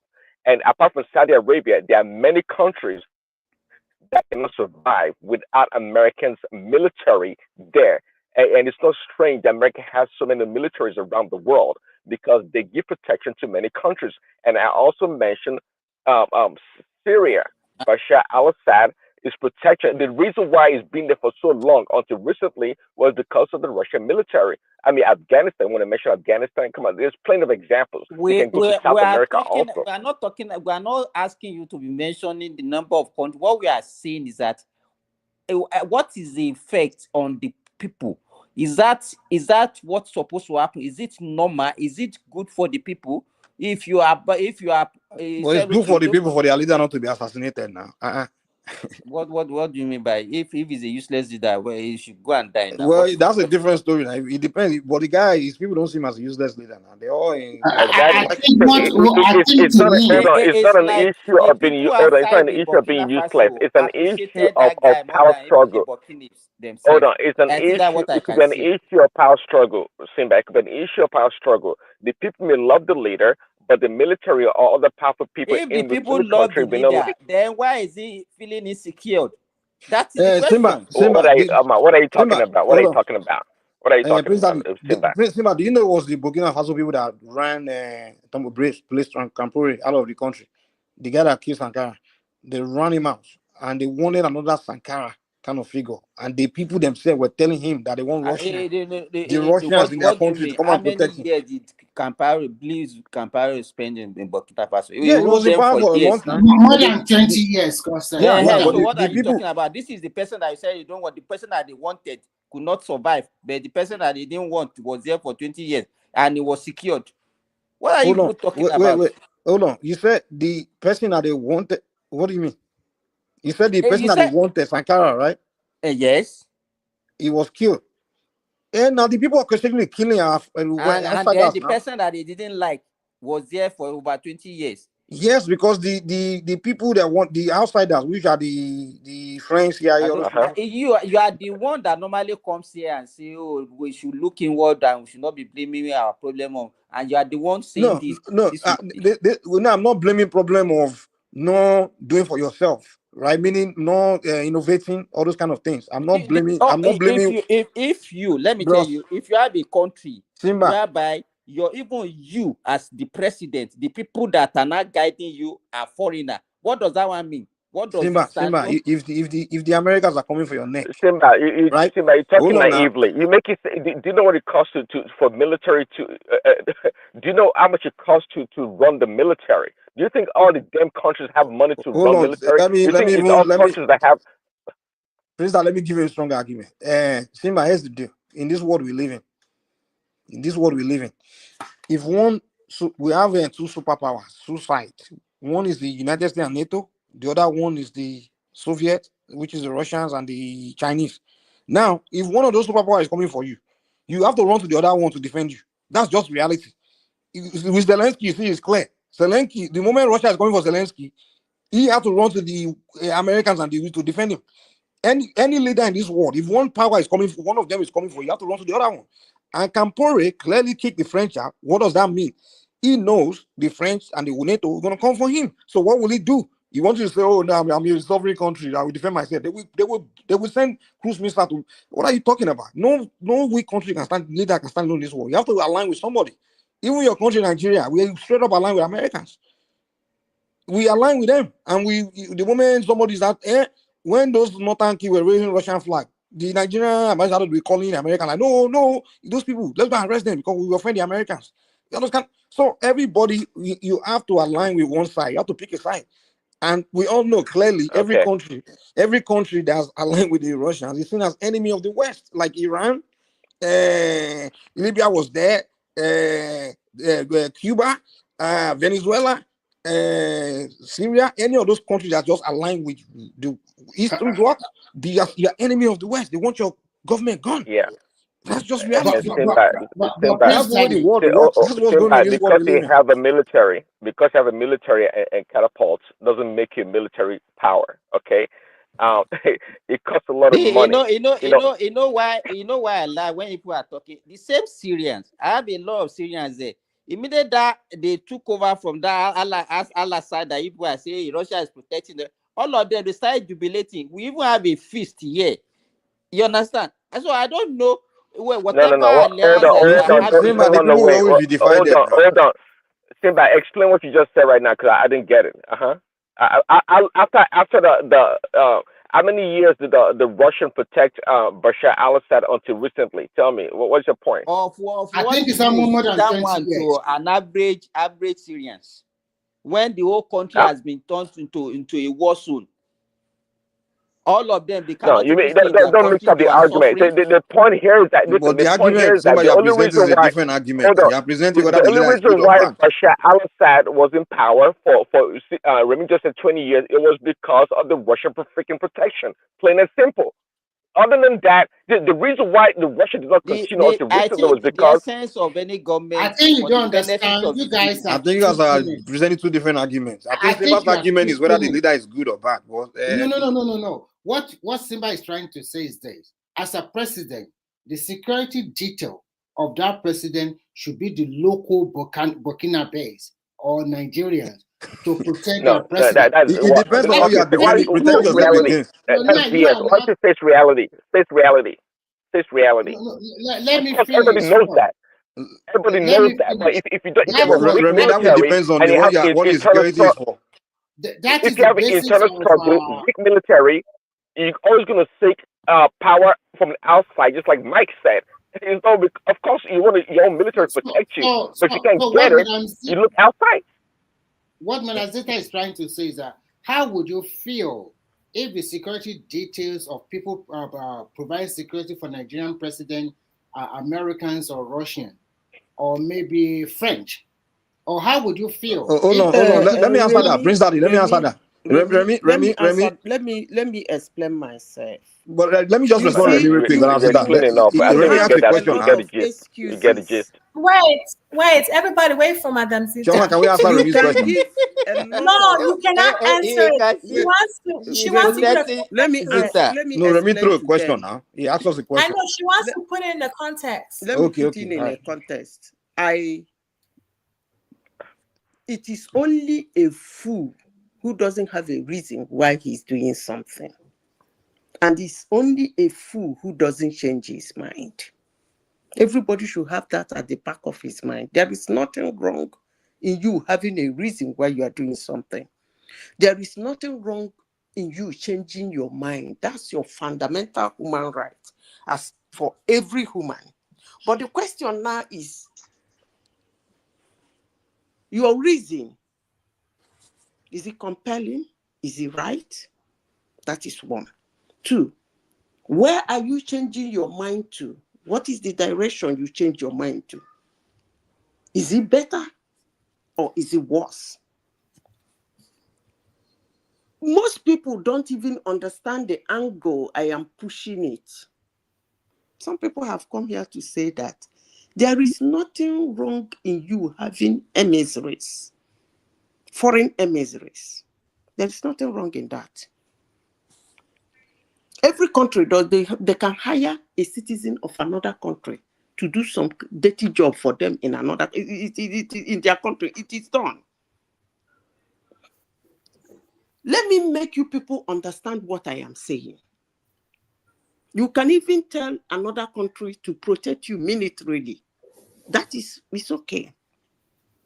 They give you weapons, they give you all manner of things to protect yourself. That's okay. But calling another country's military as a president of a country to take care of you, secure you,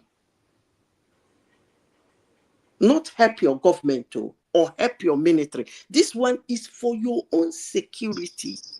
It is a total failure. Okay. That is what I am saying. We get it. Madam Zita, we got your point from. We get your Let's just repeat it and start again. Madam Zita, we got your point. We got your point. Yeah. But we are saying the situation depends. See, look. No, okay. Let's give the overview of what happened. Don't forget, there was a guy called Mark Christian Kabore, right? Was someone like they call Damiba overthrown the guy. This one was just in 2022. Within that 2022 again, Traore overthrew Damiba. So look at the trajectory of those things. So see, the coup in, like I say, this is my conspiracy theory. The coup in that Burkina Faso has some kind of hands of some external power.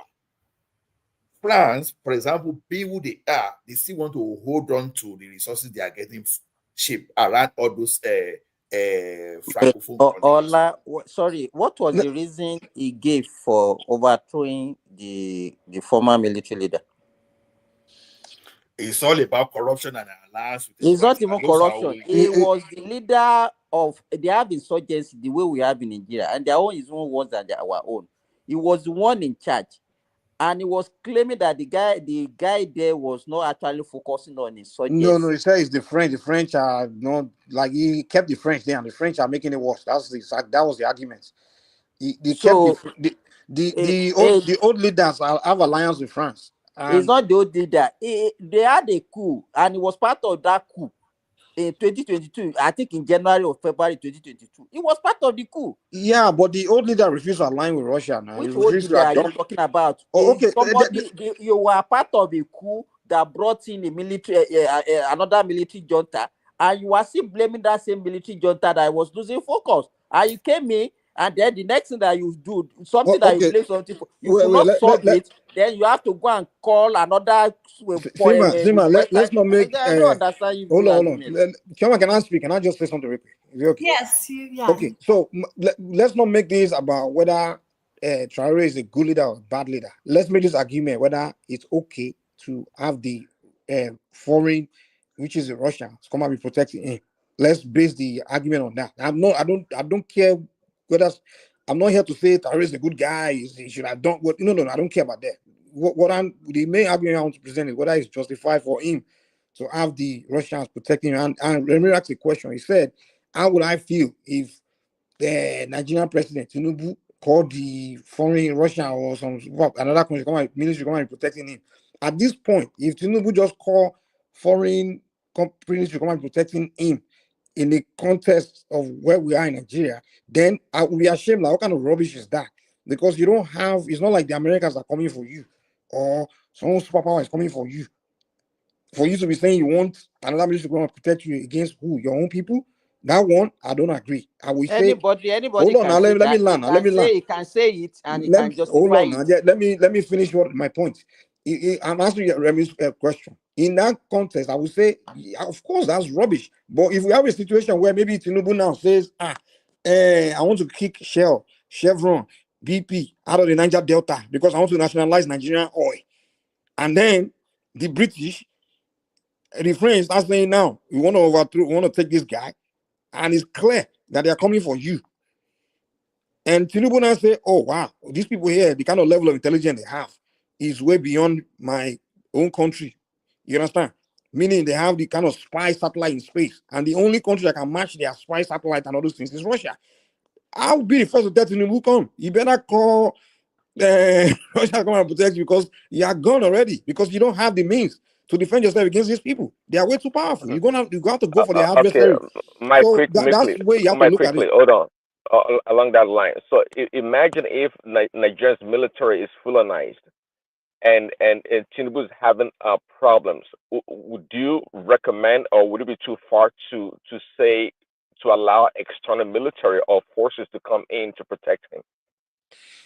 Okay, hold on. Say it again. Repeat it again. I just want to be sure I hear what you said. What I will do, I will ask Hold him. on. Let me get my question. I said, if let's say Jacob, mutiny let in me repeat Nigerian now. military. I missed it for a second. Let me repeat. Did you people realize? Hold on now. But Remy, let the guy repeat now so I can hear what he said. Did you realize what it means for another country to be protecting you? That means they can control you. It's like you have been kidnapped. Remy, It maybe you don't happens all understand the way time. the world. Do you know you are being controlled Yes, already? I mean, this is very common. I'm surprised you guys, Sima is talking the way he's talking. My point earlier to your line of thought, Mike, imagine if Nigeria's military has mutiny and is compromised. Let's say it's Fulanized, okay, and Tinubu doesn't feel secured in that country. Would it be too far-fetched to seek the influence of the American military or the now, let Russian? the guy land. Let me understand what he's saying Let me ask now. you, Prince Daddy, is that a tribe that have now taken over the military of Burkina Faso? No, one thing I will say, people from his own side to protect him in his country. Simba, hold on. So he doesn't trust anybody. He's the only one existing. You understand? He doesn't have people that are loyal to him within the military there. He's the only one that trusted himself. No. I said I didn't say Nigeria. I was giving an example, a hypothetical example in regards to being protected. My point I'm trying to make here is I don't even know what people are defending. I'm saying that it's not always the case that it's always. Simba, you have to be open-minded now. You can't Let just the man speak. Go ahead, Prince Daddy. Thanks. I'm saying that it's not always the case that external forces will make you choose side or look for another powerful country to protect you internally.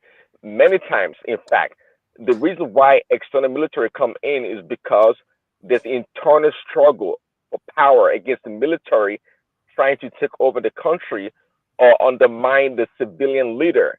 Okay, and in that case, I'm asking, would it be okay to if you see a power family in any country, it shows the primitivity of such a country. They are so primitive in that country that is every little thing, everybody the only way they know they can regain power is for them to carry gun and be deposing themselves. What kind of a country is that? Okay, that's fine. Good, Simba. Good. Prince Daddy, finish your statement, please. Yeah. Okay. Thanks. You can comment primitive. That is fine, but it's actually quite commonplace in South America and in Africa. There's nothing new about that. Okay, there's nothing new. And you make it sound like all this military anyway, that they are so powerful and they have all these weapons. They don't have anything. Most of these militaries in Africa and South America, they are poor. They don't have any weapons or nothing. So if an internal faction gets weapon, illegally or whichever way, they can overwhelm the power and the person in power. And that's why this leader is always looking outside of the country for protection. This is quite common, actually. It's not about being primitive. It's about Prince Daddy, what you are saying is not as if whatever you are saying is not new, but for him to descend so low that he will not hire another country for his own private security. I don't think it descends low. I don't think it descends low. I don't think so. That is what we are talking about. He didn't descend low. But you have to put the whole thing probably in full context now. What are you talking about? If you know the history. You are forming alliance. Okay. I don't want Western world. I want to go with China. But that one, yes. But for your own private security, you are not saying okay, China should come or Russia should come to come and be your own private security. When France is coming for his head, what should he do? That's what we are talking about. Hold on, Simba. Let me ask you a question.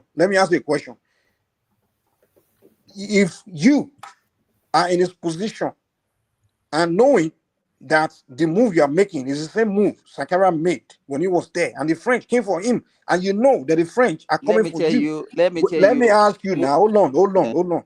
If the French, the West, and the French, the Americans, you know they are coming for your life, and you're in this position, and you know exactly what happened to Sankara. I don't know if you know Sankara's story.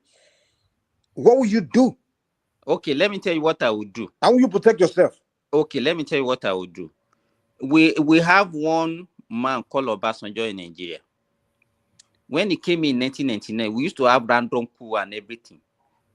And we all knew what Obasanjo did to actually remove that power from the military.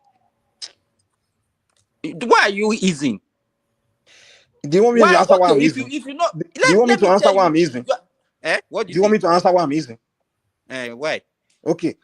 There are two levels, there are two kind of coup that can happen in Africa. A coup where just soldiers planning coup without outside influence. And there's coup organized by CIA. Now, let me tell you, hold on. Let me tell you about let me land. Nigeria. No, because that's what you are. Now, let me finish answering your question now. When we used to have coup in Nigeria, we used to attribute it to Western world. Let me answer let me fully answer. Nigeria. Go ahead. I've muted Dr. Simba. Exactly. What he doesn't understand is this. In Africa, when coups happen, there are two reasons.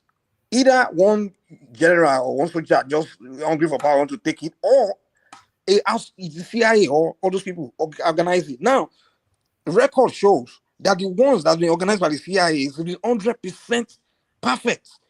None has failed. If there's any that has failed, maybe, I don't know. But the ones that just regular soldiers organizing, those ones, most of it fails. For example, Babangida, most of the coups against, about 3 coups went against him. It was those guys they don't know, they just regular, so they want to take power. They all failed. But the ones, like the one against Mutala, the one against Tafa Bale, all those ones, so those the ones against Abacha, they didn't even they just had to figure poison to kill him. Anyone that organized by CIA, those ones, the one against what's his name, or this Ghanaian man, Nkrumah, Patrice Lumumba, all those ones, they always succeed because the CIA outside force. So if you're talking about Obasanjo just reshaping Nigerian army, Obasanjo is already being backed by America. His regime being backed by America. So Obasanjo know that the Americans are not coming. Wait. See, the Obasanjo know the Americans are not coming for him. So the only people he know that may want to do coup is just those Mumu soldiers. So his own moves is just a move to that one is easy. If the place I probably know that it's only Bonica soldier, poor soldier that want money that will come. He knows what to do to stop that. But he know for a fact that it's not just a soldier, it's outside powerful forces that are they will spy on him with satellite everything. So that one is beyond. What you are saying, you are even against whatever argument you are putting yourself. How many? This same guy has claimed that he has about 18 or 19 coup against him in less than 3 years. And they are not successful. So because you say all the one that is executed by CIA, blah blah blah blah, they are always successful. So correct. 18 or 19 that he has been claiming. Who are those people perpetrating? Is it the Western world? It's the West, but why are they failing? Why are they not successful? Because the Russians are there protecting him. If they wasn't the Russians, they would have succeeded. It's not true. What you are saying is not true. So who is who's protecting him? You came in this morning by even started by saying, okay, Thomas Sankara was protected by the Russians. No, indirectly, not directly. What do you mean? They were not. I don't think you listen to argument. So what? Chairman, you heard me say the mistake. He said indirectly by intelligence. By intelligence, but not on ground. And I told you that it should go now. This one should go further and go and and I told you that the mistake they learned with Sankara's situation. Hold on, Simba, hold on, Dr. Simba. Do you notice that you talk over someone? He doesn't listen. That's the thing. Just wanna. He's not interested in listening to you. That's why when he's arguing with you, he's not really arguing your points. You know. Dr. Simba, you have to try to listen so that you understand. So, Chairman, I don't think you are moderating very well. No, because I've been listening. Both of them are talking over one another. Both Mike and And If she doesn't like my voice, that's what she's doing now. So I think you are biased in that your finance. Can you retrace and make it better? Please? No, just leave her. Leave her. I don't feel offended. Just leave her. Maybe she likes Mike better than no. you. The day they Remy, will you fight, look like you are jealous of me, man. I'm not fighting over. I'm not fighting with you over Choma. So don't. I'm not blocking you. I'm not the reason why she's not giving you a number. So don't. That's a good one. That's a good one. So, Siva, can you allow Mike or Prince Daddy to finish? No, I will even leave for you so that you can have you don't need to go there. Before we go to Mike, she doesn't want to hear my voice. I will leave for her. You think okay, grab him back. Go ahead. Let me say something. Again. Just leave her. Let me say something, Mike, and the argument I understand from Madam Zita is that for you using private militia from Russia to protect you, or maybe a Russian soldier to protect you, you are also like you are handicapped. They also can buy you. That is the disadvantage of it. They can also buy you. So it's like jumping from one evil to another evil. You are looking to the West and you are jumping to the Russia. So which one is better? Both of them are the same. Well, it depends on what the plan that person is. Higher than do here, Prince Daddy. Don't tell me to that point. Are the same. Okay? I wasn't making an argument in that regard. To that point, I will agree with you. I would say it's too evil, Remy, because one is actually coming for you. Hold on, Mike. To that point, which one is not evil? The other one don't have the other one. They don't have reason to come for. Mike, let me ask you one question before you go ahead. All the coups that have happened in Africa, where are they? Most of them are orchestrated by the West. Not including Russia. Most time, America and the European countries. If you are going to be laying them one by one, which one have? Okay. Let me. Okay. One quick response. So to that point, of course, if you have American or Russia or whichever other superpower in your country, they have their own interest. Yeah, they absolutely have their own interest. They're not coming there to do for. There's something that they want. Be it geopolitics or for your research. So basically, Remy, they don't kill you. They don't buy you for no reason. They buy you when you go against their interest. So the time Russia will be willing to buy him is maybe when he start to go against their interest. So at this moment, he's not going against Russia's interest. He's going against the French and the Americans' interest. So clearly, we all know who want to buy him right now. Will be the Americans and the French. So right now, there's no reason to be expecting Russia to just because he won't be able for Russia to kill him now. If Russia is buying, then what would they gain? Mike, I know that according to you people and according to the reasons the guy gave, all is that French did not do them well, right? Okay? France did not do them well. That's why they kicked France out. But one thing is sure, while France was there, they did not enter their kitchen pot. Huh? Yes. I didn't hear that. What did you say? I repeat. France did not do them well, according to you guys and according to the man. And he kicked France out. But one thing was sure. France was never in their kitchen soup pot. What does that mean? France was not in their Aso Rock. Do you know that their money, their GDP is in France, central bank? Let me finish now. They were not in their Aso Rock, monitoring what their president was doing. The things he's spending his signatures on. Do you know what it means to get a president? Maybe you don't know. And that was why they were able to kick France out. You see this discussion, in the next, this is, we just entered May. Before next year, we come back and discuss that guy. So you wish him dead, Abby? Actually, I'm not even talking about this guy, this Burkina Faso guy. I'm not even talking about him. My No, argument, the Prince point I was Daddy, trying to make, my point I was trying to make was that there's nothing new that many leaders around the world get the protection of a stronger superpower or power to protect them. It's nothing new. But what this guy is doing in Burkina Faso, I have no clue the reason why it came to power. I'm not sure exactly what he's doing right now. But usually, when you employ the services of other nations, the military, is because you don't trust their own people. For whatever reason, he's doing it. I don't know. Quite frankly, I don't know. Prince Daddy, What you I'm see what is saying, happening. Mike, Madam Mayor, let me Yeah, just I hear you. just Do you respond. know that Mike, France? you Do do you know know that what I'm the saying? French president themselves say that without this francophone country, France will be a third world country because Mike, most you know of their what I'm money saying? goes straight to France. If somebody should be the chief security officer, the head of the military in his country, and say that the reason why he was not Madam able. Zita, Let me finish. Let her land now. Let's see how she said. Let me finish.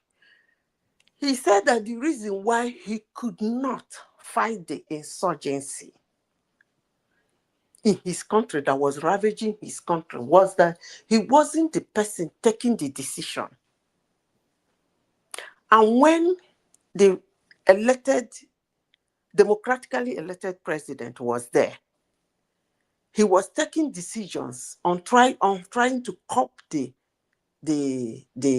insurgency, and he was the head, and he couldn't. It wasn't that good, and he came up with this argument that is because he's not the one taking decisions. That's why the thing is not working well. He kicked the man out and entered the position to take decisions on how to curb the insurgency. And since he came into power, the insurgency has multiplied to the extent that he is not even sure of his own life. And you guys sit down here and call him a hero. Wow. Madam Zita, okay, go ahead. let me respond. Yeah. Mike, let me respond. I didn't You call see, one nobody thing hero. is this: whether China or whether France and Russia, all of them, they are fighting for their what they interest. can gain from that place. Let's do it. See, when France was there, maybe you need to read the history of they have influence on the military and their police. So we are just talking of security now. What difference does it make?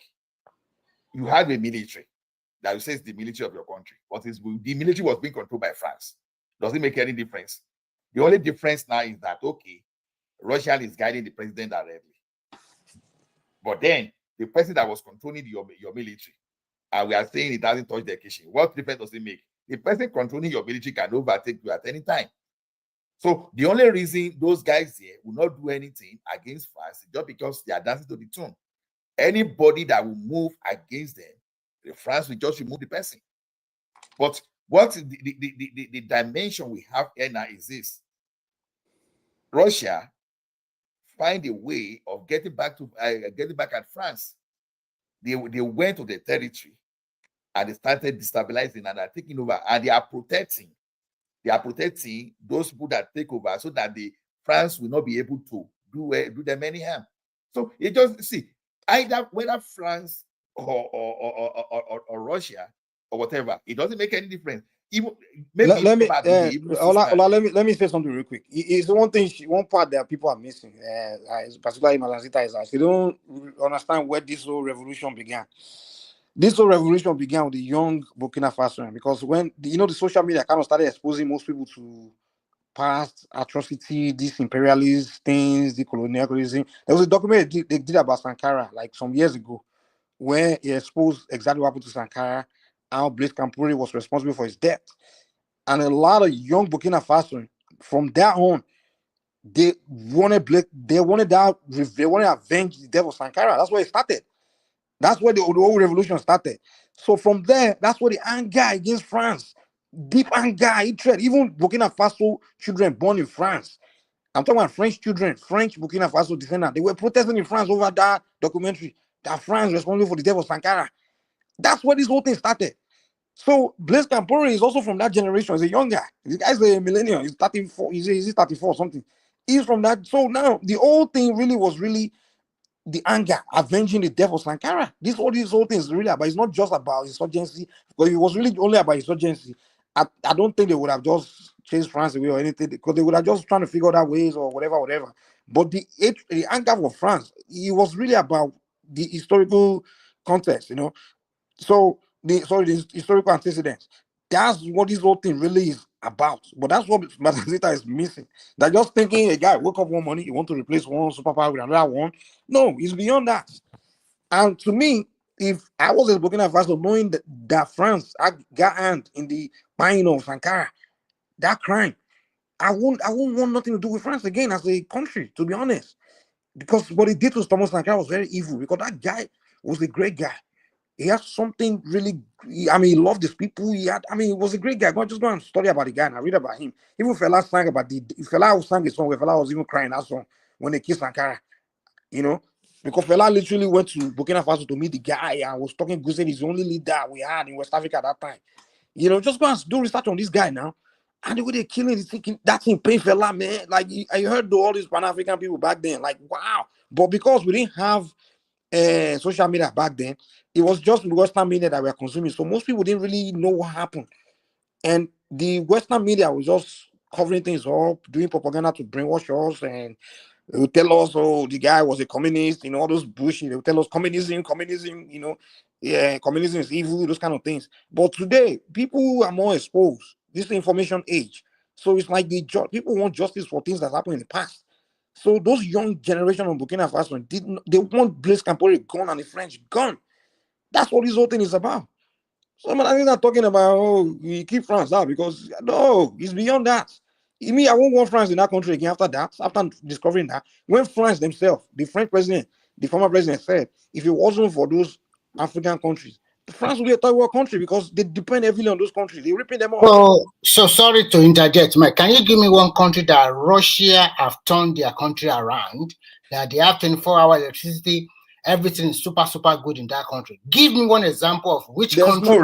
There's no country. Yeah, first of all, that's not even the argument. Yeah, did they tell you listen to me? Hold on. The one thing I hear about talking Nigeria, they do strongman argument too much. There's nowhere in what I said just now that said that they brought Russia in to come and build their country for them. First of all, anybody that's even thinking about somebody's going to build country for them, the other person is not serious. They are not bringing Russia to come and build country for them. If that's what they are doing, then they are foolish. I don't agree. I don't support that. Mike, you said they want France out of course, and they kicked them out. Yes. And now they brought in Russia. So that is the same thing. It's partnership. Every country partner with. They didn't bring Russia to come and build country for them. Okay, that means they were in partnership with France also before. Is Nigeria in partnership with every country is in partnership with somebody. Okay, you can't stand alone. You have to be in partnership. Remy, there's something I want to say. And Damien, I will say this thing. You see, when they say someone control your military and control your economy, it's not as if, all of a sudden you send a general and come and be there. That's not the way it was. Okay, look at it this way now. If it told you that the US controls our military, you will say, okay. You say you want to buy a helicopter from what you said, Tucano jet from them. Now, and they are now setting some kind of rules. You cannot use it to do this. You cannot use it to do that. Whereas the person that is telling you cannot use it to do that, whenever they want to do the same thing, they do. So that's the way of control. Because they are saying, okay, we will not give you this thing unless you just obey this thing. Now, the military, you understand, France train these people military. They give them equipment. You understand? So they control their currency. If France want currency of those countries to go woefully today, they will do the same thing. You understand? They control their reserve. They do all those stuff. See, it's not until you start seeing all those white French on the street that they say they control. It doesn't work that way. But the things they are, I think you are now getting my point. My point is that no country can stand in isolation. Whether in terms of French, and that's why they are aligning. That's why they are partnering with Russia and other people. So you can't blame the French. Totally true. What France was benefiting from all those francophone countries is the same thing that China and Russia want to benefit.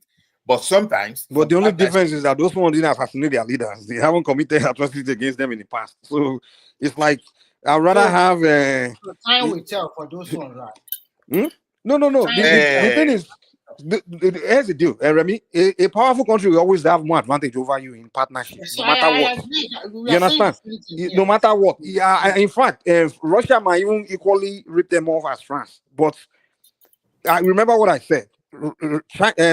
France has done some evil beyond just economic to them, to their countries in the past. There was a story even that came out about when the Senegalese, the Francophone soldiers helped the France to fight Germany in World War II. Many of them, after the war, they all went to ask their French commander for the whether it's gratitude or money that they're supposed to pay them, and they open fire on them. They massacre them.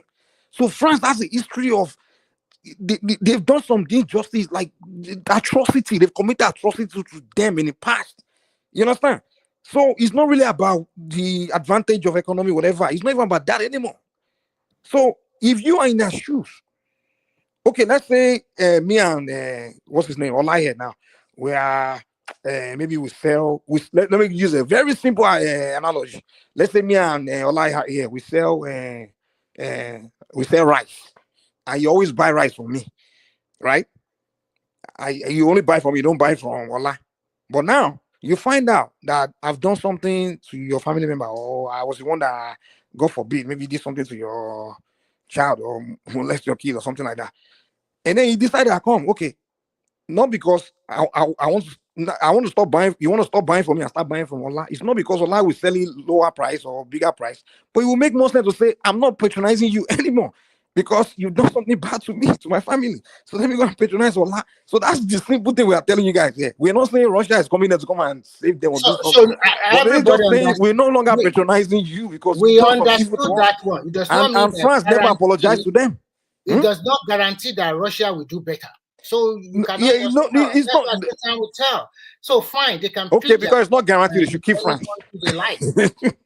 So they can pick their country. But first of all, Remy, the age we live in now, it's not even possible for anybody to be doing things that we're doing back in the era of 1800, where you it's not. People don't do that anymore. Even France themselves will not do something like that anymore because we don't live in that age anymore. You understand? So the idea that Russia will now go to their country and begin to commit atrocity, those kind of things that they will, it's not going to happen. The only thing Russia can do against them is just rip them off economically. That's it. But there's no way Russia are going to commit the same kind of atrocity like slave trade, all those kind of things. These are the French. I don't even know how we Nigerians start to afflict ourselves with the British, all those people. These are going to pack hundreds of millions of people from our coast and ship them to go and enslave them. They've done many atrocities against us, but we should be looking at them like, oh, you guys are going to pay for all this. I mean, I'm not saying we should be owning people. These are nations they were existing back then. Are still the same nations today. Even the Queen of England, the diamond she put in her crown is something she stole from Africa, and she will still come to Africa. We bow down to her. All those things. I don't know how we're reasoning in Africa, sir. Like, I mean, you should cut ties with these people now if they're the one that have done injustice to your ancestors before, your people before. I mean, come on.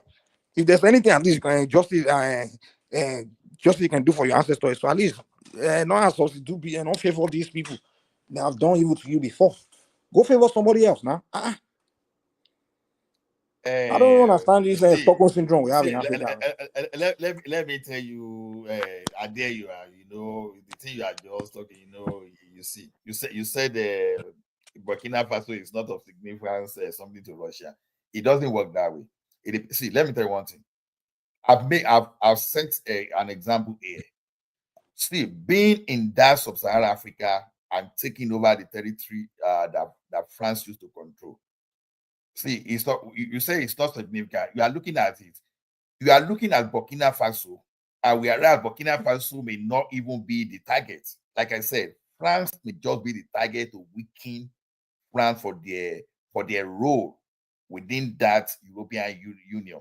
Now, these are the region where France used to get uranium for like almost nothing. You understand? For like almost nothing. This is where these people used to pick like gold, like cotton, like zinc and some other mineral materials, and they will just go and refine and send back to them. So those are the things that are used to make France's economy strong, that make them the second largest economy in the entire Europe. just because of the war before Ukraine and between Ukraine and Russia. So if they want to weaken France, the first thing they look at the source of wealth. So all those areas that you see military, all those coups that they've taken over, those areas have contributed significantly to the wealth of France. Remember what that Romania president, the prime minister said the other time, said, take all those Francophone Africans away from France, that France is nothing. He said that thing like about 6 years ago. You understand? Is it a surprise to you now when you see Russia and China there now fighting for the same resources that France used to enjoy absolutely? You now find them there, they are now competitors there now. What do you think is going to happen to France? It's going to weaken the economy. Remember when those coups started happening, what happened? They have energy crisis in France almost immediately. What does that tell you? So when you want to weaken a country, you don't just go, you think, you think Russia needs to roll tanks and fighter jet to France to fight them. No, they can target the economy. So the fact that they are not there, both China and Russia, they are not there for the interest of Burkina Faso and those Francophone countries. We should get that in clearly. Everybody is just, no, I'm not making an assumption, Dami. I'm not making an assumption. Try to listen to international news and look at an international analyst. You understand? There's some video I can share there. You understand? Some of this thing I'm talking about, don't think I know what is happening there. Let me say one very important point. I think we, Nigerians, we should even be happy with that situation, that our neighboring country, that the Russia will be there in competition with the Western countries. Because whenever the Western countries know that they have competition, if there's competition between them on the continent, we can get good deals out of it. Because all we have to do, we Nigerians, we're even lucky, because if we should be even indirectly supporting Burkina Faso and Niger, those people countries who have Russia in their land, because now we can be negotiating even better deal with this British and all these people, because all we have to give them is a sign that come. If Russia is next door, we can just open door for them to come in our own country. So if you don't give, that we can leverage that to negotiate deals. That's what you guys are not seeing. During that Cold War was when Africa had the best. During that Cold War, when Russia and the Soviet were in Africa, when them and America were fighting over the control of Africa, that time they're fighting, and it was really fight over influence, which we leader we align with who. That time Africa was getting good deals. Even go and look at every African economy. When Dami was there, it was getting good deal, because it was just playing them against each other, the Soviet and the West. Dami will open his mouth and say, I'm the conqueror of the British Empire, because you know that everybody were buying to him that, come on, pick our side. Even now, Nigeria, back then, they kind of talk to us with respect, because they know that it's a flip of a finger for us to just open the door for the Soviet to enter our country. And they can easily just kick the British were even done. The British, in fact, they had to bring the Americans in, because don't forget, America was not part of this whole colonial time. It was just the Europeans. But the Soviet became so powerful that they could have easily just took over all the French and the British, all their colonies. That's why the French and British had to align with America to help them to make them stronger. And the Soviet was so powerful back then that Africa, the reason why the Americans, the West, had that advantage during that time was the language barrier, because most of the Africans just were easily buying the Western propaganda, because they had the language to brainwash us that they are the one we should align with, because that war really they couldn't face each other head to head, because there was both nuclear power, so they had to do a proxy. It was a proxy war, like who will put a leader, that who will influence the leader that we support, that we align with who. And Africans back then, in fact, if we had our head together, it was more better to align with the Soviets, to be honest, because the Soviets didn't commit atrocity against us. The same people that committed atrocity against us were the people we ended up aligning with.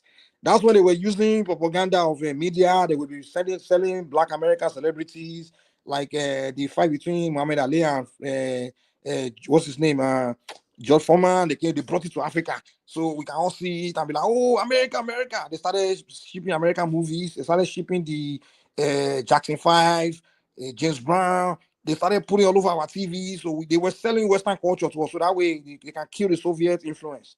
So they got us that way. So that's how they won the battle of influence against the Soviet back then, the Russians. And when they kicked the Russians out, there was no more competition for them in Africa. Bros, we suffer. Don't forget, after the collapse of the Soviet Union, when Africa began to have it bad. Everybody, Nigeria currency that was so good, it became bad. Every country started becoming even. We never had that level of poverty in the 90s and the 2000s. And but in the 70s, 80s, African countries were all doing fine now because there was competition. We had mouth to negotiate because everybody were threatening the way America. If you try to go to the Russians with the Soviet too. But when the Soviet Union collapsed, went down, Africa suffered, man, because they just have full ground monopoly. The French, the NATO, they full monopoly. They don't back then. They just kill up. What they even did was they just wipe out all the anti-West leader, put puppet there, and they were just taking our things just like that. So you guys need to understand. I don't know how you guys think, man. We need competition. Now me are even damning today because I like the way Dammy is engaging from the comment section. See, Dammy, let's look at it this way. You see the loss of uranium. Uranium. France used to get the uranium from Niger Republic, for example, and when you get uranium from the Republic, they were getting that thing for absolutely like almost nothing. But now they were forced now to be importing their uranium from Canada. You know what that means? Go and look at the cost of energy in France since these people take over. Now, go and look at the cost of textile materials in France. So I'm just giving you a typical example. Okay, you mentioned the other time that, okay, the resources they are losing into Wagner Group from Russia. Look at it this way. How does it make difference? Total. The guy was born in the year 2000. Man. All those ones, they don't know history now. This one, they don't know what they happened they don't know anything now. Nigeria, they don't even teach history in Nigeria. So how would they know anything? All they know is just what's in their face. That's it. They don't know history. They don't know anything. Probably someone that never even knows transatlantic slavery happened until he came to America. Like, oh, really? People African, they don't read books. There's why no library in his neighborhood. So how would he know anything? Yeah, you see, Total Energy. They were the one that normally used to get the gold from Mali and Burkina Faso. What happened when they lost that? So Wagner Group now they won. So they just replaced another group. So all those things they were getting from France for sheep, from all those areas for sheep, it's not expensive. Go and look at the economy, cotton, agriculture. You understand? The corporate dominance where they control their corporate like banking and telecom. The Chinese and the Russia now, they are now gradually displacing all those French telecommunication. So this thing is going to have long-term impacts. You understand? Now, logistic for France is so old in all those francophone countries. You understand? Indirectly now, the Chinese people now they push all those major logistic participants. You understand? They are pushing them away. Now, gradually, they are replacing French weapons. You understand? France used to export arms and ammunition to all those areas. When you look at all those areas, they were using the weapon from France. But gradually now, they are replacing all those things with a weapon from Russia, Turkey, and China. So over time, you would think it doesn't matter, right? Just give that in like 5 to 10 years, and you see the impact on French economy.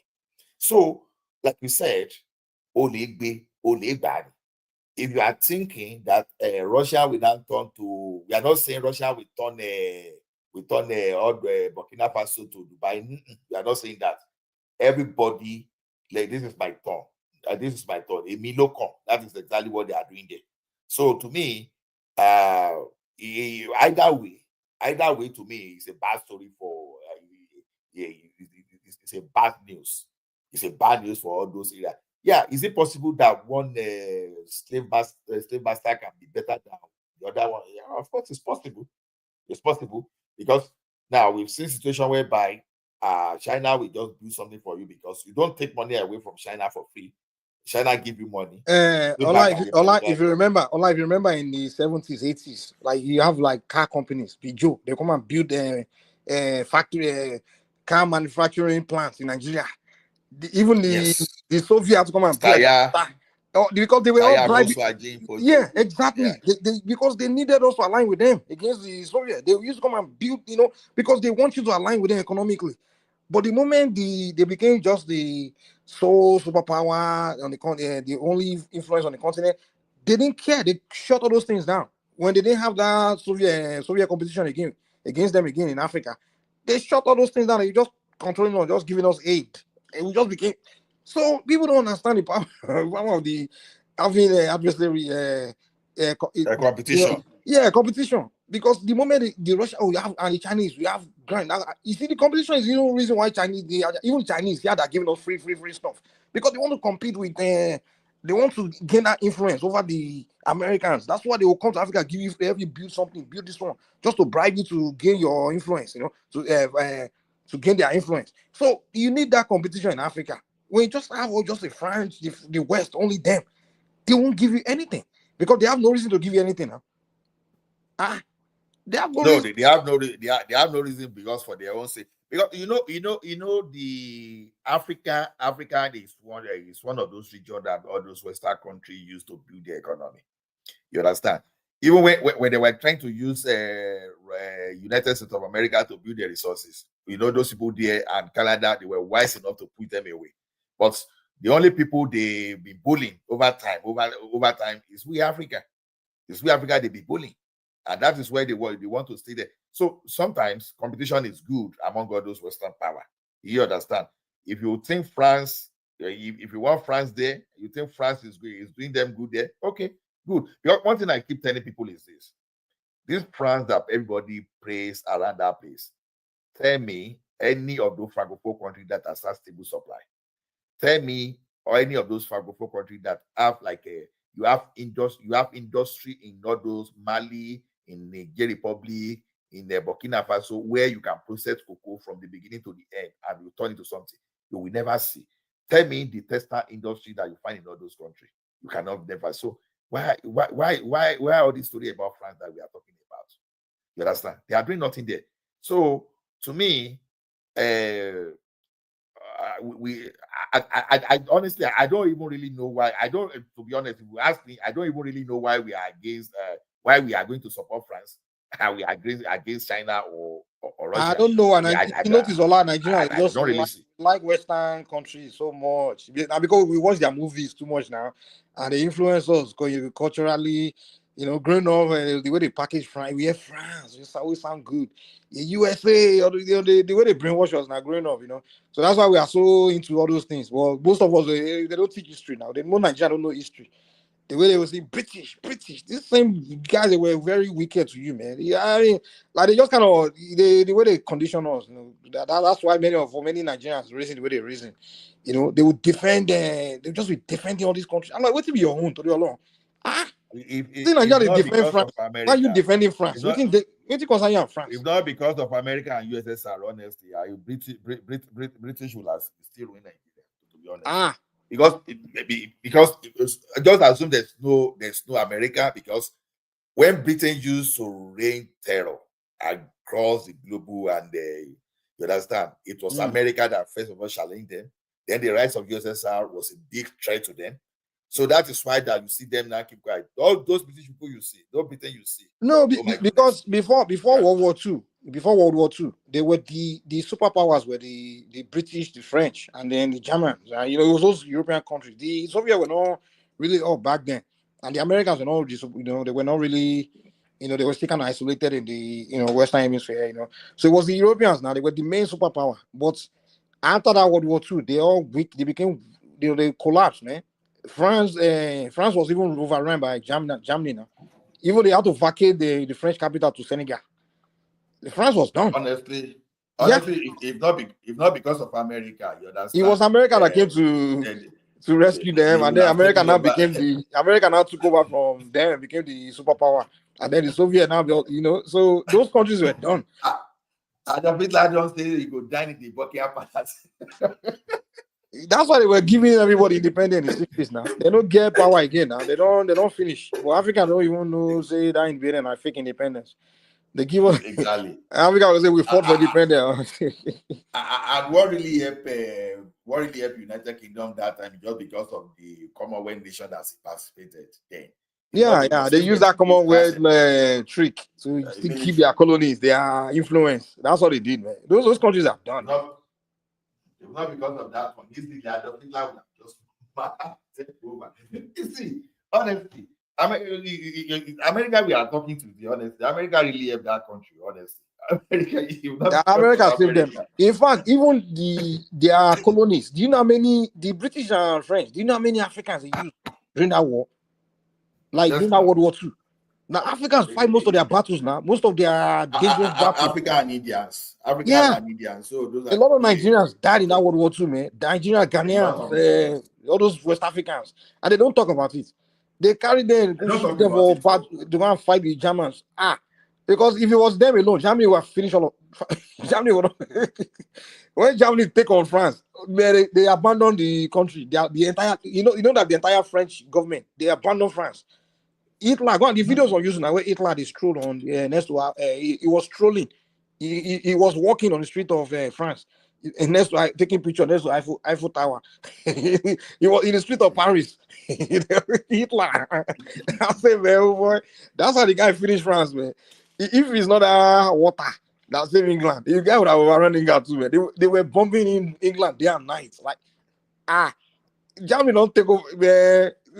It was Africans. In France, they carry Africans from Senegal, from West Africa. They ship them, go fight for Europe, for the front. And all those Africans died, man. And the one that everyone annoyed me after the war, the ones that came, they survived. They didn't even take care of them, the African soldiers. And then the ones that, the one that who asked for their gratitude, they shoot them. Man, those people don't disrespect them too much, man. And no, they did evil things to Africans. They did evil things to Africa a lot. And unfortunately, our people don't really know. Do you know that the reason why most people don't even know why Europe kind of leapfrog ahead the rest of the world in terms of wealth was because of that slavery now, because they were imagine they were the only empires in the world. They were making wealth from slavery for hundreds of years. Why the rest of Asia, like the China, everybody else were doing normal trading, working their own. But Europe made so much wealth because they're shipping black people to the Caribbeans and they were working there for free, growing crops, sugarcane, trading around the world. Cheap. Like they made most of their wealth. That's why they leapfrog ahead of everybody now. It's not because they have special brain now. It was that slavery that they did. They became very wealthy. They don't have special brain. Their mistake was to take people to America, actually. Because if they are not move people to America and just go find a new land, oh my goodness, maybe they will still be ruling today. But the minute they made that mistake, I think those people in America, they say, waiting they happen safe. These people don't get to it now. They very fought back. Over time, Great Britain started losing it gradually. I think all those pushing for although I know we know that America led our freedom, to be honest, they left us, but Britain, like you rightly said the other time, it's not as if they wanted to give people freedom. They didn't want to give independence. It was just because there's no way. That time they lost their power already. So they just have to devise another means. Yeah. Another I don't want to screw us, man. You see, another thing they were doing, like when they were doing so-called independence, where they were like grooming, how they were creating our institutions, creating our military, and they built our military for us. You understand? The way they did Africa is like they claim they were giving independence, but the people they put in charge were the people they trained themselves because they trained our military, right? Those are our generals that took over the Russell of them. They were under British Army now. They were under, you understand? They were British. The Nigerian army was British army, you understand? And then the politicians were kind of like their subjects, you understand? They were employees under the British Empire, colonial subject. So when they were leaving, they just handed over to their subjects, So it wasn't like Nigerians. When they left, we just came together and said, okay, let's form a country and use our own sense to design that country, use our own vision to design. Because to form a country, you have to have a vision. We have to ask yourself a few questions like, why am I creating this country? What is the purpose? What am I trying to achieve? What is the vision? You understand? Because that's how nations prosper. That's how they started. Like, okay, we're trying to create a country, and why are we creating? What's the vision? What is this country we're trying to create? What did it look like? But it wasn't the case. They designed it, just put those subjects, have them do an election, compete for power, and those subjects, most of them, they just see that position as, oh, let me go and to go and make it out of in life. You understand? All the people that were fighting for the positions in government and all these institutions that the British created, they were all trying to fight to get there. So, which is the same mentality we have today.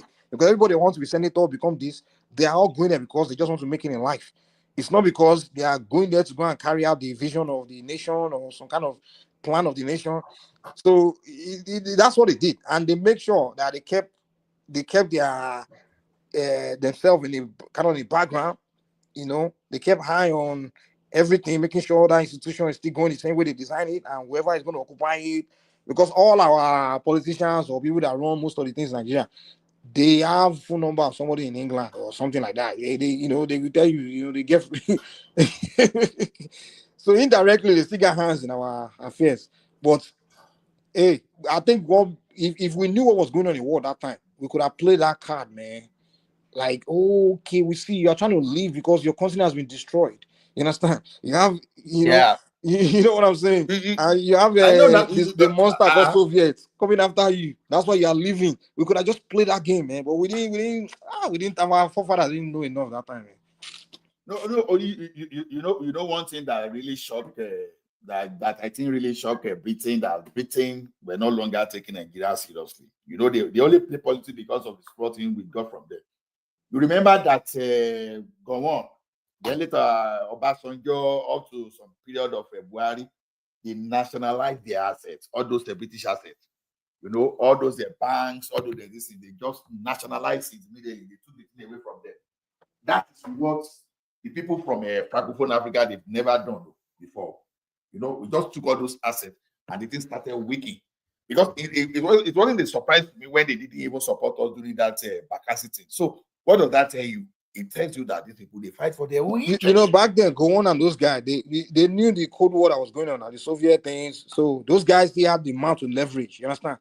To say, come, exactly. Like, you know, back then they could nationalize because they were, you know, they couldn't just be bullish towards those guys because they know that we have to show respect to, because they were afraid back then now. You know, they were afraid. So they knew the African leader any moment they can. You remember even Gowon went to Uganda now. So it was during that meeting that we were to the guys there. Because Idiami was trying to convince all of them to join to align with Soviet now. That's what Idiami. Oh boy. Man. It's the most of ever. If not because of slave trade. All those underground train, all those things that they have in United Kingdom for where therefore no get. Oh wait. All those slave trades. They made a lot of money from that slave trade. They made well, when you look at the entire Britain, what did they get for Britain? To be honest, what did they get? So all those things they've stole over time, and they come to attract people. You know, a lot of stoning money now in there. Because I don't know. Maybe I don't. You know, before that slave era, even places like Japan, China, they were Asia, they were ahead of Europe now. In terms of wealth, they were ahead. You know, trade and all those things. All of a sudden, everybody just realized, these Europeans became so wealthy. You know, those you know that they were doing some slavery. They were enslaving Africans.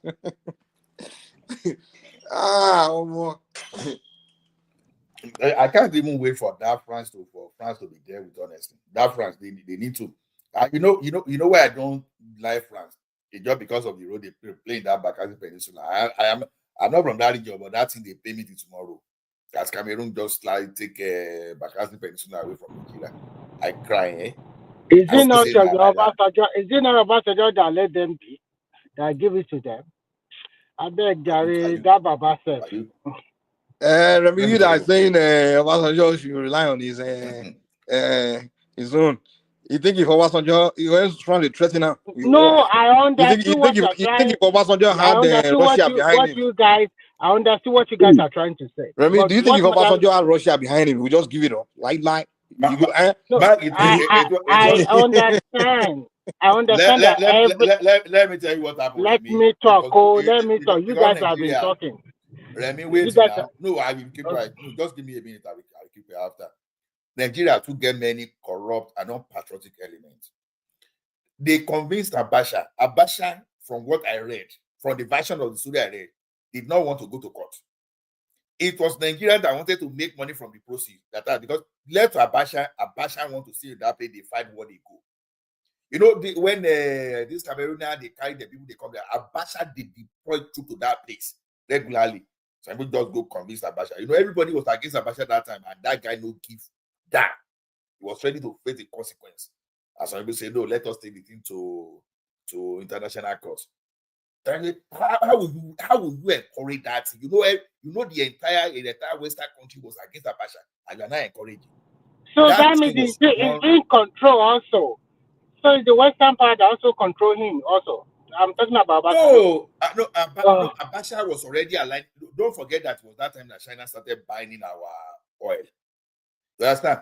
If he postponed that thing, if he didn't go to court, by now we will have got the country like China behind us now.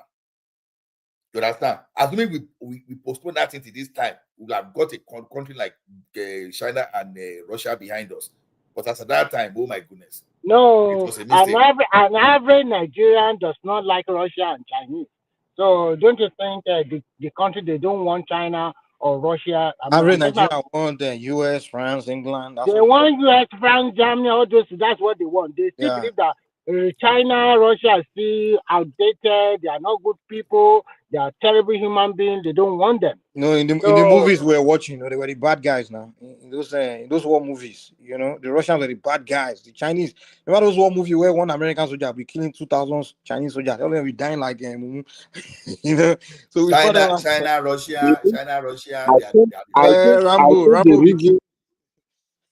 But I think good morning, everybody. I think the reason why they went to whatever place they went to is because of Obasanjo was aiming at third term regime, and they have to prepare ground for him. Was on during Abacha, which Obasanjo. So are you saying give them a third term? Before Abacha went to court. Wait now, it was Obasanjo that gave Bakassi to Cameroon, not Abacha. Abacha resisted it, even during Babangida. We didn't get it. We didn't get it. That case done days in 70s. Nobody was taking the case to court. Rather, Nigeria deployed troops there. They were fighting off Cameroon. So Cameroon during that sanction, when they were sanctioning there, so some rogues among Nigerians. Go ahead it now. Yoruba, they are among the rogues I'm talking about too. You understand? Yoruba lawyers, then they are among the rogues. So go Google. During which between the regime of Abacha and Abu Salami, that they took that case to court. It was under when Obasanjo was there, they now won the case. The case don't take the court. The thing is that the case should not have gone to the court to start with. The problem is that the question, Nigeria was supposed to stay in the fight. Yeah, the thing of Nigeria is very complex sometimes when we analyze it. Under military regime, without the head of the state not sanctioning going to any place, nobody would hear that and remain in that country or remain alive. So I don't think during Abacha time that was when we made any mistake, because those guys were ready to fight to protect that place, and they were doing it successfully. They scared France away, even whether we have external backing or not, because the fear of France is if they trigger crisis in that area, it may not end well. They have to put their men online, and most of the time, these people don't like putting their men in the front. They always love to hide behind and pretend that they want fighting it. And looking at Nigeria population, then looking at military general, then they were scared. I have to be honest. So when we entered the democracy, first 4 years, there was no problem. It was the second 4 years, they started, manifesting everything and trying to say they want to pass a judgment. And for Obasanjo to stop everything, Obasanjo was aiming at third term already. So he decided to play along. If any judgment came out, Nigeria will accept it. And they quickly rushed everything. And at the end, the judgment came out and said, no, Nigeria don't hold this place. What he have to do, because he doesn't want to offend the international players. So he just play along and they start force eviction upon people, even no clear demarcation in that place. So at the end of so the people that were living there, they just kick them. What did they do? The people that were living there, they just ship them. If you want this is what I'm saying. No, this is what I'm saying. Just heard me very well. I know that Obasanjo just see that place. That's not even the point. The question is this: the issue of Bakassi has been on ground since the 70s. All the militaries with that, yes, what they were doing that, they were scanning. They were scaring Cameroon away. Even, there was a time that ECOMOG was so strong that you do not even want to get ECOMOG because ECOMOG was the one controlling the region, right? But the problem was this: the disputes taking, when it was 1994, if I remember, 1994 was when Cameroon took Nigeria to court over that matter. Nigeria was under sanction that time. Abacha was there. But Abacha himself didn't give damn because he was deploying troops to that place to fight off all those people. We just say, is it a Jamin or whatever they call themselves? They will say they were at that place, but once they see Nigeria, they will run. So there was a time now that France now helped them with they helped them with warship around that place. But Nigeria was not scared away. So they now took Nigeria. They took Nigeria to earlier on. You say it's Nigeria that took them to court now. Are you not the one that said earlier? Nah, she's the one. I'm changing it again. It's this type of argument I don't like. It's not say you don't like it. You just said Nigeria you was the one that said before. You said Obasanjo is the greatest you don't like. The one that took them to court. So you had not said that. You said that's what okay, listen to me. Okay, listen to me. And let me make my presentation. You've won. Let me just make my argument. You've won. I know I am not this.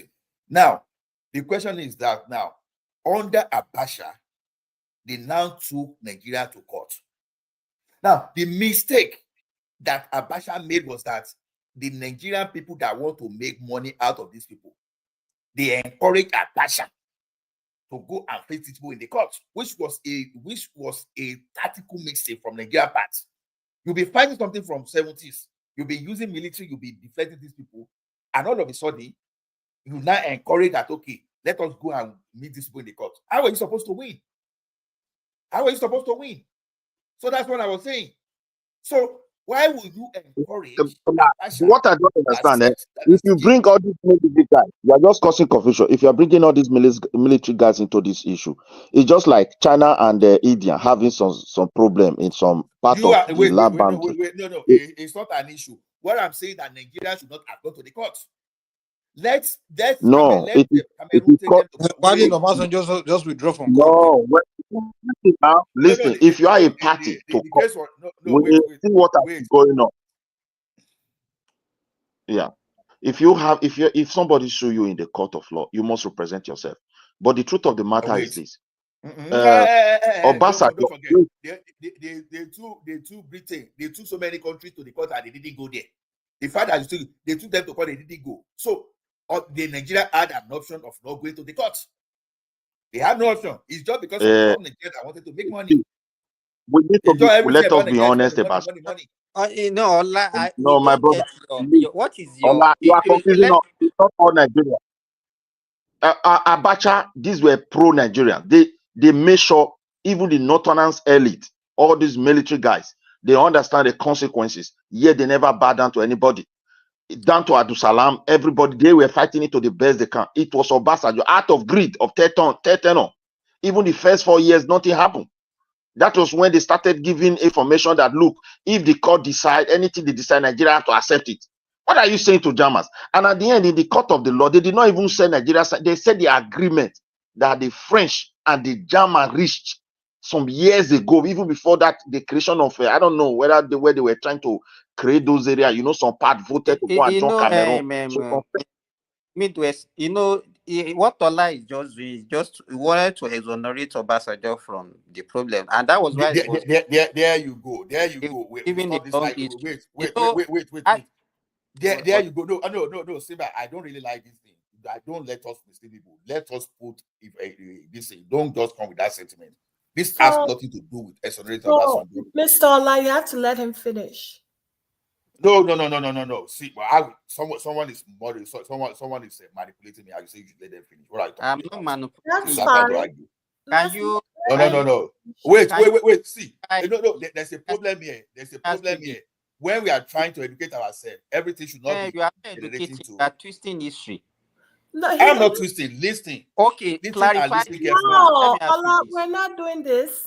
He has freedom of speech. No, I will leave the stage for you to continue. Right? See, I'm not here to be politically correct. If you don't let me argue my point, then you can keep. Go ahead and but Ola exercise patience now. Let him talk, I'm and then you come after I him. want to explain. You don't allow me to explain. Okay. Go ahead. After you, Simba will come again. Go ahead, say whatever you want to say. And sometimes we have to be very careful. No, but Ola, you cannot cut someone off that has not finished making their point.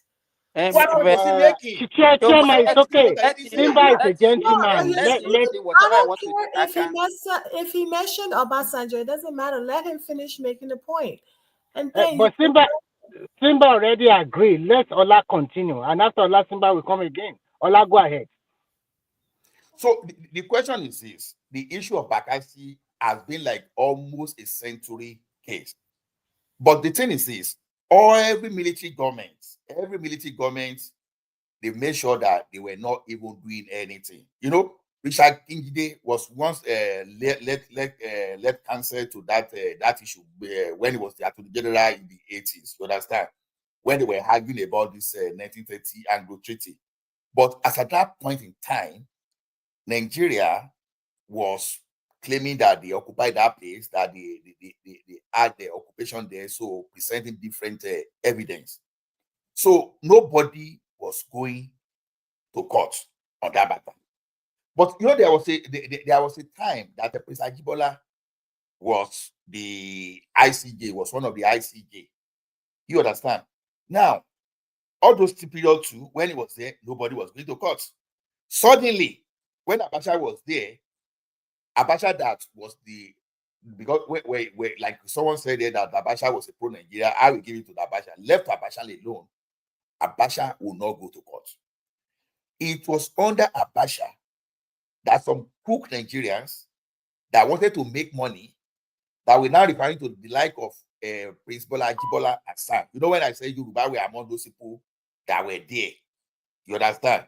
I knew exactly what I was saying. I said, okay, because Prince Ajibola was there, you were banking on the influence. Okay, if you accept to go to court, maybe we will get our case. You know, they even went to the extent of even hiring one. What's the name of this guy?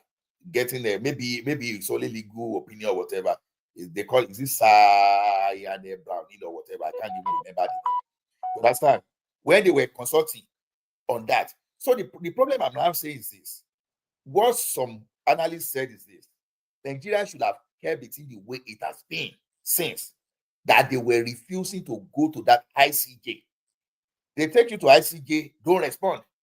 And France cunningly encouraged Cameroon to take Nigeria to ICJ. So, Ola, let's make it quick. So it's enough. Let Simba now come in. Because if we continue, we just let other people keep quiet for a long time. So let Simba also come in now so that we can have a balanced conversation between you guys. So let Simba come in now, please, I beg. So what I want to say is this. Initially, when you are talking, you said, it was Nigeria that took them to court. And that was the mistake that we made. And then later on, you came and said, okay, no, it was Cameroon that took them to court. Maybe you went and read about it and then you corrected yourself. That is fine. Then even the court judgment that actually ceded Bakassi to Cameroon was maybe like 4 or 5 years after the judgment before Obasanjo ceded that land to them. Even as at the time of the judgment, Nigerian soldiers were still occupying that Bakassi Peninsula. So for you to say no, it wasn't the Obasanjo's, but this thing that you say we don't meet, we are not the one that took them to court. That you say, okay, Nigeria shouldn't have followed them. Nigeria was not the one that took them to court. So, and if they take you to court, you refuse to go to court to go and defend yourself, why? That does not mean that you can't still give judgment. So if somebody takes you to court and you say no, you are not going to court, how can you even do that as an international, as a sovereign country? You can't blame, they are the one that took Nigeria to court. You can't now blame Nigeria to go and defend themselves. These people that are even controlling the court, they are the one that actually caused the problem initially, when the Cameroon and the British were actually transferring the country between themselves. So, but for somebody to come after like 5 or 6 years after the judgment and say, okay, no, me, I'm not ready to go by the court rule. That is the problem. It can just, the way they have been doing it, and they refuse to leave the place, they can just continue. Because even the people of Bakassi, they don't want to go to Cameroon. They wanted to be with Nigeria. Then why should we have a president that will not say no, want to go against the wish of the people? Man, that could have been an easy way. Obasanjo could have won it, because he could have just done it the same way they did it before, when the Amazonia, when they were former, the whole former Western Cameroon were part of Nigeria when the British led, the English part of Cameroon, which included Bakassi and even Adamawa. And then those people, they did referendum in the 19, I don't know whether 50 something, late 50 or 90, I can't remember. They did referendum. So the parts that said they want to go join Cameroon were the people that come Amazonia. Those ones went. But that part of Adamawa and Bakassi, they say they want to be in Nigeria. To stay with Nigeria, and they seeded them. And they stay with Nigeria. So all Obasanjo could have done is he could have said the people should do referendum, because exactly, the law, even international law said people have right for self-determination, right? So they could have let the people of Bakassi decide. So Obasanjo, I don't know what the heck, man. Maybe just like maybe Midwest may be right. Maybe he won the term, so I don't know, whatever it is. He wanted to run for the third term, or he want to please international community. He has reached an agreement secretly with France and the rest places. It was the same time he gave away and he was just giving him. They've presented it. They have planned it for him. He believed that, okay, if I please these guys, even when there is in Nigeria, international people will definitely. He just give them everything. So they will support him. So that is just it. And not only Bakassi. When I was everybody here that study 80s, if you draw Lake Chad, it belongs to Nigeria territory. Lake Chad, they will draw it after drawing Nigeria map. You go and pull Lake Chad on top. Many people can remember 80s. Midwest. I think Nigeria is not also throwing. Nigeria is not throwing military might all around. Honest then, what is going to happen? At least look at Britain. They go and take Falkland Island, far away from where they are. No. Sometimes we are just quiet. The problem with us now is that those days of Abacha, we were far better than the way we are today. Now, with the so-called democracy we are practicing today, democracy, it's as if it's not a game of throne, power who controls, not just who want to develop the country. And again, it also played down to ethnicity, religion, and everything. Look at what is going on. During Buhari time, things were far worse than this. It tests of security now. But though now the one that is happening now is a little bit alarming. Not even a little bit, but it's really alarming. But you look at the international community body movement, it's like they're already taking side.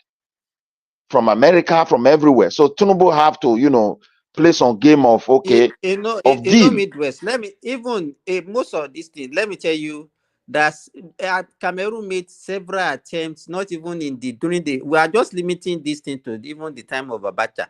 Ever since those two countries were curated. No, even that the conflict has started right from even in the. Before the First World War, before 1914. Yes.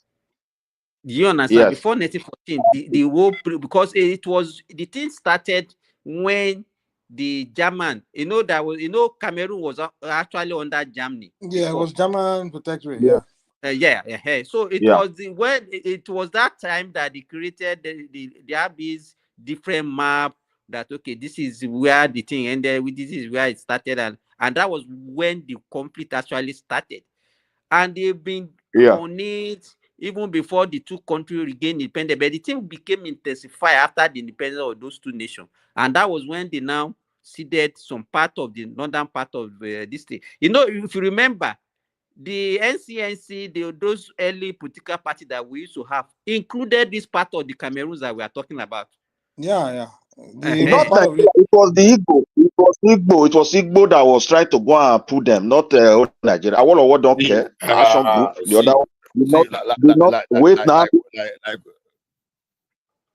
The Northerners created Northern something, Northern people. What's it called? That they are Northern something party. NCNC was not. No, don't say that. NCNC was not an Igbo party. It was a Yoruba man that actually started NCNC. So it wasn't an Igbo. It was because of that. Now, when the people wait don't you get this mind, you go just say the day with you. I bet maybe we don't forget that one. Now they go do party with concern Cameroon. Nigeria not get hand. North was not having hand. West was not having hand. Guy. Okay. What I was saying is this. I will still repeat it. You understand?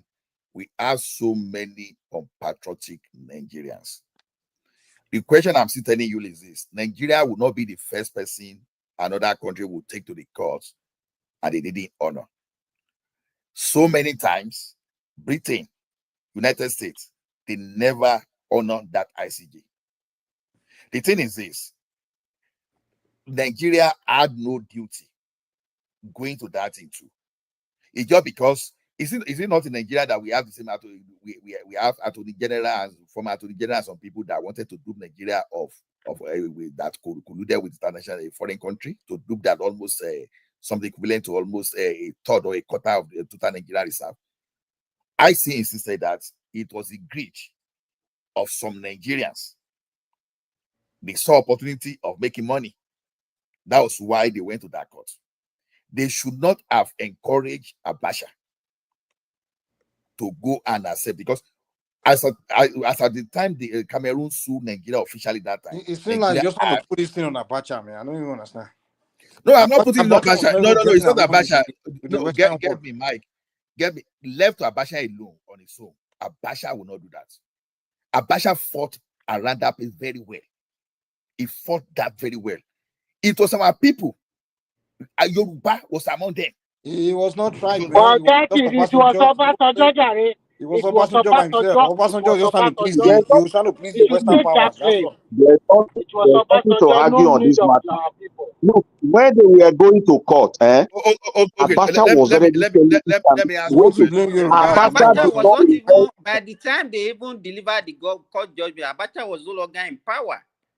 That's not the point. Even look, my brother. Wait, when they took Nigeria to court, Abacha was already telling them. His own judgment is that place belongs to Nigeria and is willing to fight any war to protect it. So what kind of judgment are you going to give to a dictator like that? And he deployed the troops. Okay. It was Obasanjo as the commander-in-chief of the armed force who went and removed the army from there. Wait, let's take this thing off Obasanjo. Let me even ask you a question and be honest with yourself.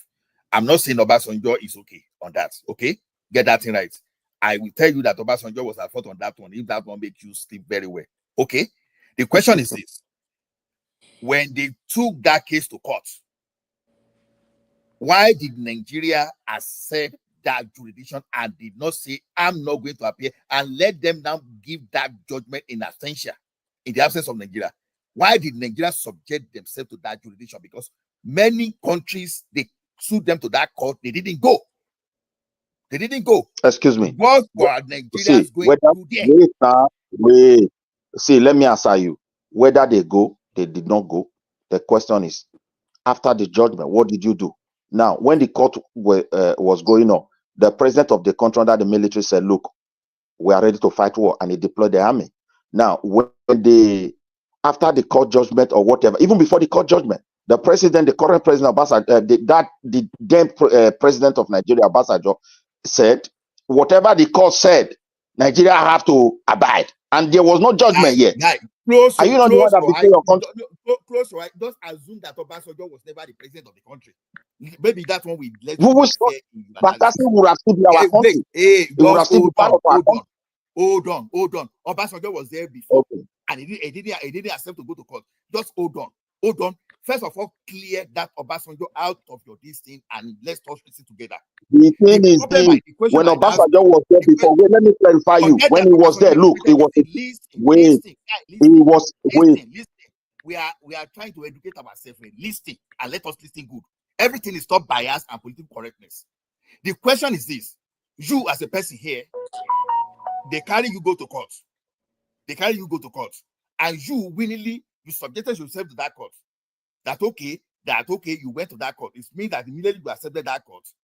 You understand? You were not looking for political settlement outside. You were never even saying you were going to go to war this. You understand? You accepted, thinking that you were going to win, and you now lost. That time is when you went to do Agidi. Probably Obasanjo would have said, "Okay, no, I won't be the one to handle." You are making a mistake.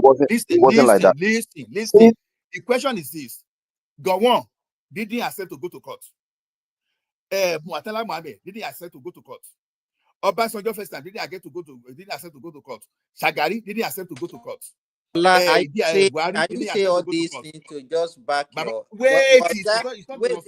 Let me ask you this, because all those times that you are mentioning, did Cameroon took Nigeria to court? The first time they would take Nigeria to court was that 1994. So why are you saying that they refused to go to court? They refused to go to court. They refused to go, as if Cameroon already went to court during those periods.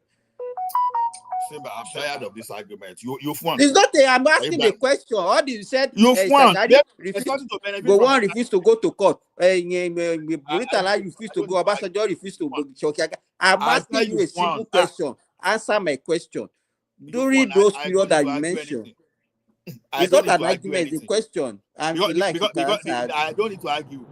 No, Simba. The question is when Obasanjo is as evil as every other president. No problem. It's Obasanjo is okay. When did Cameroon take Nigeria to court? Which year? If you know the year, if the first time was 1994, so there's no basis for all the previous presidents to say yes or no to court. You just a gamble to anywhere we places, so you are not. I'm not that. I'm just asking. I just asked you. Why can't you just ask my question? Was Nigeria during this period that you are saying? I think Simba said 1994. I said you've won. Simba said 1994. But Ola. No.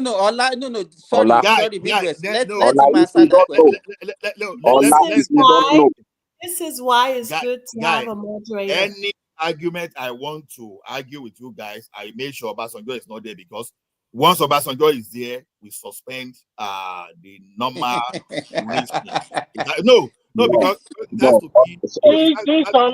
You are a politician. We are all guys. Excuse me, who has the floor? We're not doing this. Who has the floor? I just want to ask a question to Ola. Okay, Ola said something. So, yeah, go ahead and ask the question. Okay, Ola, which year did this country take Nigeria to court? Which year? Cameroon. March 29, 1994. March 29. And we entered this democracy 94. And we started this. Okay. That was during the Abacha time. That's well, the thing is this, Ola, let us not argue this issue. All this petrol that we are using to deceive Nigeria, there's no one that is a patriot to that country any longer, apart from politicians who are sharing the money among themselves, deceiving us that they love Nigeria, they want Nigeria to work, they want Nigeria to function, they expect the country to be great. Their children are studying abroad, their medical care lies in abroad, they don't care. They have houses, they have international passport, different countries. Midwest, stop that. Please don't always say something like I don't really like it. Because as we are today, most Nigerians that have the money, they are sending their children abroad and they are not in government. So we should stop giving this kind of excuses, okay? Please, we should stop it. In Nigeria today, there's one secondary school in Nigeria today, you are going to pay about 27 million naira for just 1 year. The charter school in Lagos, just an high school. Okay. It's there in Nigeria now. So all these excuse I always get, they are in government, they send their children to abroad. It's still What do you mean material. by that school? Try to break that one. I don't understand what you mean by paying something in the school in No. What Nigeria. Is it so I'm trying expensive to say, or I'm is it sorry. so cheap I'm or looking is at it it as good or I'm looking at it as a lame excuse because not only people in government in Nigeria send their children to study abroad. My father sent his children to abroad to study also. So why are we trying to say government? So we should. So let I me land don't my like point. that kind of Let me land my excuse. point. Can I just let me just land this one. The thing is this: if your father those days send their children to international school to go and study, you can't compare to what is going on today. The reason why people are sending their children is that they have given up that the educational system is not functioning properly, and that's why they are sending. And most of the politicians are doing it. I understand that there are few businessmen who are also buoyant enough to do it. So But the truth of the matter is that don't you think Nigerian situation has improved for ordinary man before that they cannot send their children to school? They are in abroad. They are not doing the same thing. Don't you think things have no, changed? it has never improved. Wait. The people who went to abroad in my village, their father was a farmer those days. I don't know whether you are talking about that time. If you say your father sent you, they were fishermen. How many fishermen and farmers can do that today?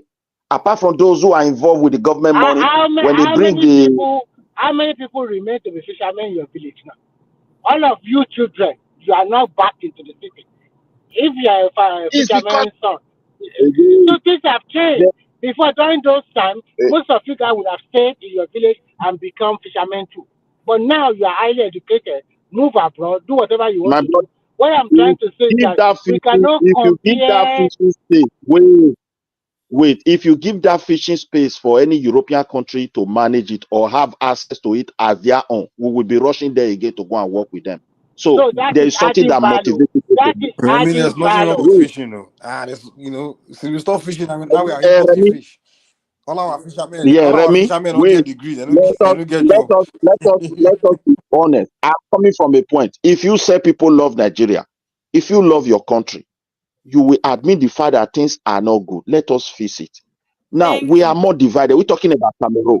We are more divided now compared to those days when the military guys were ruling us. Nobody can come out and say you are Yoruba, you are stupid, or you are Igbo, you are this, or you are a Fulani, you are this. We understand we have tribal issue, but it was not as big as the way it is today.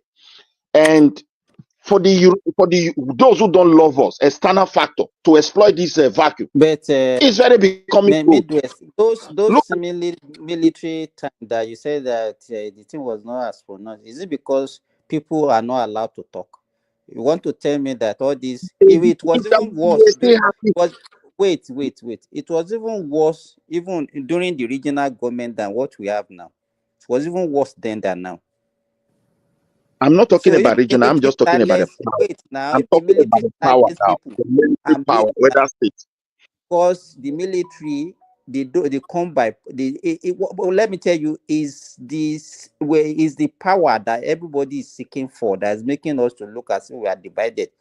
And under military, nobody can talk because they force themselves on us. Nobody will say, okay, this one is from the east or from west. Why did they? Remy, if there's one thing I wish we can take back from the military is that freedom of speech that the military, because this freedom of speech, I don't think black man is that freedom of speech. It looks We are worse just now abusing freedom of speech today. Exactly, because people can express themselves.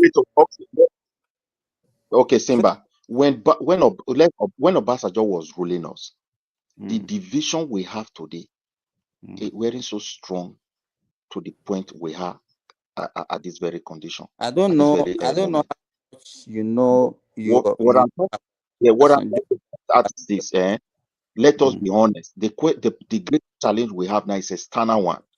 Now we have a president, and when you watch some powerful international body movement, you will understand that they are already lining up against him. And for him to maintain his seat, he have to see it and start reaching deal. This is not good for our country. Nobody care about our interest any longer. And that is why who are the one lining up? I don't even know where all this conspiracy is coming from. Who are the external bodies that are lining up against him? Okay, forget it. I don't think you even follow international media and all those kind of things. So let's forget about it. Tell us now. I don't want to. you said it's that very broad.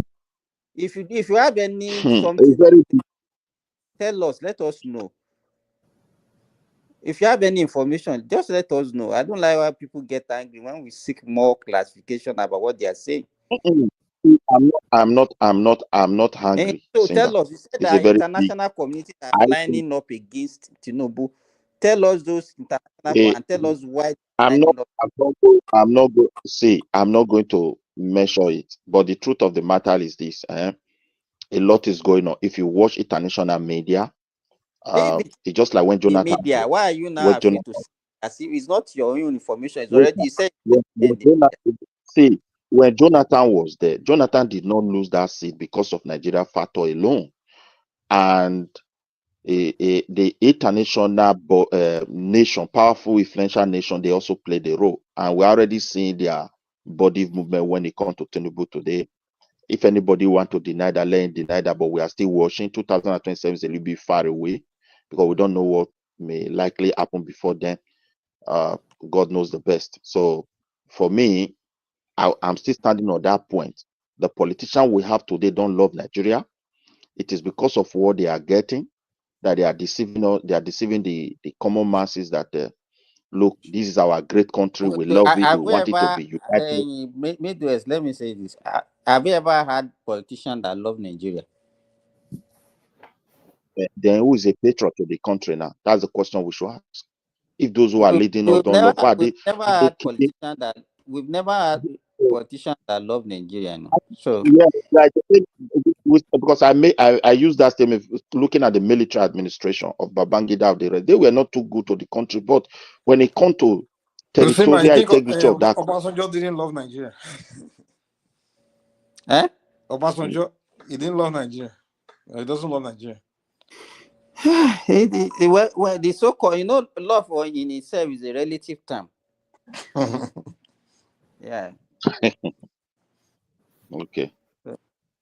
So one thing I want to say is that if you say Obasanjo love Nigeria, then it's not the same Obasanjo that we are castigating, sending a part of the country to another country now. So if it's a true patriot, I think something that other presidents, previous president, the one that preceded him, have been resisting, and he came and give it out wishfully. So I would say that guy he loves Nigeria. I think the idea do you know what he actually do you think he will do that willingly? Maybe exchange something for it. Simba, see, let me tell you one thing. You see, one thing is this. I say this in over and over. There's, even Awolowo, as good as Awolowo was, when it was with the time to apportion him his own blame, we apportion his blame. There is a part for politics, and there is a part for telling Nigeria about the historical event. Let's assume that Obasanjo never existed. Let's make it in Nigeria now. You understand? The question was this. That case, Nigeria accepted the ICJ jurisdiction as far back as 1965. Cameroon were never accepted. No, sorry, I didn't hear what you just said. Now the things keep a little. I don't know. What do you say? Nigeria accepted ICJ jurisdiction as far back as 1965. Okay, Cameroon. What do you mean by ICJ jurisdiction? I mean, as in whatever comes from ICJ. You accept them as international habitat. Like okay. You are going it now. Now Cameroon, you understand? Even up to the early 80s, where they were threatening Nigeria that they will take Nigeria to court, right? That's at that time they were not even part of ICJ. So it was just because of the politics there, because that's what I was even trying to let us see, that when you are playing international politics, you should know your enemy and you should know your friend. Now, in 1994, just because Cameroon wanted to sue Nigeria, they accepted the jurisdiction. Immediately they accepted the jurisdiction, they took Nigeria to court, citing military forces and all those aggression of Nigeria. That was the reason they were taking. Now, what some legal experts said Nigeria should have done that time is this. Immediately that thing was going, Nigeria should have revoked their jurisdiction immediately. That's okay. ICJ, we are no longer part of you. Nigeria was not reading the political angle of that thing very well, because all those times that no, Ola, I think what Nigeria. Let me get an answer. Why can I interject why that word? Well, man, continue. What don't interject a lot of people. You guys, this Ola, you are very funny guy. To be frank, you are very funny. So I was laying a point now. No. Where you have that thing with Simba before, I was the one that then then she everything.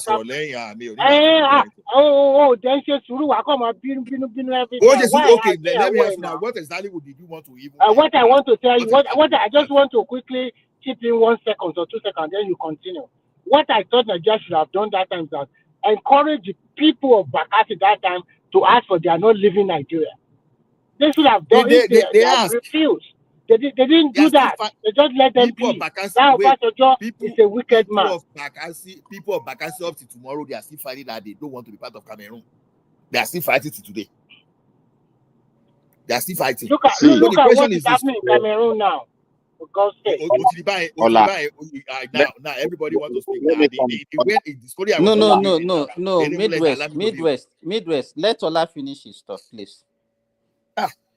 So what some legal experts advised that time is this, that Nigeria should have revoked the jurisdiction, because what Nigeria should have done, that immediately that thing was going that day, but if Nigeria was sensible enough, if people were sensible enough that they knew that Iso or Jacob, you understand? Immediately that thing was happening, if you wanted to sue Nigeria, I just joined that association in 1994, whereas Nigeria was part of it. Nigeria was even an ICJ judge that later recused himself. That's Ajibola. He recused himself just because he was there. Now, why I blame our people around that places is the best option for us that time was to withdraw, because we were not going to win against France, because France was the person standing behind Cameroon. France were the people that deployed their warship there to be protecting Cameroon. How were we supposed to win against France that time? Our best solution would have been to withdraw. There will be no court judgment. Why can't the so-called American and British also help us that time now? So they put their hands too. Okay, let me so you see now, they also put their hands. So they didn't do nothing. So Remy, you see why Traore was aligning with Russia now? You see? I do understand your point that Remy, UK and America should align. Why can't they protect us? They also land. Now, as at that time, France deployed warship to that place, right? So the best bet, if Nigeria withdraw that time, and even assuming that even France occupied that place on behalf of Cameroon, right? We will see have a grant that we never agreed, but you already subjected yourself to a jurisdiction that's okay. Whatever will come out of this place, you both parties are paid. Why will you do that? I made a judgment to everyone give against the UK to bond. They gave judgment against the United States, boom. They never do anything. Why? Why else? I don't know why you're making this analysis. For me, I think you are trying to defend don't look at personality. Let us make a ban again. Because I know exactly where you are. Let's talk about our list. We agree. Okay, but wait. Forget about French. Forget about OBJ. This one. Globally, everybody understand that Nigeria military and French, they have no match. The French are far advanced than us. When they deploy his troop, Nigeria government did not sit back under the military. They deploy Nigerian men, and they were there with full force, ready to fight. And when France sends this, they have to back down. They use international diplomacy to finish. Wait, Allah, you have been flying. You don't want to land. Wait, let me so come in here. Now, the Nigeria government at that time did not relent their effort. They command the troop to that place. And looking at Nigeria's size then, and looking at the consequences, the French who wanted to intimidate us decided to pull out. We occupied the place. Now, whether they went to court or not, even when they were in court, Abacha told the international community very clear that 1 inch of our land will never be part of Cameroon, whether the court said anything or not. But when Mr. Ma came in, first tenor, he enjoyed his administration. We voted him for the second tenor. Wait, it is the person that is there. Wait, look at what he did, my brother. If you watch that video, you will work for your country. You will see evil. Let me land, please. I did not win, but let me land. When Obasanjo want to finish his second, yeah, there is always greed to something. We try to expose that greed. They were already planning third tenor. Now they have to evaluate internal influence and external influence. Looking at Cameroon as part of this Bakassi, as part of a place that will give international leverage, they reached some deal you don't even know. And during that space, the president was already saying, instead of him to say, look, we will pull out of it and this something, because he has ended his tenure. He's not going to contest again.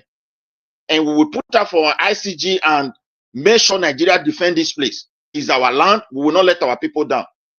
He signaled to them anything. Then they judge, oh, it's no longer Nigeria territory. You know what they did? They go and build one stupid place. You see the way they were evicting Nigerians. They abandoned the rest that they were crying under Obasanjo.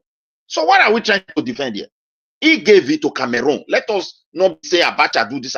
When they went to court, Abacha is a dictator. When we join all those things, I don't think military guys always join those kind of things. I think that under democracy, Abacha was very clear about the outcome of what he wants for his country. And understanding him to be a military person, a military officer, they respected him. Even when a superpower, France is not a joke when it comes to military. Decide to intimidate us. He never relents. Guy, I don't know the points you are even making. I don't even know what you want to gain from all these things. My point is that Obasanjo Obasanjo messed up. I don't agree with you. Maybe that's the point you want to drive. Obasanjo messed up. He gave Bakassi to Cameroon. 1 point. That's not my point. Yeah. I'm not going to argue that one with you, whether he won or not. The question is this. As some lawyers were going to that, some lawyers were shouting on TV that time, they were telling Nigeria the consequences of going to that court. That what Nigeria was supposed to do that time was to revoke. Don't let that judgment happen. Why didn't the man in the second term revoke it? Why didn't the man in the second term revoke it? And take that. Take your ChatGPT. Wait, take your ChatGPT. Take your DeepSeek.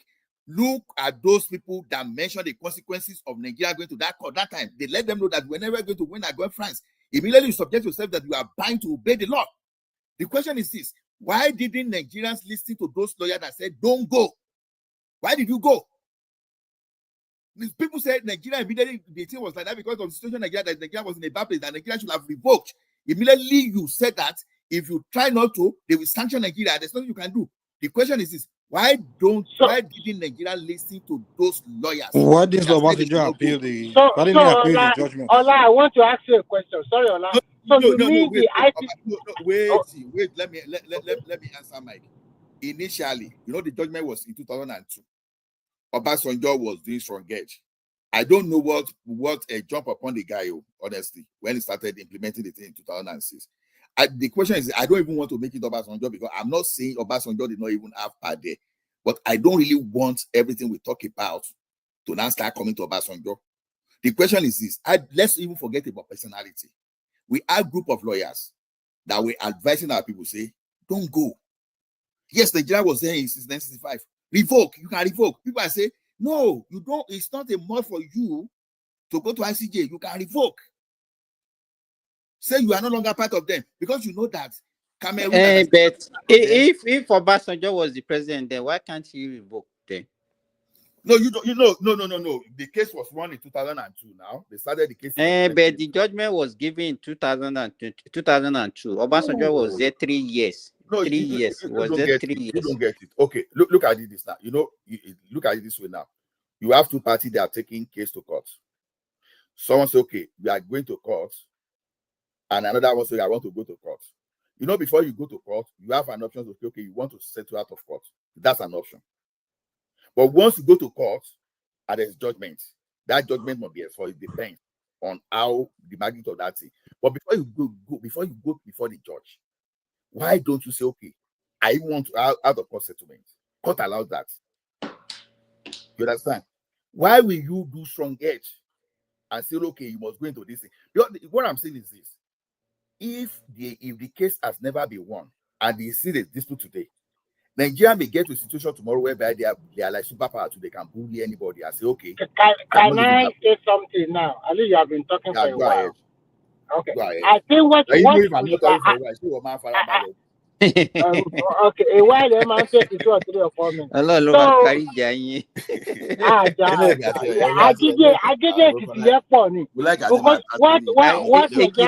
So, I versus Ogun. What the judge should have done that time is that if all option is off, we should have bought that land from Cameroon. What about that option? No. What about we have the money now? Why can't we? They have right off our debt that time now. We have plenty money. I mean, there's oil on that land, though. I don't think you'll be able to buy. You don't understand what is happening there. You don't understand what is happening there. Plenty oil. Why no.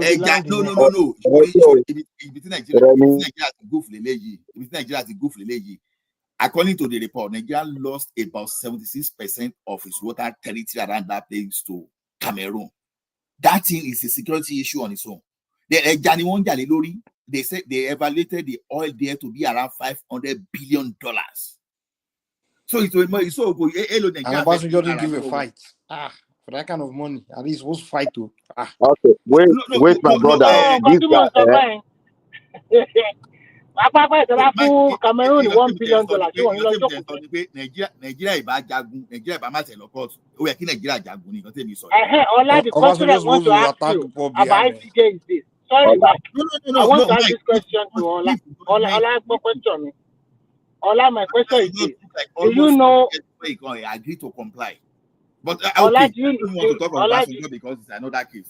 I'm even talking. The question I want to ask you is this. During that recently, the ICJ, they have a court case against Netanyahu and his army chief. They sentenced them. Do you think if Netanyahu is no more Israeli president, do you think they will honor that sentences? Do you think they will let their man? Baba, Trump ló sọ kíní yẹn pé anybody will try any military of I can't get it, Ola, make I understand your. Obasanjo fuck up, go big time, man. Papa fuck up. Okay. Obasanjo fuck up. Okay. Fuck up. I agree. That's not even my issue. Anyway, Obasanjo fuck up. I'm not saying they did fuck up. But Ola, if the previous government has been using military forces and they have been occupying the place, if everybody continue that way, we can still be on it up till now. No, Simba, because even when that judgment, let me tell you, when that judgment was made, Nigeria refused to honor that judgment. Immediately, they didn't honor the judgment. It was during the ending of. So why did they now honor it later? Why did they honor it? No, he wanted tenure. Wait. We can't just be doing cheap politicking like this now. We all know that Nigerian politicians are stupid. They want this thing, but let's talk something serious and just forget about cheap politics. Now, the thing is this: he refused to implement that thing for good 4 years. You understand? For good 4 years, but I blame him because at the end of his tenure, why rushing? You didn't need to rush. Yeah, you carry part of that. Why did you want to cover that aspect? Ola, can we? I'm talking to Simba. This is a conspiracy theory. Let me ask you this. You know, it was at that time that he was also negotiating debt resettlement and all those things. Could it be part of what he used as a bargain? No, debt resettlement was even done before this man. I don't know. He also gave up Charles Taylor too.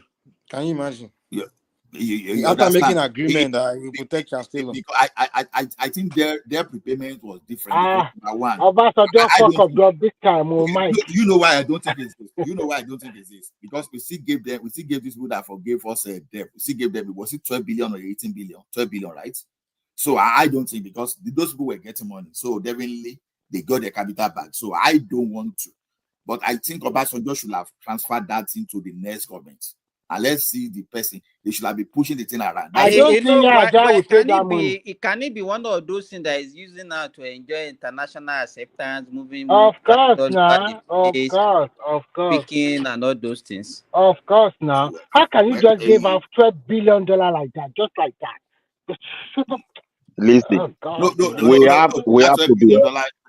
See, $12 billion. We already see, when Obasanjo was about to end his tenure, all his boys across the country were already charting tenure for him, because they were already laying ground or foundation for it.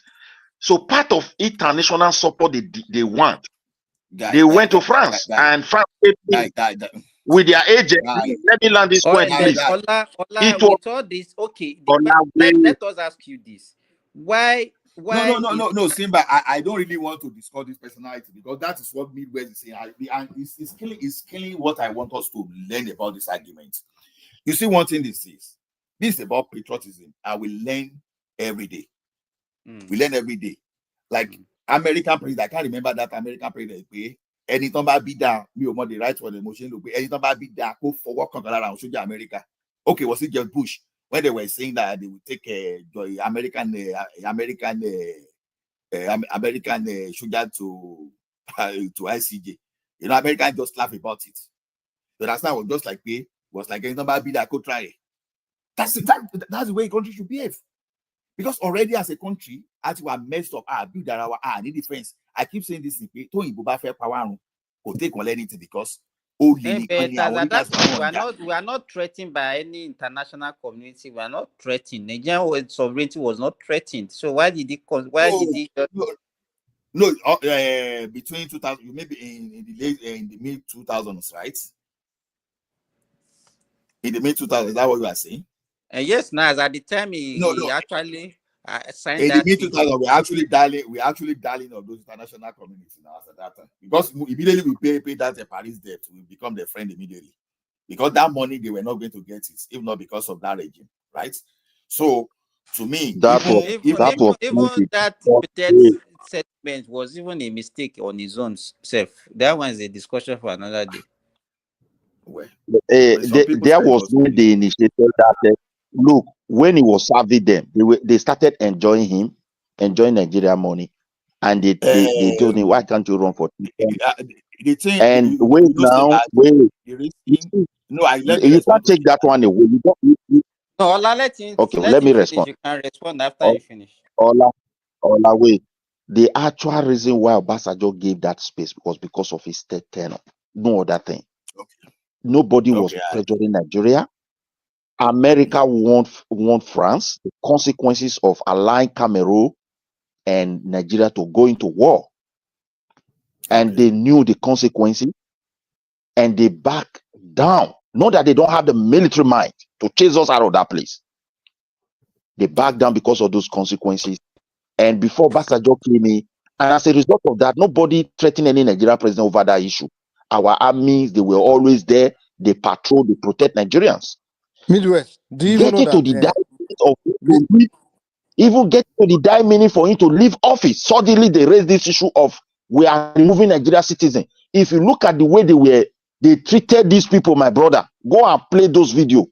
Midwest, you will cry for your country. Midwest, do you know that America was really benefiting a lot? They had a lot of from Nigeria at that time. So that was even a moment.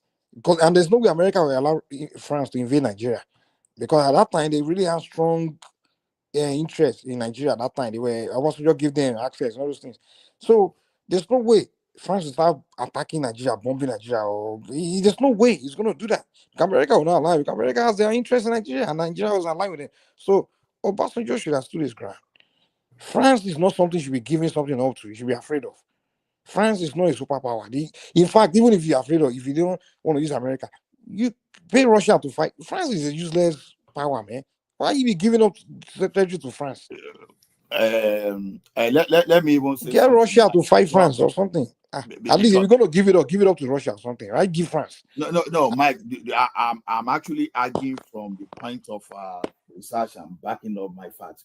immediately after they won that ICJ war, France deployed 5 naval ships to that Bakassi region. So, yeah, because as I'm speaking, I'm using DeepSeek and I'm using DeepSeek and ChatGPT to pull all those archive files. So they deployed 5 military ships, naval ships, and Nigeria. How many naval ships did Nigeria have? How many? You can sink their ship now. All you have to do is shoot cannon at their ship as they are coming. This American military veteran, you think? You can say, you can even pay Boko Haram to go and. Ola, another advantage Nigeria has, that region, that time, over 90% of the people there are Nigerians, and they wish to be with Nigeria. Even you remember that's what Nigeria went to use, actually, that base. And then that's what even there was they have all these local what's it called now, rebels also, that they were even fighting, killing Cameroonian soldiers. Even Nigerian, these Biafran people also joined them, fighting and all those things. So we have a lot of things going for us. France were not actually making any serious military move against Nigeria at that time. They were not. No, Baba, there was no naval ship, and say immediately after the ruling of ICJ, they deployed. Let me tell you, after the ruling of 2022, so the naval ship was still there till 2006. They withdrew at the time now. France withdrew. Wait now. They even mentioned the name of all those ships. So look at it. They said leaked. 2006 used as a basic cable. French naval women near Bakassi clearly signaled to Nigeria that military resistance to the ICJ. Are you saying that he did it out of fear? Are you saying that he did it out of fear? Simba, you will see it's not today. It was man's opinion. France that Burkina Faso chased away. Even Niger Republic chased them away. And we were afraid of right. See, Mike, I understand the point you are talking about. You understand? That time, under Abacha, if it was under Abacha, I doubted that if that ruling came under Abacha, I doubted that France would have lost that rule, because that time we're in good time with China.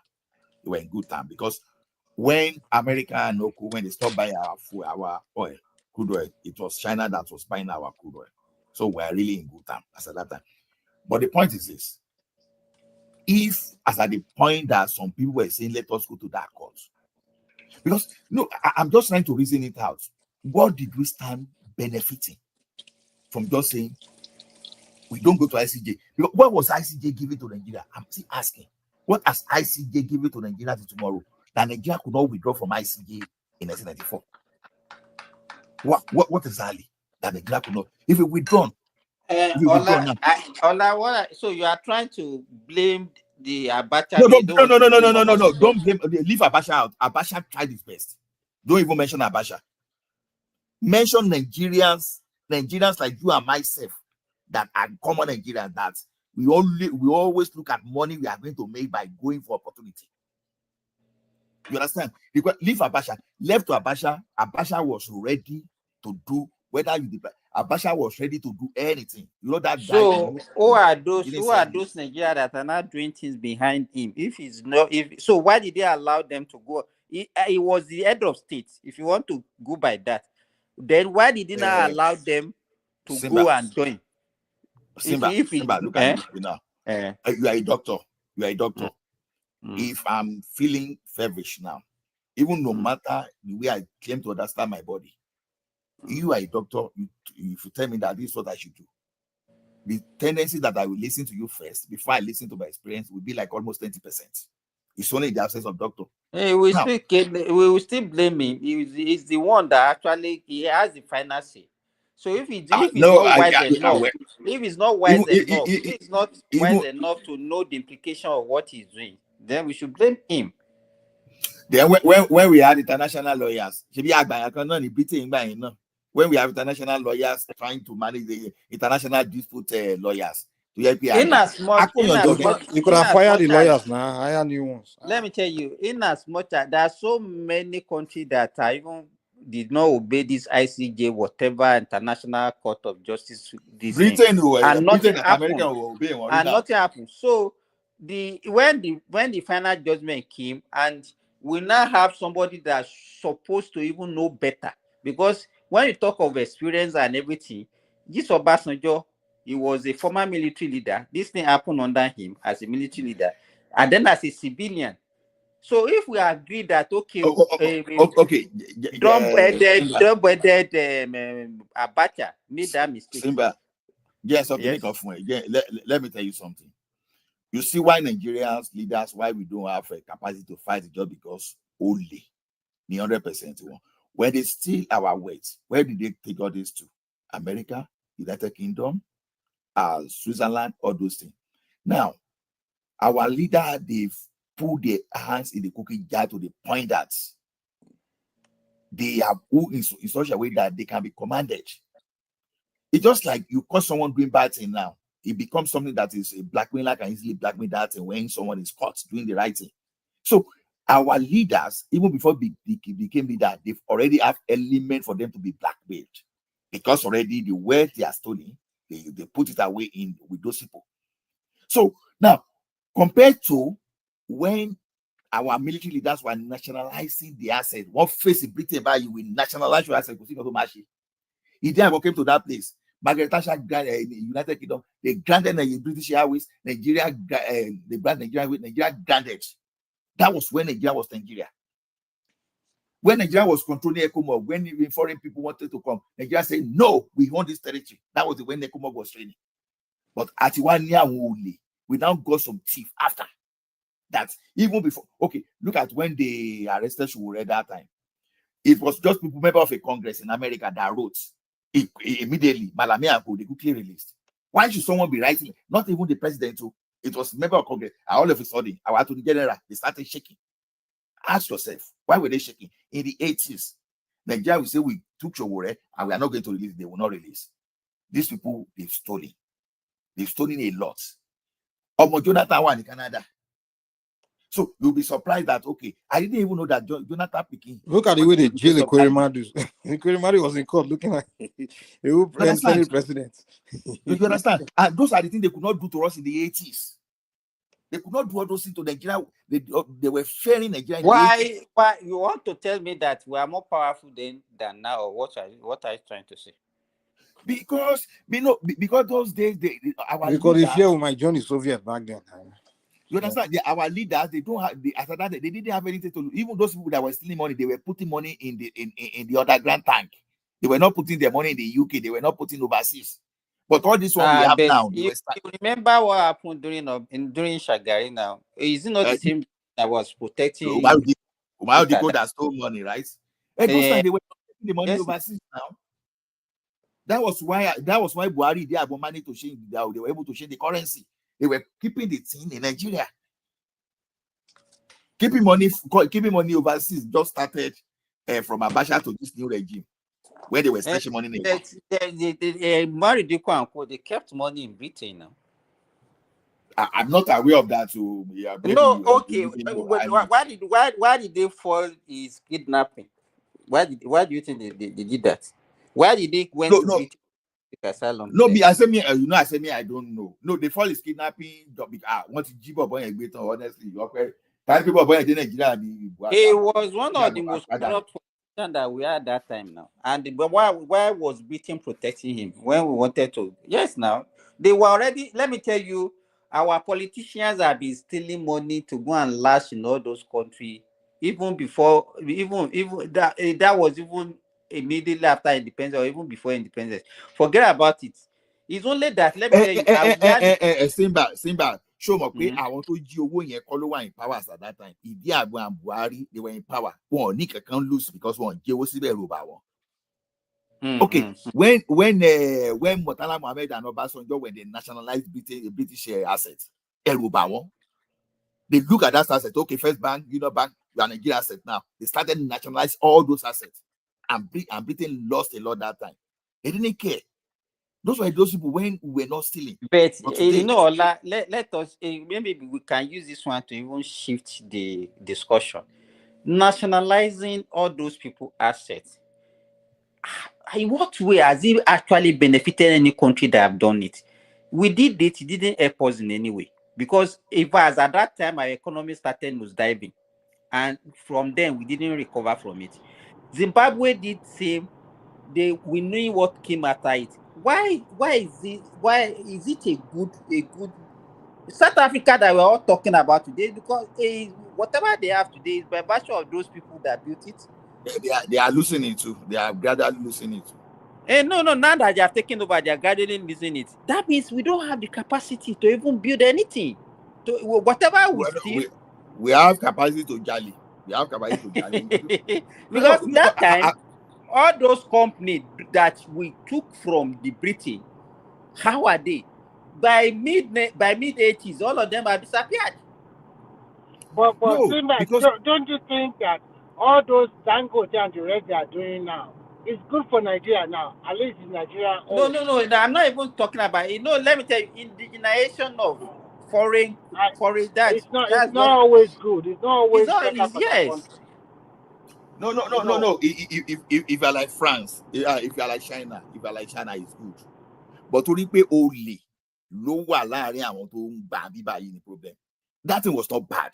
If we were not stealing, if our leader were not stealing. The question is, before we made that attempt, do we have the capacity? Do we look at it? Can we really manage this thing? If not, because we are just looking at, okay, let us take it. This is what they are making. But do we really have the capacity? Do we assess? We don't have.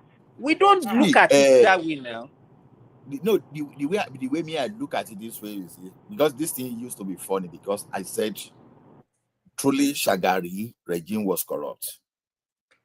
But funny enough, they ran out into that depth, but Shagari did more on infrastructure than even those people that came as our savior, because all those people that came as our savior, they ran us aground than even Shagari themselves, right? So the question is, independence in Baba. No, Remy, what I keep saying is when they say Obi is not corrupt. Allah is not doing total condemnation. He will just weigh you. Exactly. No,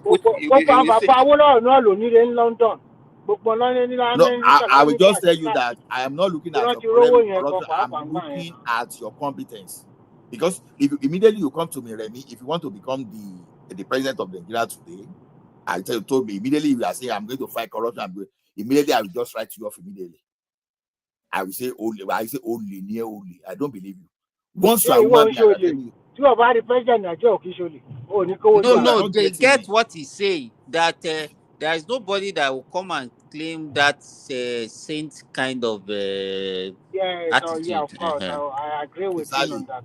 But I like I said, okay, Tinubu is a rogue. He's taking this thing of alphabeta. I asked people some other question. What were those people there doing before Tinubu? How come that all of a sudden Tinubu now is claiming about is claiming 10%? You say it's corrupt. Take him to court now. You didn't win. The people that were there before, they are taking 100%. Exactly. They are claiming 100% that when the state was making less than $1 billion, they came and made it to be almost 30 billion, and then he's taking 10% of that. I don't mind them at all. That is a baseless argument every time it's on Nigeria. So I don't believe a corruption story. I know it's a lie. So Obi will do this, Obi kept this one. I say, take it off. Because immediately they say, Obi has done that. I just say, a deep seek. Please tell me the revenue of Anambra is so. Give me the financial statement. So simple. You will know if we expose all those lies. Because it's just an advance. But when you ask them that kind of question, like, let me tell you, Remy, if you do well,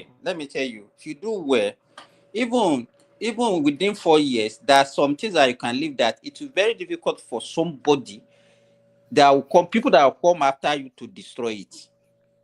Let me give, for example, between 1979 and 1983 in the old Oyo states, but like he established a lot. In fact, in my own village, he established 2 additional secondary schools. And those secondary schools, they are still standing up to today.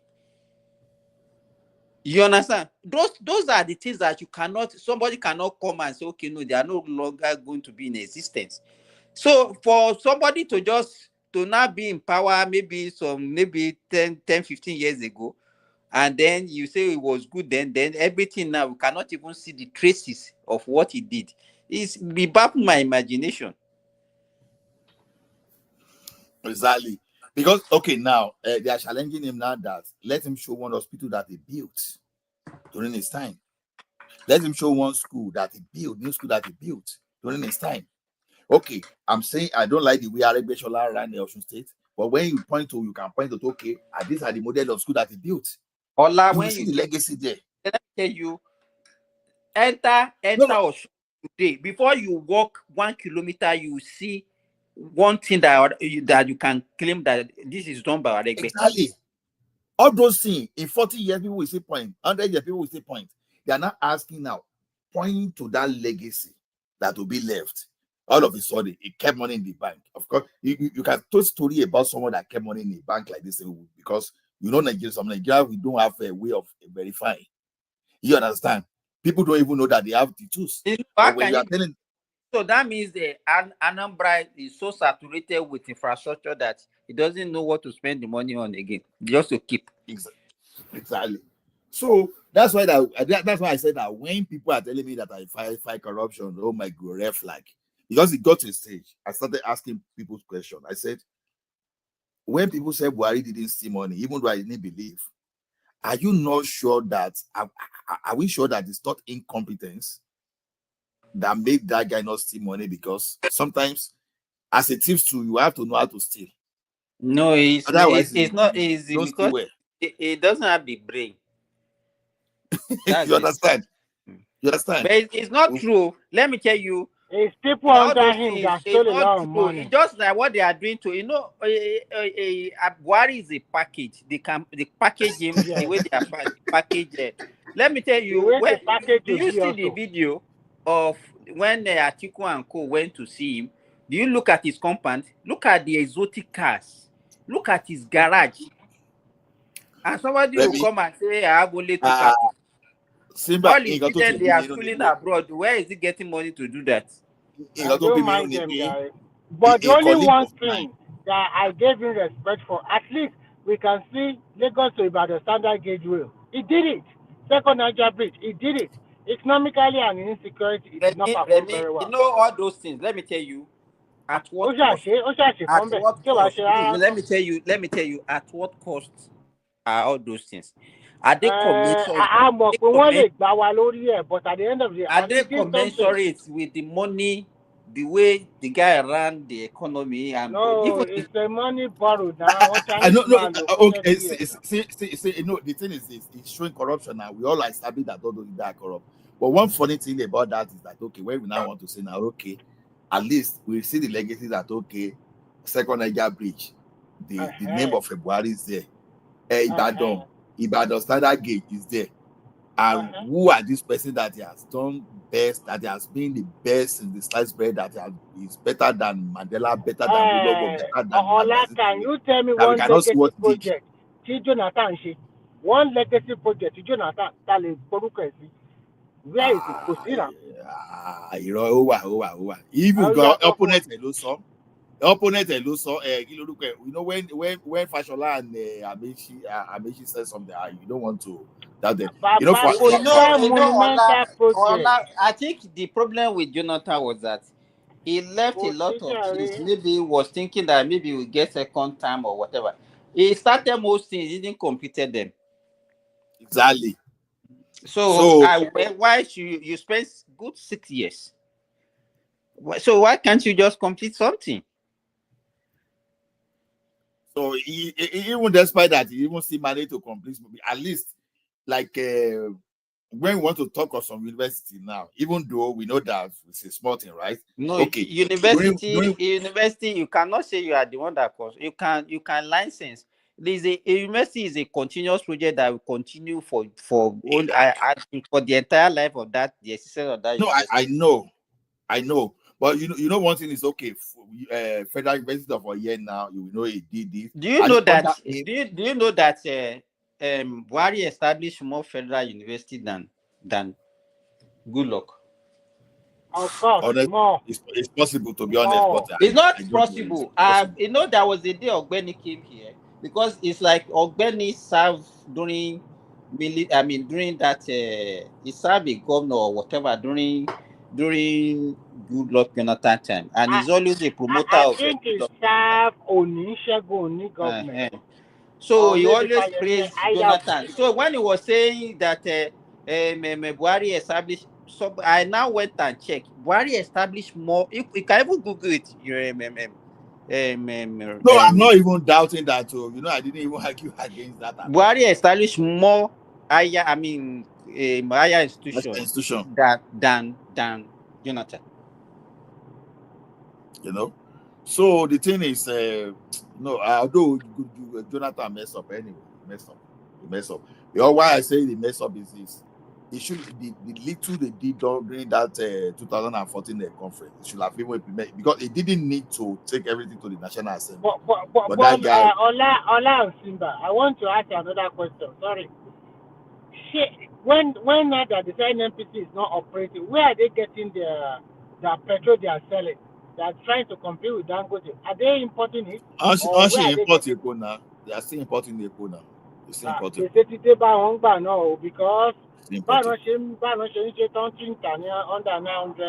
I know I'm so happy for that Dangote. Honestly, Thanksgiving to the Dangote refinery. Honestly, because the thing is this: people can say from now to tomorrow, you know, I'm a fan of Dangote and I have a reason for that. You know, anybody that is doing something at all, I like the person. I'm saying they should have done this, they should have done this way. I don't listen to those people. Dangote is monopolizing. Good, thank you very much. Where was Nigeria when Dangote was not monopolizing? You understand? Let him monopolize today. Probably we graduate to the point that we are not going to monopolize tomorrow. So a journey of 1,000 years starts by you taking a step. No, the question we should ask is that where are other people that get the same license like Dangote? Where are they? People will just you know one thing that it exposed. Let me ask you. You know, even before the Naira devaluated to this level that it is now, you know, as at that time they were still saying, hey, the landing cost of a petrol in Nigeria is 1,000 something. So you remember at that time the dollar was still around 4 something, 500. They were still saying the landing cost, and that's why we are paying so much on the subsidy. You understand? And now with the oil price that is also more than the price that they were selling it then, and then with even the devaluation of Naira, why is it possible for Nigerians to be buying petrol at 900 Naira? You see that country we are so do you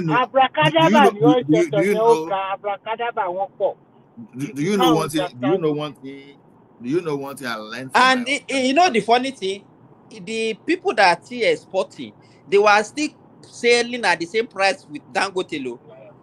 They are competing with the price with Dangote. Let Dangote say it's not selling now. They find a way of increasing the price. I think that competition, they should let them be importing whatever they want to import to supplement whatever Dangote is also. I think that competition is helping Nigerians. Exactly. Remember when Econet and MTN came and they say, okay, 50 Naira per minute. 50 Naira per second. That is what we used to pay now. No, per minute. No, I know why I said that. I know even if it was a second, that's what I'm saying. That if you spend 1 minute, 1 second, you pay for 2 minutes. You know,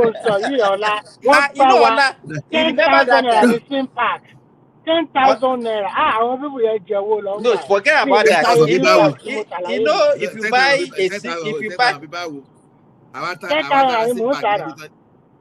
10,000. Bóyá ìgbà tí Glo dé, àwọn kan ló ìgbà tó ti wálẹ̀ gbà yẹn náà. Ó ti wálẹ̀ nígbà 10,000. People buy as much as 30K. Ọlá 33 cents tí mo tà nílé ayé mi tí mo tà fáwọn Nigerian bills Nigerian poly Ìbàdàn gbogbo wọn káàkiri pé ṣé ní ẹ̀mí àrùn náà sanwó. You know, how can somebody be buying all those kind of phone for that? A naira was still very valuable that time. For buy that kind of phone, how can you be buying SIM, ordinary SIM for 30K? 30K. Simba nǹkan tó dùn mí jù ni pé ọ̀gá mi á ní TMD company bá ti ń parọ́ ó ní avoid the company ẹ̀ pé kò dá kí corporate organization máa parọ́ MTN àti Econet nígbà yẹn wọ́n pa fò wọ́n ní per millisecond possible because you have to change the price ọ̀ṣọ́ mo ní nígbà tó jẹ́ pé software lásán tó jẹ́ pé you know what they are even still doing that time that was not even good for Nigeria. You know that we have only two type of recharge card that you can buy that time: 1,500 and 750. If you remember, Ola. And then, that 750, if you don't use it within 7 days, I have to expire. Can you imagine? Now you can buy recharge card for 2 years. The thing will still be there if you don't use it. Wọ́n ṣògbówó lọ lára Nàìjíríà fẹ́. Wọ́n ṣògbówó lọ. Wọ́n jẹ owó bàjẹ́. MTN within 2 years. Was it within 2 years or within 3 years? They break it. Níbi tó lè dé ọlá, àwọn Nàìjíríà máa sọ pé MTN cover ilé, Econet ló cover ilé, kìnnìkan ló cover ilé, wà wá ní ibi SIM bíi méjì mẹ́ta. Ẹlòmíì ra fóònù méjì tó ń gbé sọ́wọ́ káàkiri. You know when you know what Glo used to enter the market? They said zero. No, they didn't price the price initially. Now they came with per seconds billing and they came with zero SIM. Ìyá máa jẹ ṣége sí mi lára nígbà tí mo rẹ̀ pẹ̀lú Glo Mobile yẹn o. Wọ́n pè mí fún interview báyìí yẹn ò wọlé. Bá dẹ̀ tí wàá lọ ọ̀dọ̀ wọn. No, yóò gẹ́ẹ̀sì nǹkan tó ṣẹlẹ̀ ní wàá pè mí wọ́n jẹ́ kó kọ̀nẹ́ẹ̀tì ni. Nígbà yóò àgbàyà ní ọ̀rọ̀ níwọ̀n mú ni. No, Simba ìgbà yẹn àwọn MTN àti Glo wọn connect ni wàá kọ kí ló dé tó bá ti no it was deliberate it was deliberate MTN ò ní lọ Econet ò ní lọ àwọn people will now be forced to have. So if you want to call Glo, you use Glo to Glo. If you want to call MTN, you use MTN to MTN. Exactly. No, it was deliberate. You know they have more subscribers, so they wanted to use that tactics to frustrate Glo. Glo back up. You got to your Glo back on. Interconnectivity, they deliberately did it.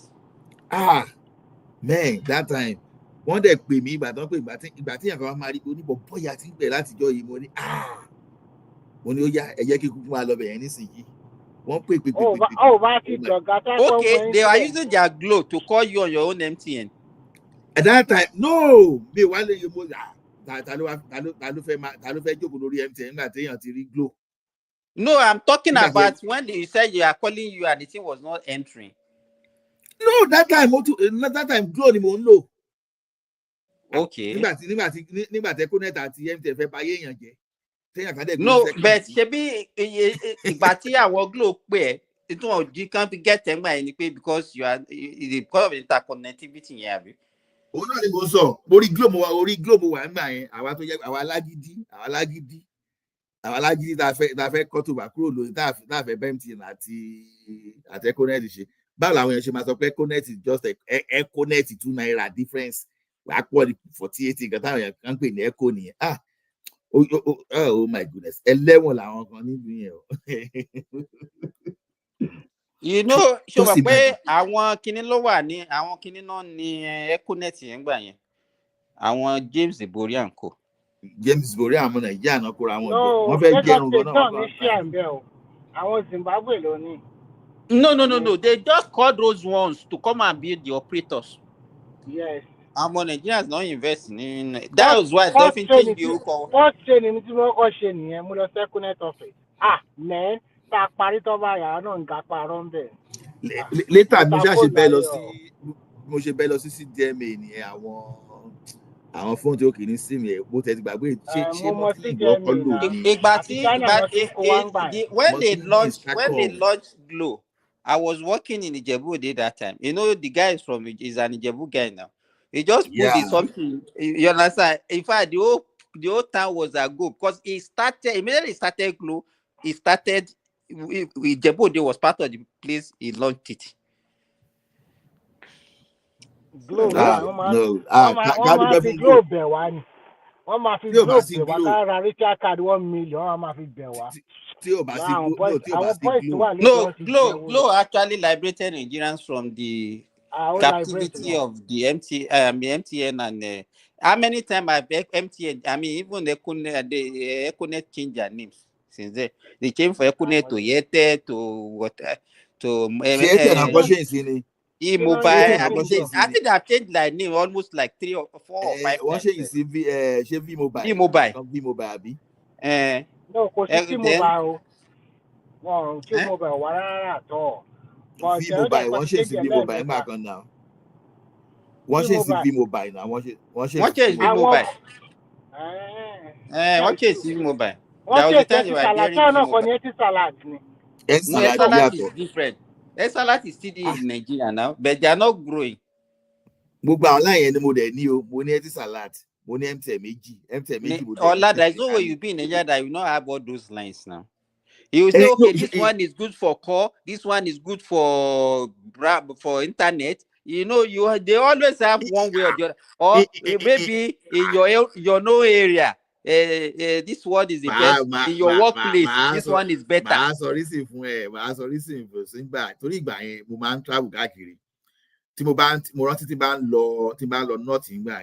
My best bet at that time was MTN. My best bet that time, I think it was Econet. So Econet in the country, you see my Glow. See, you see Glow today, Gamotoni Simu Meji ni Glow. What is Simu Meji the MTN? Any salad, and no later let salad. Tori Baye, a man she Giniga Kiri, a man she installation and YT Kumeka Kiri ATM, Mushimashika Kiri. So that time. Oh, a lot of the show were Shashangi, and one of the Shashangi. Oh my goodness. I was Shashangi. I was to get rid of my share. Probably buy ye. I did Ross. You buy ye. I did what you do. Oh my goodness.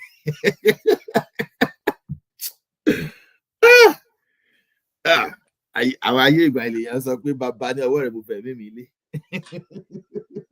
But Ola, if you look at it, Nigerians are.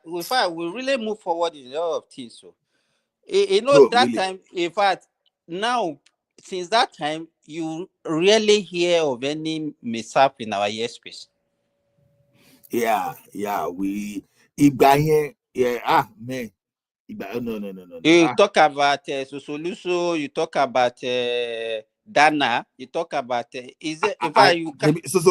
Sosoluso in Port Harcourt, Abi? Oh my goodness. The one that happened in Ogun State was Dana. Then there was another one. It was Bellevue. Bellevue. There's another Bellevue. You know, and the thing was so, and it was recurrent. The thing was so. In fact, at that time, in fact, but now comfortably, in fact, you cannot even count the number of the local flight airline that we have now. There are so many. Ani ìgbà mo wá máa make a duty pé màá máa ṣọ́ iye tí ìbáwò kí Virgin Nigeria àti Arik tán bá pé nǹkan gba àwọn ẹni mo máa ṣọ́ ìgbà tó bá ti dé ojú ẹ̀tàn tí mi ò rọ́nà mọ́ tí màá tún lé aero contractor later tí màá ti fẹ́ wọ Ṣàṣàngí báyìí màá máa rìn lọ́tàn láti wọ Ṣàṣàngí ni pé in fact ó dàbí pé mo wọ Dana yẹn lẹ́ẹ̀kan. Then Bellevue, not that we move. You know, all those aircraft, all those airlines. It's only maybe few of them that are still in operation. Man, go funny you. I don't know to man showing on that one here, not to be honest, because Boshiranti brand new Boeing Pius, Pius Aladeson. Oh my goodness. You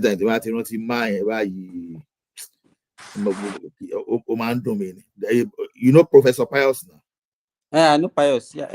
Is it the one that died in Utopia? Yeah. Oh my goodness. Very painful. Very painful. He died with Ethiopia Airlines now. Yeah, we missed that man, and that was a new aircraft. Very painful. You know what? You know one thing. I don't enjoy air traveling. Believe me, I don't enjoy it at all. Not only you, but the way on the option. Ani ìjọ tí mo kọjá yìí mi tí mo lọ wọ roller coaster. Mo máa wọ roller coaster o. Mo ti wọ aircraft mi ò kí ń bẹ̀rù nǹkan kan, ò kí ń bà mí lẹ́rù, height kankan kì í bà mí lẹ́rù o. So mo ṣe lọ wọ roller coaster yẹn ni roller coaster yẹn tẹ̀ kàn lọ sókè àwọn red line yẹn. Ó tẹ̀ kàn lọ mo kàn wọ́n pé oh my goodness, this is sweet. Nígbà tí kinní ẹ̀ mú eré lẹ́ẹ̀kan báyìí tó descend bí almost 90 kilometers báyìí tó jẹ́ pé gbogbo ó dàbí mo wà suspended ní space, mo ṣáà ń gbàdúrà pé kinní má ṣáà jà kó ṣáà dúró. Kinní ẹ̀ dúró báyìí òjòjú kọ́ mi the last day tí mo dé di kinní ẹ̀ last yẹn. Nǹkan tó wá funny ni pé after that, oh my goodness, àwọn àlá burúkú tí wọ́n máa ń lá nípa flight. For more than 2 years, if you have ever had serious turbulence with any aircraft, no. 2017, àwọn bọ̀ láti Georgia àgbà yẹn. Ìyó tó tẹ̀ wá ṣẹlẹ̀ ni pé àwọn aircraft ńlá yẹn, àwọn turbulence yẹn ò tẹ̀ ń fi bẹ́ẹ̀. Èèyàn máa feel airport. Tó bá ti wá jẹ́ aircraft kékeré yẹn, oh my goodness. Ìyẹn kàn descend látòkè wá lẹ́ẹ̀kan ní dóò.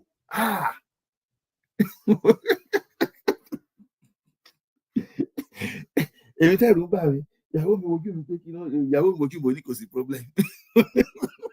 Èmi kan tó jẹ́ pẹ̀lú bà mí sínú. Yeah, there was a time I was coming to Saudi Arabia. Was it maybe 2023 or so? And I took Ethiopia Airline. Could you believe that immediately we took off from Lagos? Our journey from Lagos to Addis Ababa, it was a hell. It was, in fact, it was one of the most tormentous time of my life. It was raining. Can you imagine that it was raining from Lagos till we get to Addis Ababa? And every 5 minutes, the pilot we even tell us before we enter it that we are going to enter another turbulence. And this is a very big, all these 787. Big, yes, very big aircraft. The thing was I say, I don't enter this one, God. But kí ló máa ń ṣẹlẹ̀ mẹ́ gan bí kò yé mi o bí àwọn ìgbìn kí ló máa ń fà gan kò yé mi because this is supposed to be inside the air, right? Kí ló máa ń fà? Are they not even above where the air is? That's what I don't understand. I've not even summoned a courage to even ask any air crew. Maybe my next stream I had a berry because I'm people today one bang. They are used to it now. Something that they are experiencing every day. Although back up to 2002, we should dream of my join. More like Air Force or Naval. One dream we will join military. But can't people are military in Nigeria easy to join, who knows? We are about join military because our party me come part that join military eventually, but Air Force or Navy will join because and I had my ulterior motive anyway. Because my mission that time is waiting by join Air Force. I pilot the aircraft, we are the pilot and the ship our survivor mentality in the but later by the more be life we can change your mind. Wow. But it's not in fact it's just a minority. There are not even many Air Force people that can actually pilot a plane. Really? Yeah, not all of them. They have a special squad for that. You see, more than I people want because that's I the funny. That's have a friend. I have a friend who is one of the few that they have. It's not all of them. No. It's not all of them. Mm-hmm. So they don't train all of them to fly aircraft. No, they don't. I don't fly aircraft. Uncle Remy don't show I go on the aircraft.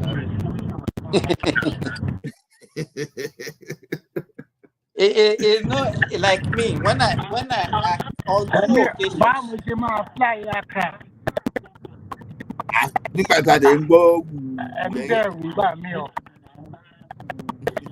I wrote exam for NDA even as a post-secondary school student, and I even applied when I finished to join as short service.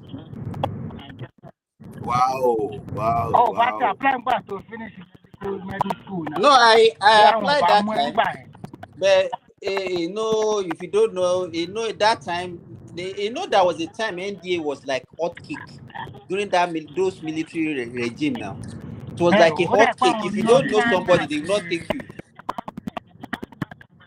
because people see army that time because military in power as if is a means to an end. So a lot of people were rushing to go to military. Apart from that, Yoruba ti káàtì gbogbo military school yẹn pé ẹni tí ó bá mọ̀ ọ́ lọ́bẹ̀. So need láti dààmú ara ẹ̀ ńgbà ẹ̀. Why so Nigeria Yoruba no, as at that time, tell me, at that time I applied. No, in fact, they are taking the best of the best too. Let me forget it though. That the exam was not. It was very tough. So Terry, his impression pé ọmọ ta ló ń jẹ́ military yẹn gan strong because tá bá gbogbo àwọn ojúkú tá bá gbogbo àwọn tá bá gbogbo àwọn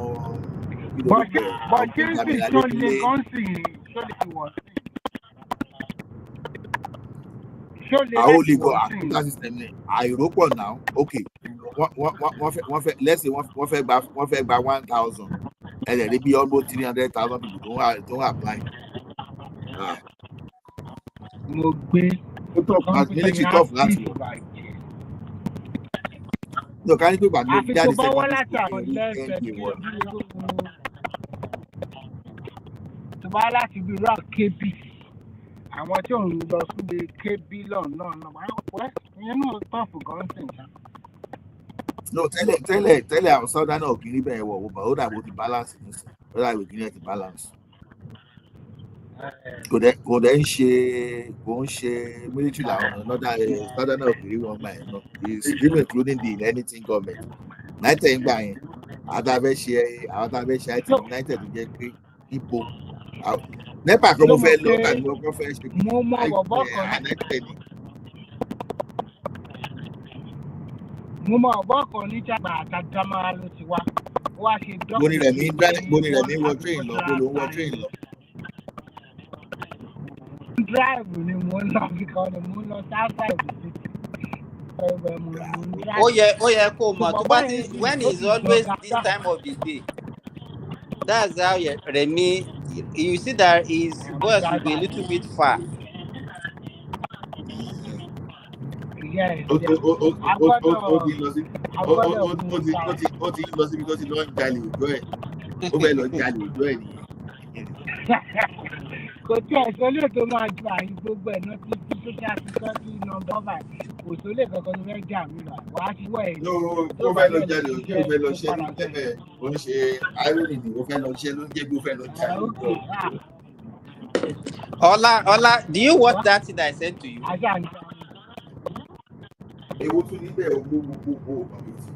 The interview between this Wiki's PA and the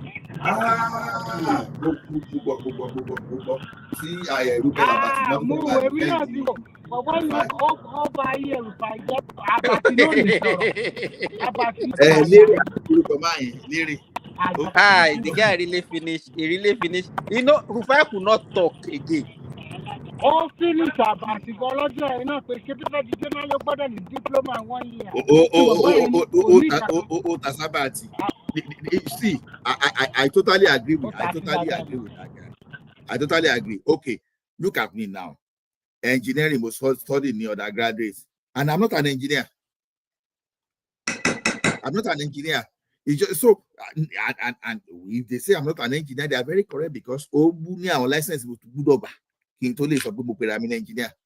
Yeah, did I study engineering? Yes. Am I an engineer? No, I am not.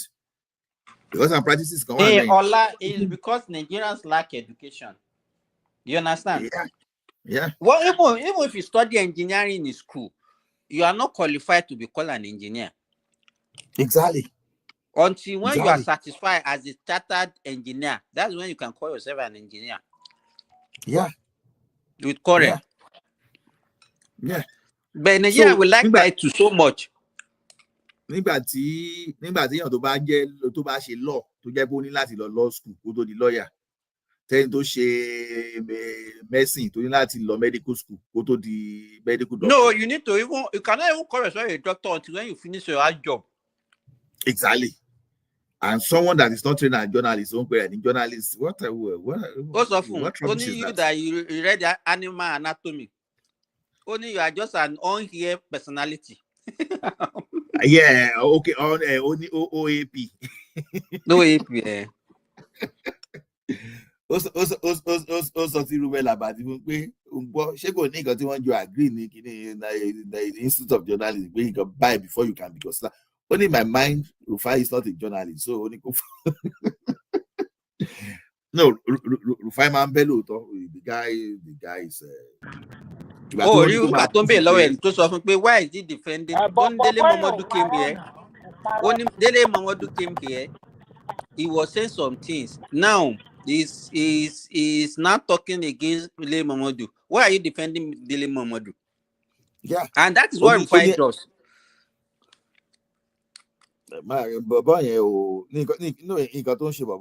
People are not getting it.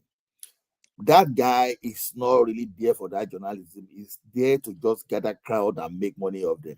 Now, because if you go to X, if you go to Twitter, with time, I go to monetizing, I go to subscribing. So when you want to make money off Nigeria, let me tell you one thing. You don't argue the way we are arguing. If you're arguing with the way we are arguing, if you're on X, nearly 300 subscribers. Nítorí ẹ̀ wọ́n mọ̀ lè lérò báyìí. Jẹ́ kí wọ́n máa promote Òbí láti èrò ayáde ni. No, àbí kó máa promote anti-government.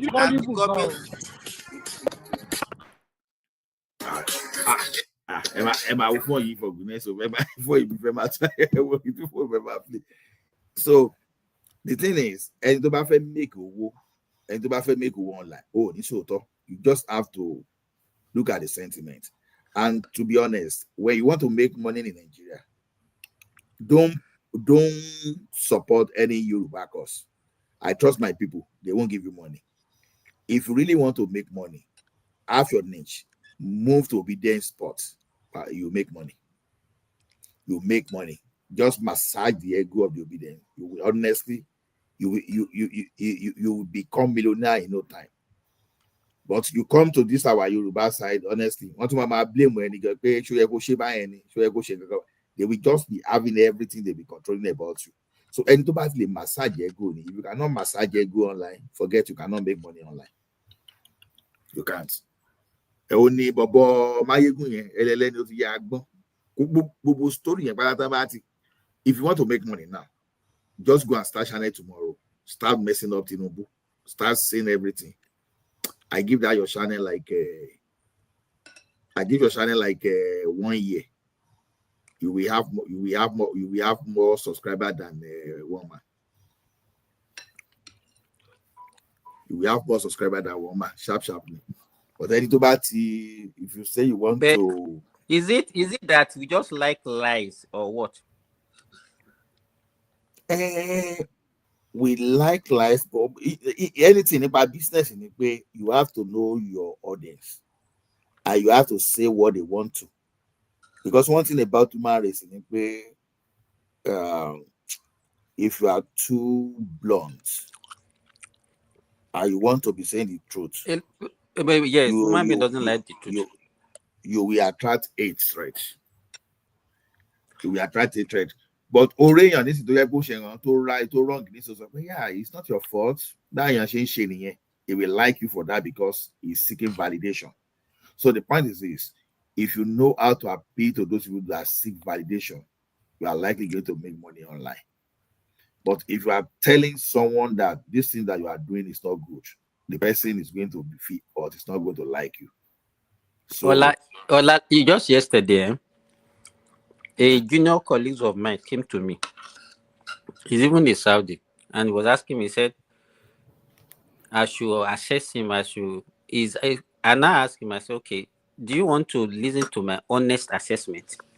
He said, yes. I said, okay, have you asked this same question that you're asking me? Have you asked some other people? He said, yes. I said, what answer did they give you? He said that they said that he's doing well. And I said, to you yourself, are you sure you are doing well? If you agree with what they are saying, okay, that means you are doing well. But to you, on your own, when they are saying that, do you believe that what they are saying is the truth? He said no. Can you imagine that? I said, okay, why do you not think that they are saying that?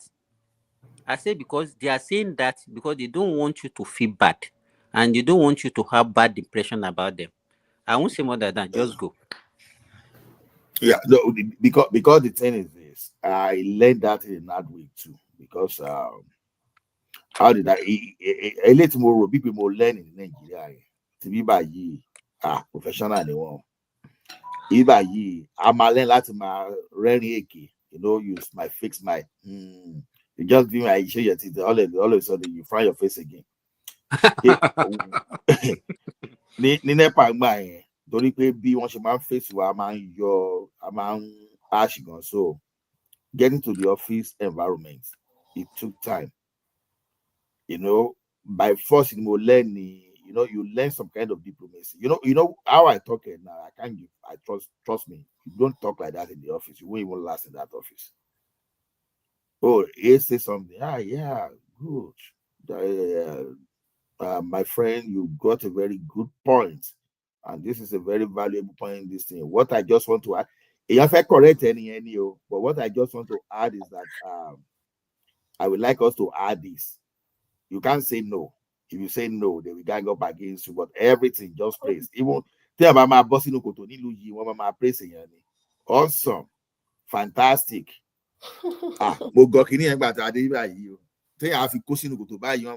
Great. They will never blame you. No, it's a but can't be Nigeria immediately I should be or imagine to go to Shin. I mean, no, it's not your fault because people do that. Sometimes you want to do this thing, you just find yourself in the situation you don't want to. So don't be too hard on yourself. Just find time to pat yourself and spoil yourself. You are doing great. Irọ́ ti pọ̀ jù.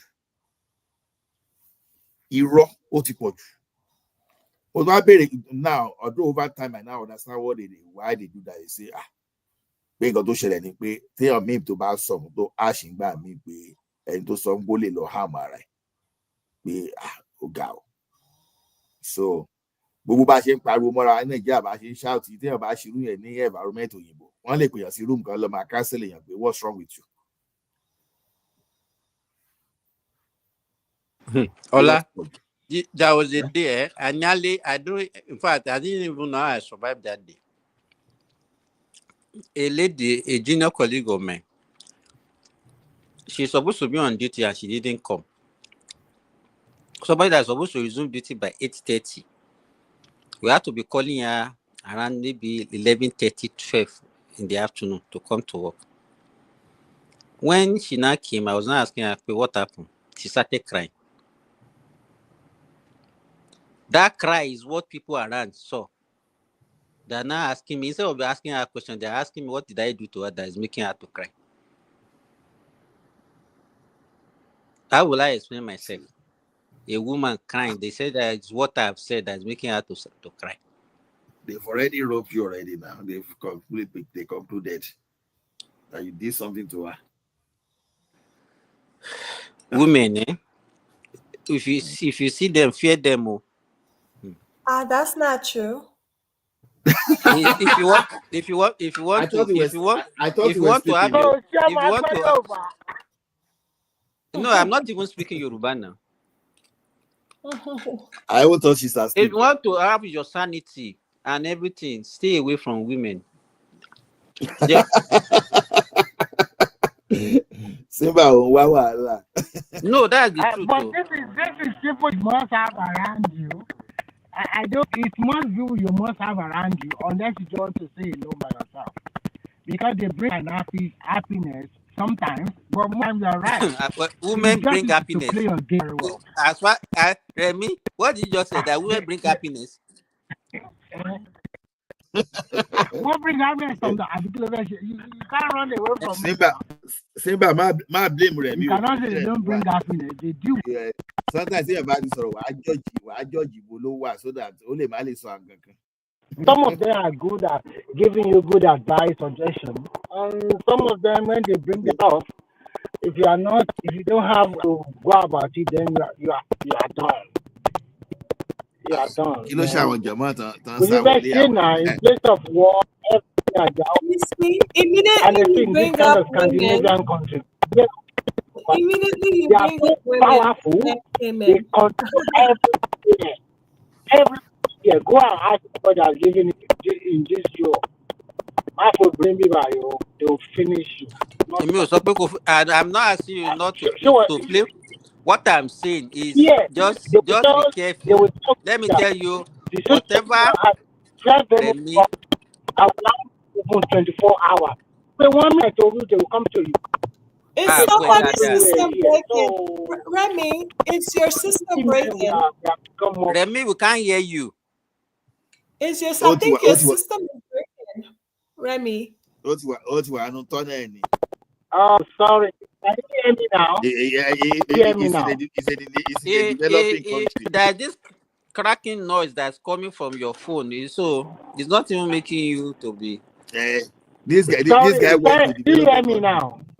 Remy, why did you go to a developing country? Developing country. No, this is not a developing country. This is a developed country. It's a developed country. Why are you calling this place developed? Your phone is Nigeria is more developed than you. Okay, sorry. Because I'm driving. Let me send links so you can go in and out. I don't know. Can you hear me now? We can hear you. It just has this crackling sound. I'm saying it's because I'm driving. I don't really can talk. No problem. I will just let. Mr. Adewale, good evening. I was saying. Good evening.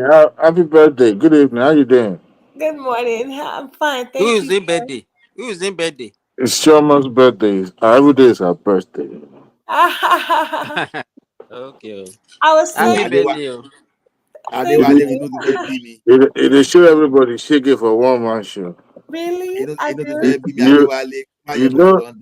don't want to listen to that. She'll push you for background straight up. I don't patch to myself. So they were later already say one on Mama T did there. You know this late night crew people. I want to show you hear what Chuma said? He said because you people hear about women, all of you started coming online. Yeah, that's so true. No. You mentioned women. They all. No, I just stumbled on the show. I was listening earlier, then I left, and then I was about to go to bed, and I was like, wait a minute, you guys are still online? Babati, sorry. Elder Simba. Good evening. Metusela Simba. But I actually came up though. Do you know Simba guys about what's going on with this place? Oyotunji? and the Alafin. Did you hear what's going on? Yeah. Okay, the Alafin and I hope it's not true, Diwali. No, I think is it the one between Oni and Alafin or what I say? They're competing, that's what Babati No, said. nobody is competing. Nobody is competing. You're referring to the Oni and the Laughing, right? No. Oyotunji in the town in it's in America, right? The town here in what's the state? Is it Ohio? Where is it? North Carolina. North Carolina. Okay. So the father king, of the king went to meet Alafin, and they alleged that no Loka and the man died, and they think that it was him. It's a lot of shit because. Oh, wait a minute.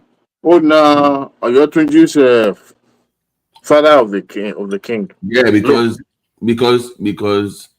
there's an audio recording actually. The king was recorded. Wow, Alafin. No. Because there's an audio recording. Because he was asking the guy that because he asked him. He said, "Oh, your son became a king." He said, "Yeah." He said, "Who gave you the crown?" He said, "They usually go to the the Oni." So he's like, "How come you are named Oyotunde and you're going to you're supposed to come to Alafin?" And he got angry. And that like, I hope it's not because I don't believe the story. I don't believe the story. And the new Alafin cannot claim ignorance of the existence of that town. This rivalry of the thing. He's saying that for them you mean what Babati is saying? Listen to him. That the crown that they're supposed to come to Alafin, not go to Oni. Because they usually go to the Oni, not Alafin. So we say, why are you calling it New Oyo Town then? Why is it called Oyotunde? And the man was trying to explain that, listen, we've always gone to the Oni of Ife for crown and stuff like that. But the wife of the guy spoke out. The man they had the last recording of. I mean, it was just. I'm like, this guy just got there, and the whole when they met for the second time, the guy did not stand up to greet Oni. I mean, they had all these things going. I'm like, I thought we resolved this issue with the last guy I got there. I mean, again. BT, sorry, where is this Oyotunde? North Carolina. I even heard that the last king was shot there too. Wait. Is it Oyotunde or Oyotunji? Sorry, Oyotunji. Yeah. It's Oyotunji. Okay, there is a town in North Carolina that's called Oyotunji. Yeah, they created the community among themselves, those who identify with the Yoruba lineage, and they have a king, and I think it's been passed from one generation to another. And I even learned that their younger king was shot dead sometimes ago, and they had another king. But if that is the case, to me, those are the issues that the Alafin shouldn't be getting engaged with because it's unnecessary. I mean, after all, if I went to Brazil, it was celebrated.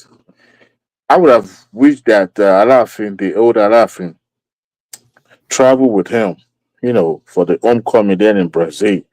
But you could see the way he was received, he was celebrated. Not just him. There were other Yoruba kings too that, that went there with him. Even recently, even I watched a video yesterday that they were I don't know whether it was during the coronation or they went for an event. Alafin, this same new Alafin was sitting, Oni came, other Obas stood up for him, but he was still sitting and he just shook him. Yeah.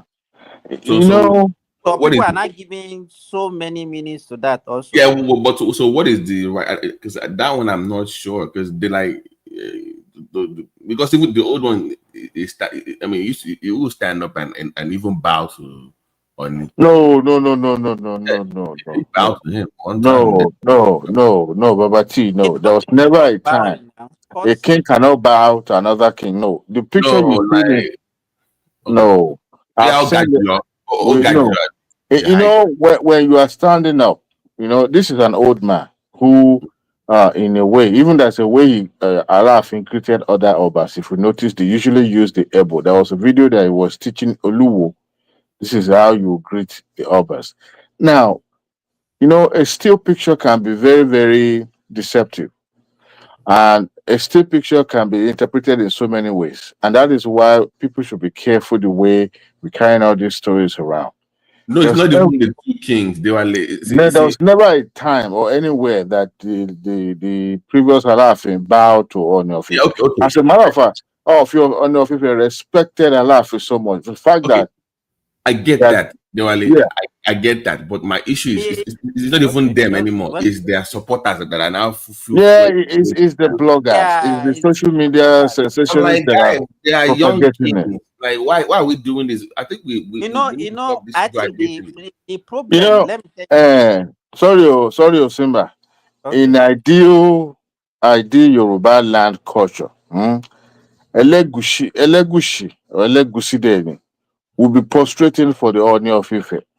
If they are, because Elegushi was a ballet in a way before it was upgraded to the Obaship level.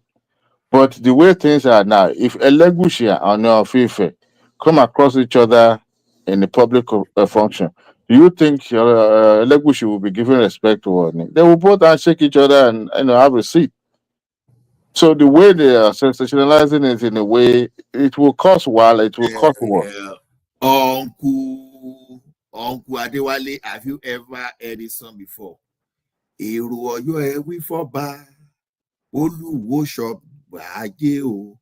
ever heard that song before? No.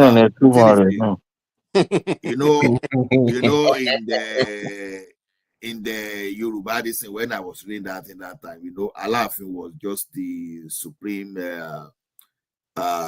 king around that place. So when they say Oluwo that time, what I don't know that time, the people that's what I do. Oluwo is the king. Oluwo is the king. It's not Bale. It was never a ballet. No, so that time, those are the time that you will see that will be. Ola, I think the confusion that is bringing all this. We all know that. Is it is it Oromiyan that went to Oyo? Is it Oromiyan? Yes. Yeah. And then he left and came back to Ife again. For a while until but he didn't stay into. Okay, now what people are confusing, because even the Oni is not one of the descendants of Oduduwa. It's not a blue blood. It's not a blue blood. It's not. You understand? So where is the confusion coming from? If you now use your Babalawo as Arole, because it's like somebody they say, okay, take this position because I'm not going to be present.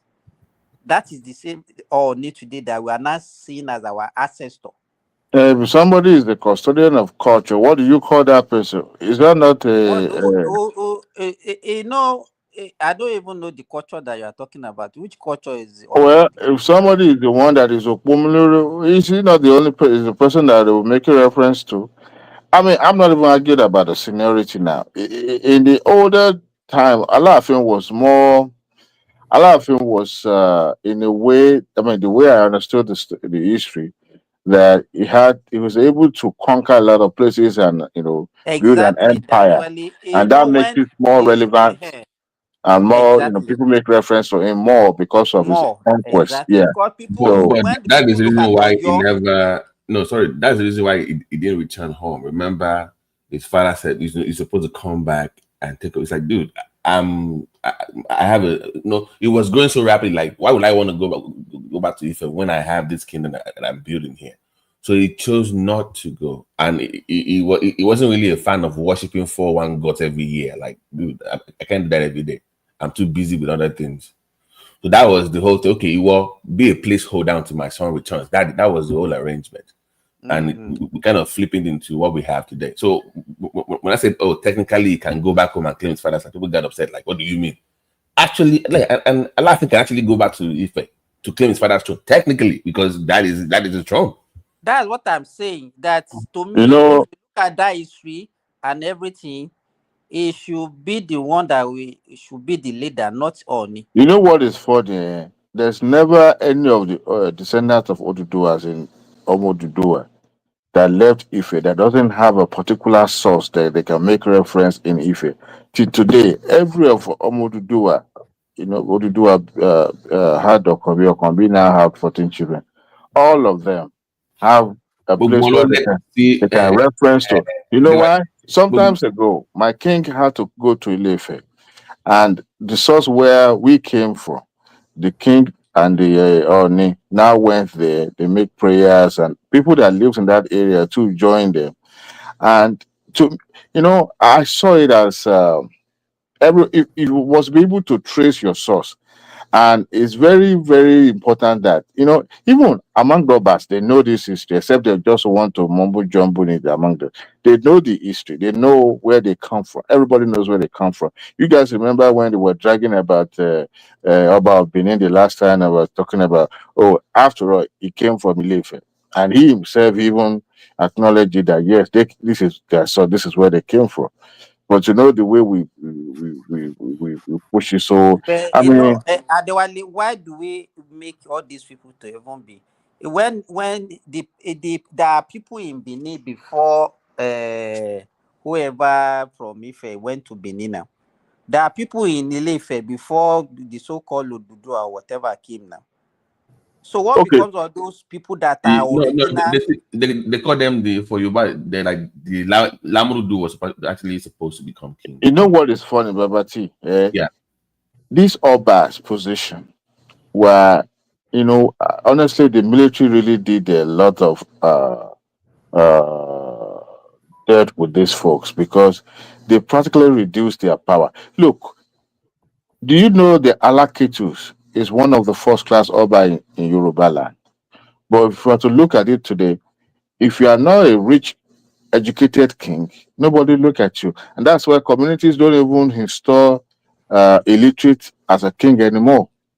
The times where those unlucky to supposed to be, also like being in the same level with the likes of Ode and the rest of Oba Igba and all that.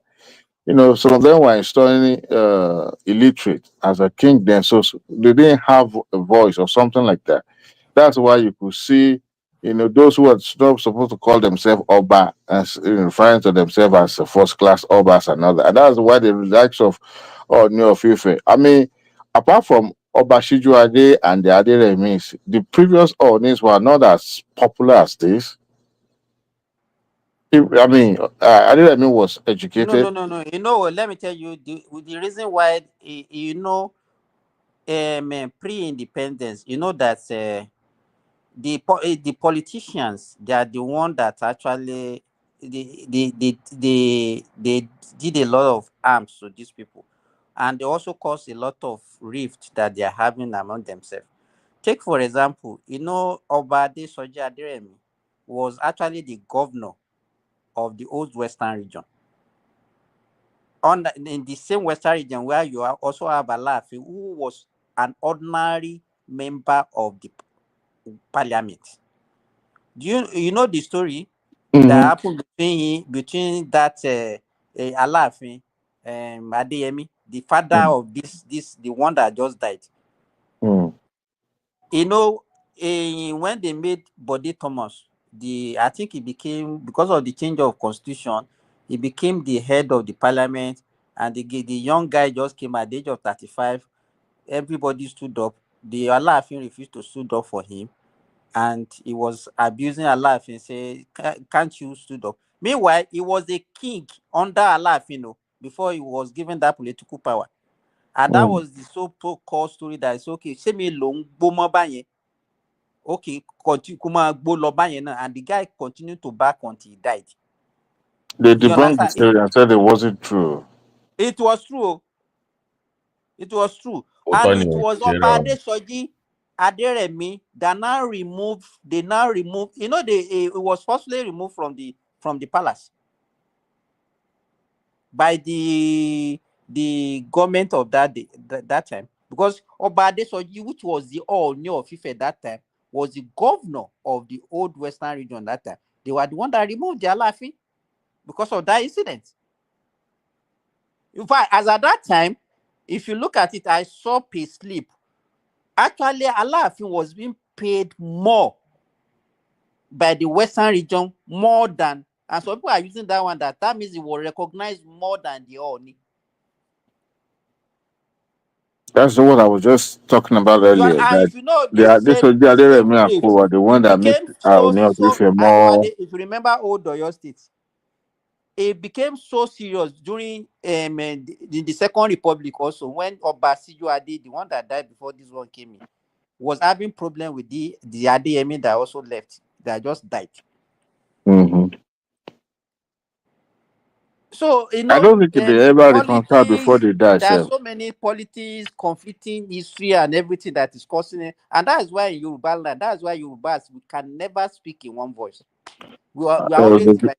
There was a video online where Obashijo Ade was, illustrating some picture, video, photos to some of his guests, talking about how the British government and the Queens and all that recognized him among all the Obas and chiefs in Nigeria. That where was Alaafin, and it was deliberately narrating that story from But why his must we own rely angle. on the British to determine that one for But us? there were some of court judgment that precede that. So some of this thing has been altered and distorted and embellished, and make it, Exactly.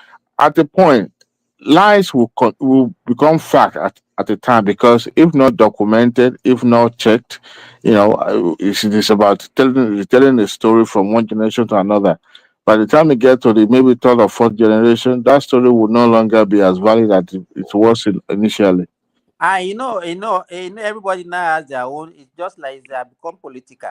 Everybody now has their own farms, has their own followers. How can a kid like Alakitu, which is a profound direct Where descendant of Oduduwa, where is Alaketu? of Ketu? Which Ketu? I think Ketu is in even Olowu. The one in Benin or the one in It's not the Ketu that you. It's not the one in Nigeria. Don't make the that one in mistake. Benin Republic, That's why I'm asking. It's not Ketu. Really? Yeah, K2, the old The K2 Ketu that we are is, talking about is the one in Benin Republic, not the one in Nigeria. Okay. Even Olowu is a direct son of Oduduwa. Because imagine Olowu is not a rich king now. The likes of they went to they have a new Brazil. trend now. If you notice, in the past 10 years, you have to have studied abroad or lived abroad to become a Yoruba king. Now that's the new thing. Oh yeah, you must be a person of clout. If not, It's not in America, Canada, or the UK. Ifa will not pick you if you like. Ifa will not pick you. No. But BT, that one is done now.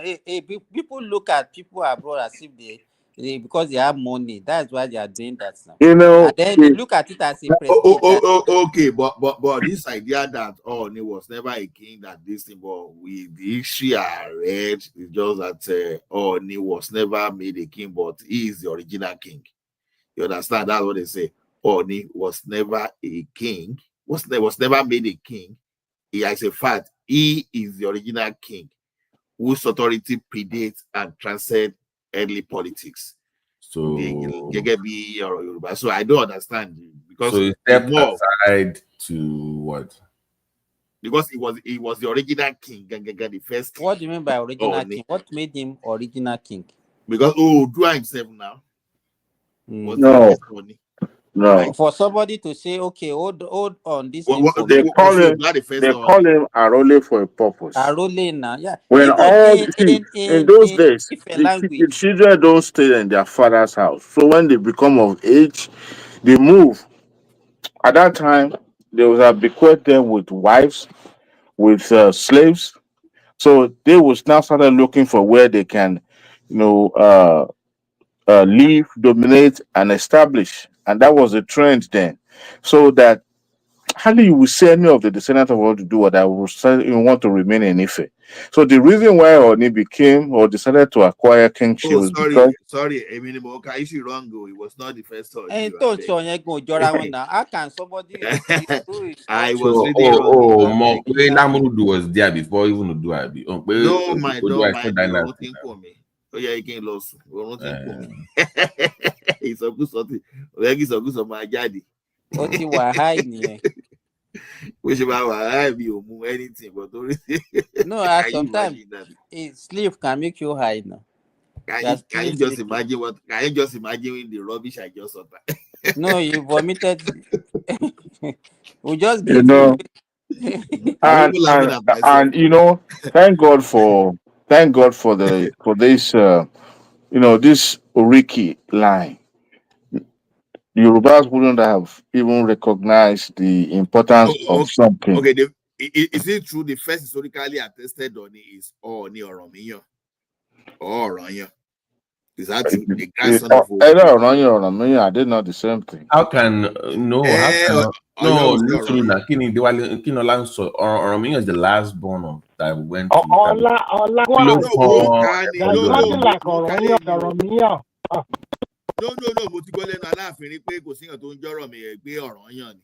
So it's the pronunciation that why did the Yoruba land adopted Oyo's language as Yoruba? Whether Oromiyan or no. You see, guys, you know, Mokini advocated for a long time.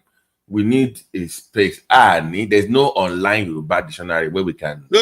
I just want people to correct me. No. This is one of the problems now. There is Yoruba Oyole, Yoruba Jumolo, and the one that you speak in your area. Yeah. So the Egba is different from the way you would talk in Ekiti, and there's the general one that we all use. But we adopted the that's what general I'm saying. one. But we don't have a place to look and say, okay, this is the way it sounds. We need some kind of web place or Yoruba. If a language itself is more in between the and the now. Channels now that are trying to we don't have. I've looked everywhere. We don't have. We should have like the way they update the English language with Oxford every 5 or every 3 years. We need that in Yoruba land. We don't have that. We don't have the dictionary.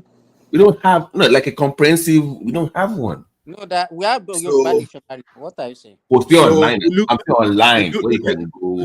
Online. Let me tell you. Let me ask you. The one of the crowd that coaches BT. You know this guy that is doing this program, Masoyinbo. You understand? Fabiola. Occasionally, if I watch it and if he's asking for the meaning of those, I will go online, I will Google it, and Google will give me answer. So Google, I'm not discussing Google. I'm talking about a place where, like, you have Oxford English, where you can say, okay, this is the latest, this is the update, this is how you pronounce it. It gives you based on dialect of no, Yoruba dictionary. Where you give me a link. No, Why so this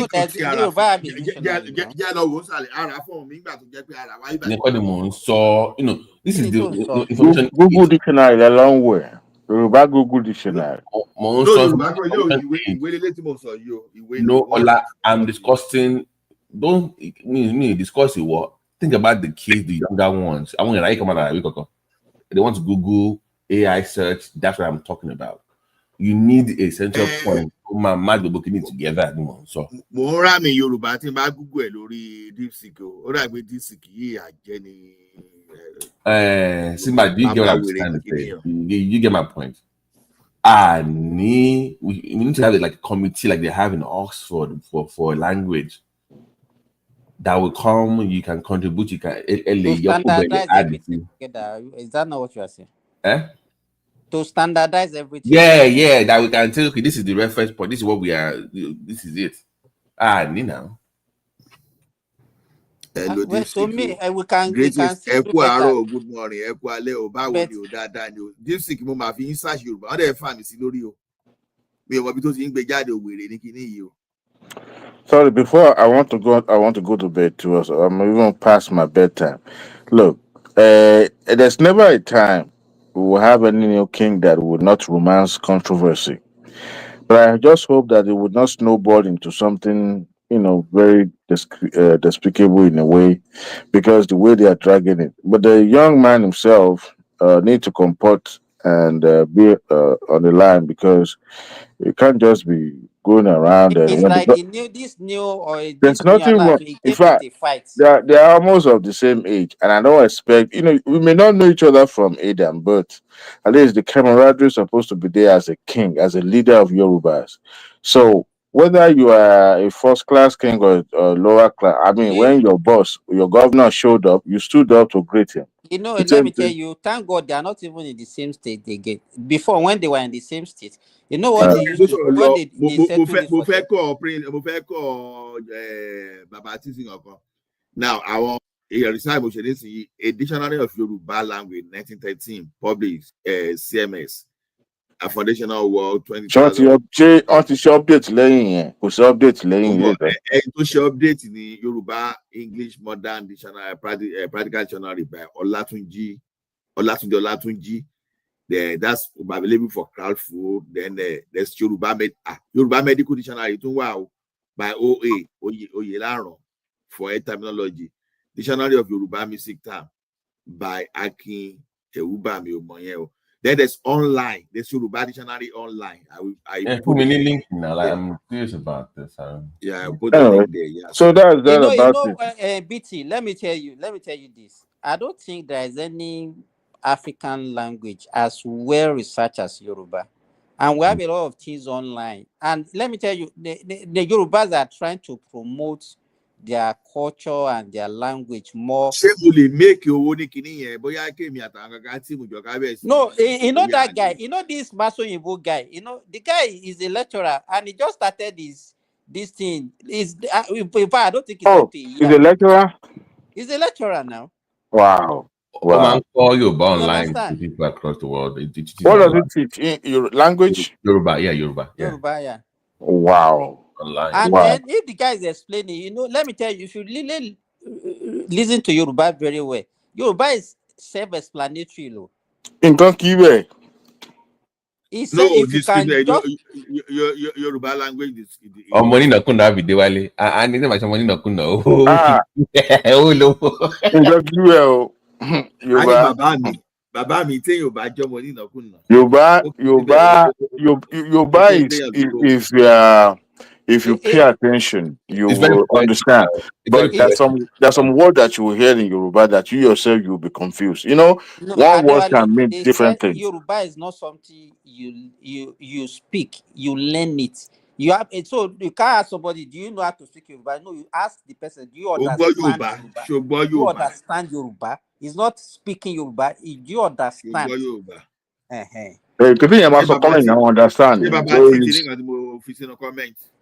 Because you have to understand Yoruba. You can't just be speaking it because you won't know the meaning.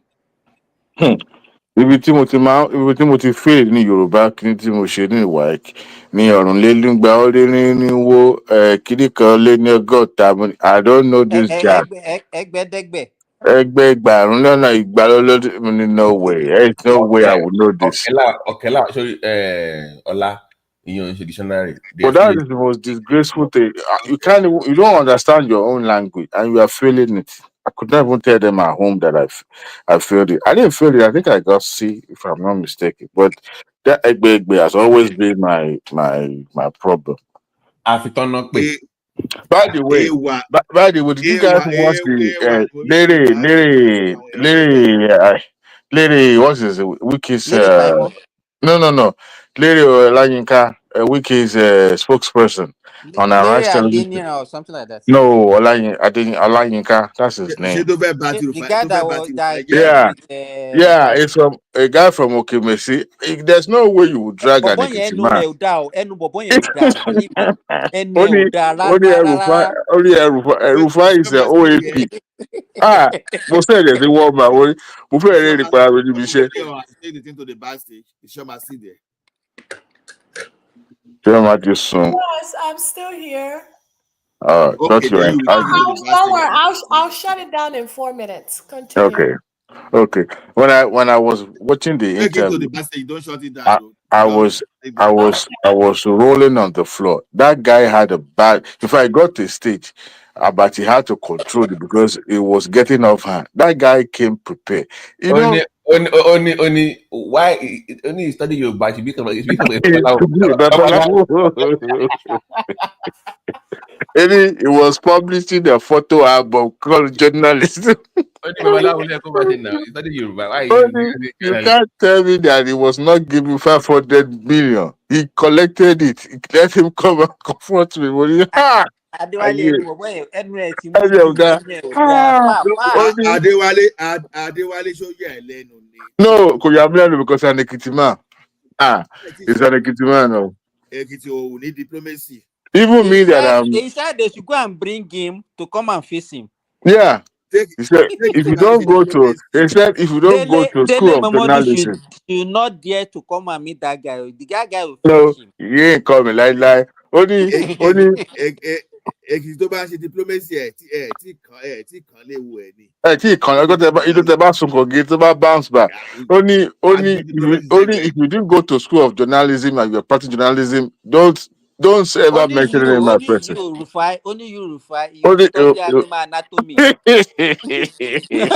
Only and you are calling yourself a journalist.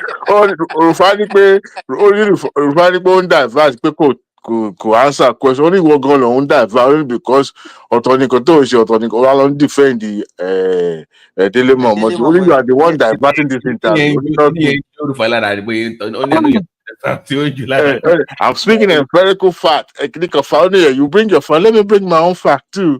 Bàbá rẹ̀ fi style fún Rubella bàtí tẹ̀ ní onímọ̀ ọ̀gá is wrong. Only my ọ̀gá graduate law school of journalism. Oh God. I think it's good for them, for some people to be giving to them like that, because those guys are not really doing journalism, believe me. It's witch hunting that they are doing there. You know, see, I've said it on this show before, maybe this show or another show. Look, a press company cannot just publish a story without the editorial board and the publisher of that establishment having a go-ahead to it. Go possible. So the interest of the publisher or no mashi. So what they are doing is they deliberately put themselves in opposition category so that number one, they will be against the government or certain interests while they're able to sell their stuff to the wider audience. Because when they have market, especially when you are against government, then you become our friend. They pay them.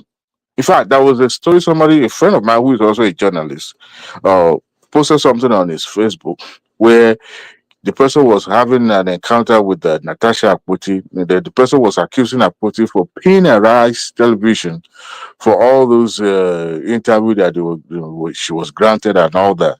That all those things were just pure lies and all that. Why is Arise TVs and some medias are amplifying the Natasha Akpoti story? Is that a national issue? That is a personal issue. But they decided to take it upon. In fact, some of them even dedicated a front page to Natasha Akpoti's story simply because they've been paid off. They have been paid off. It's about interest. So if it's butter on bread, you want to butter, it be not joke, see. And that's why they're promoting all those propaganda. Can somebody like Dele Momodu collected 500 is the media is in charge of media and publicity during that time now. Election. And he says, contested also. Ó tún kọ́lé fún sister. Ó tún kọ́ library sí Ìbàdàn. Ibo ló ti lówó ẹ̀? Ṣé ovation náà ló fún lówó ẹ̀? When the man said, how can you call someone that published the photo in journalist? Photo.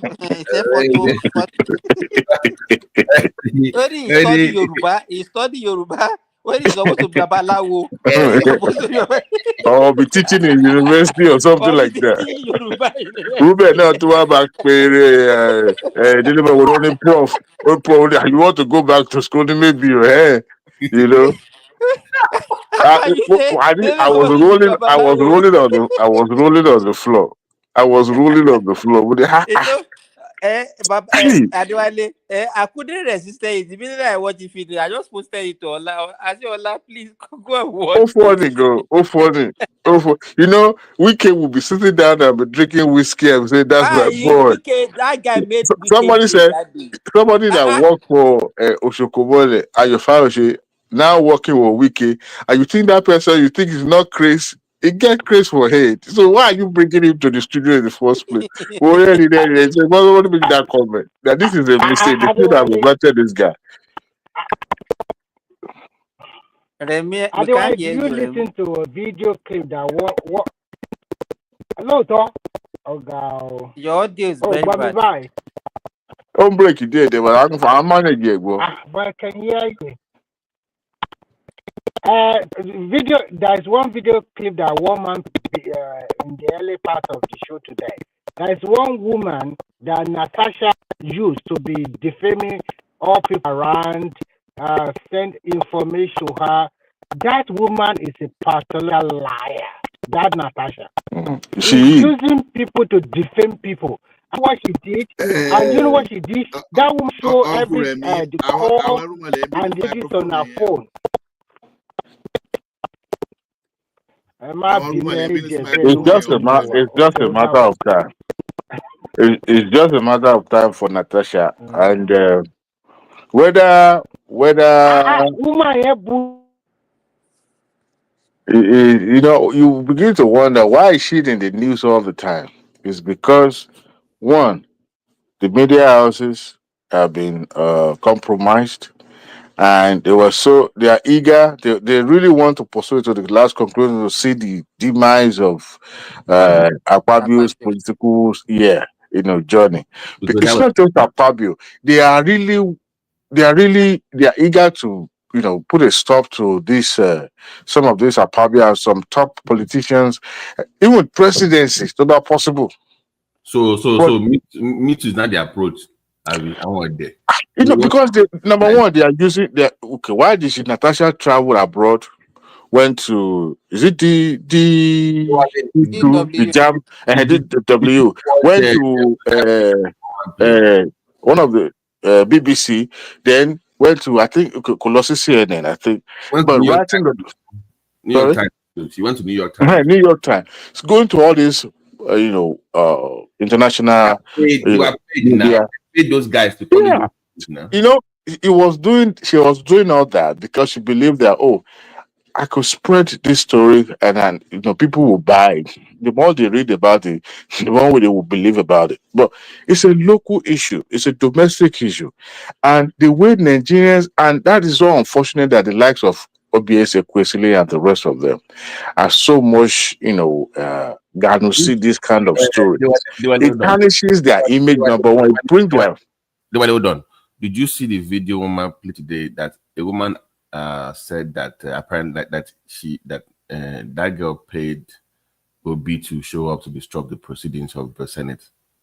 That was actually that was Nnpc that invited her to speak on her behalf.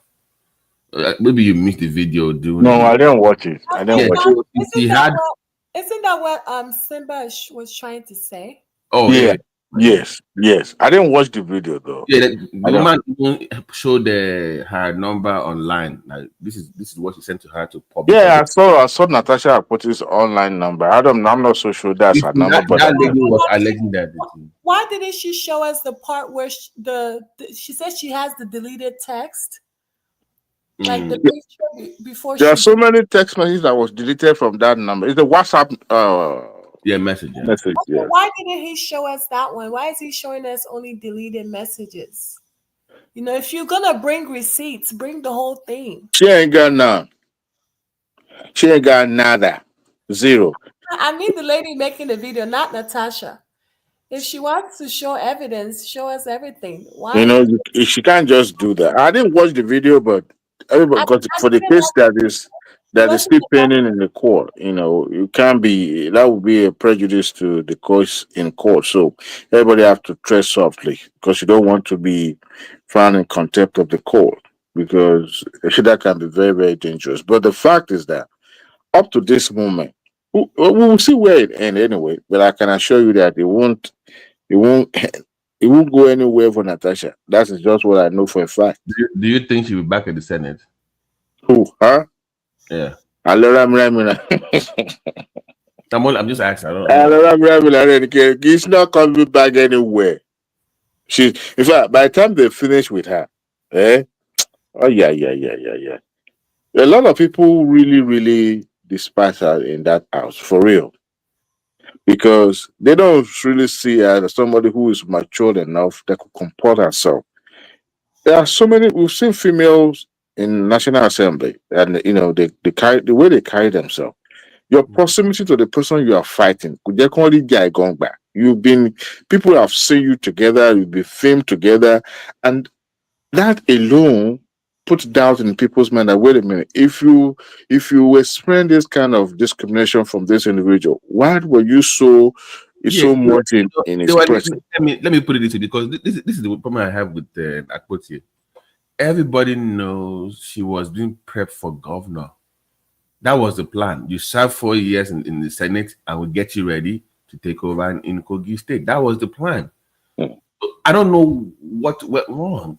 And if you have that goal, that aim, why would you then, like, I don't get why would you do this? This is political suicide. It is. And she thinks there's an end game to this. Except there's one Babang Bejo and it hasn't worked out. There's the way the story will die a natural course. By the time the judgment is pronounced in the court, nobody even will be paying attention to this. But the fact that every little thing that has to do with her, every media houses are always put it on the front page of their newspaper as if, that is a national issue, that's the most pressing issue in Nigeria. That's to tell you. Come back up. I saw you. We need to talk. Back, come back up, please. Come on. That's to tell you that, media control, and lately they've been using influencers and bloggers to shape the course of national discourse, and which is a dangerous trend. Because when you have people that have no idea of what they are talking about, or they are, they are putting out there in this in the social media space, then it becomes dangerous because and that was what makes it dangerous. And that is why federal government need to regulate social media in a way. Because if care is not taken in the name of freedom of press, freedom of speech, in fact, a lot of things will be done damaging. Our society is so rife, is so combustive in a way that any little thing can spark ethnic fight, ethnic wahala. So if we leave it for the likes of Linda Ikeji, and in fact, me and Marty, Tunde Edno, Lori social media lately, I haven't seen him. Is he still operating? I don't follow. I haven't seen him online lately. All this, they have followers. They have millions of followers that they push their. If you notice, even the so-called supporters of they're all backing up now. Nobody's like even the right is not defending her anymore. They're just like, we're done with this girl. Like, where's the? I'll play safe now. I'll play safe. They're like, BT, they have all been waiting. They thought she has an evidence. That was why all of them got excited. But now, the way she's going, they are already getting disappointed. Like, show us something. She's like, yeah, what's it called? Yeah. Like, you didn't go to Rule court. number one: when a woman alleges that she's been, discriminated against or something against her, right? You believe her first. That is rule number one. Then you start looking for the fact. But let me tell you, Adewale, as a woman, you should learn that you get to certain stage in your life or certain position that you can't be using such a thing as an excuse. You're right. You're definitely right. So my thing is, the only thing that I believe everything that all her statements, I believe it. But my only problem with Natasha is that she should have just kept ignored it and just kept it to herself. She shouldn't bring it forward, because I feel like if you want to nail someone on that level, you have to nail them with something big. Even if you have to make up the story, she could have just said he grabbed her, he raped her, something big, not something like, oh, he grabbed my hand, he said that. It's so petty. She should have just ignored the whole thing and just move forward. If you're not gonna nail someone with something big, don't come forward at all. That's just my Choma, don't you think that all those things that she's saying, why do you say you believe her? Is an afterthought. No, I believe it. I believe it because let me tell you, if it is something that is well planned. Wait, no. It's not planned. No. I believe it because it truly happened. Because this is a what does she want to achieve by saying all those things? Let me ask you, what does she want to achieve? I mean, she just wants to ruin him, but I think she's very stupid in the sense the way she did it, because it's too trivial. I believe that if you want to nail a man at a certain level, even if you have to make up the story, make up a damn story. This is not good enough. You have to say he raped you, he grabbed you. I mean, you have to have alibi, solid alibi. Even if you have to pay the alibi. I don't like people wasting time, wasting people's energy and resources on stuff like this. This is not a serious allegation to me to be taken seriously. You get my point? Let me ask you this. For if she actually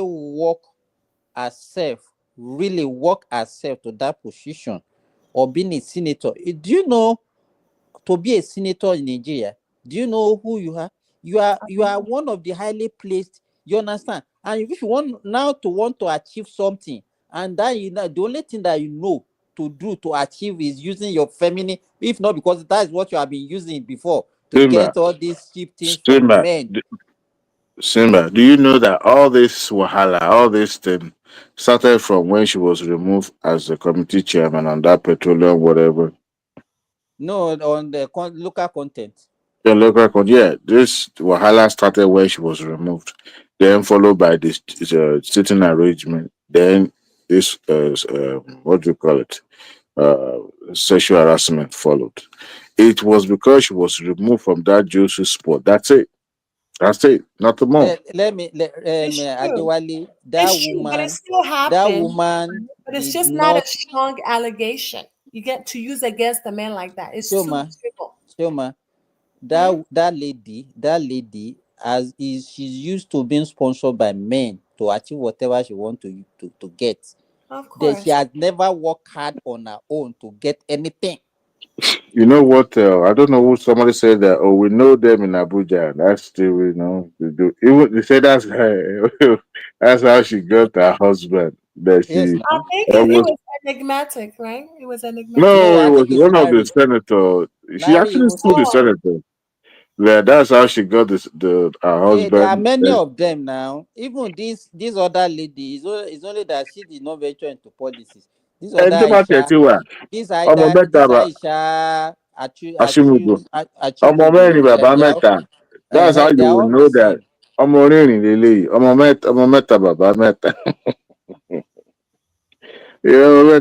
And she she had her first child at the age of 19, even before she entered university.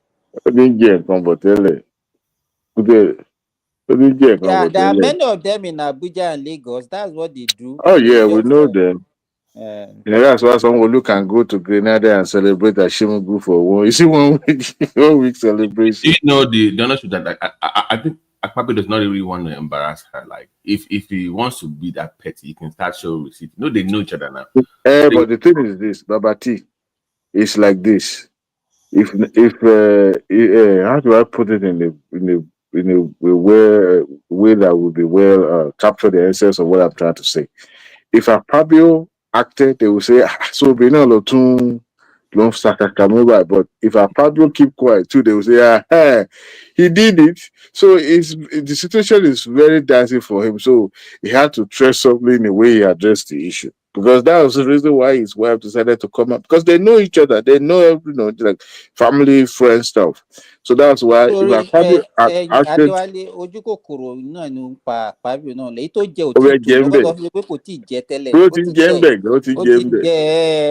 Bọ̀bọ̀ They yẹn want mi ò it. rí They kí want ni it bọ̀bọ̀ because yẹn gan of. bọ̀bọ̀ tó fẹ̀ yẹn gan kí ló fẹ́ achieve by that. Contract náà ní oil and gas. Ìyẹn mind tó bá ń dógẹ̀ yìí kò kan yẹn. Okay, ó lè máa lo as bait. Ó ń lo as bait ni àbí. Our Mati, we are still online. We're still online. Let me shut the program. And then I sent links for anyone. Our Mati, always in here. For anyone who wants to come in. Anyone who wants to continue the conversation, you can come in and click the link and come Let in. me go to bed, Jerry. Good night, everybody. Thank you all for coming. Thank you to all the panelists. And I hope you all have a very good morning. Ta-ta. Don't forget to click the like button.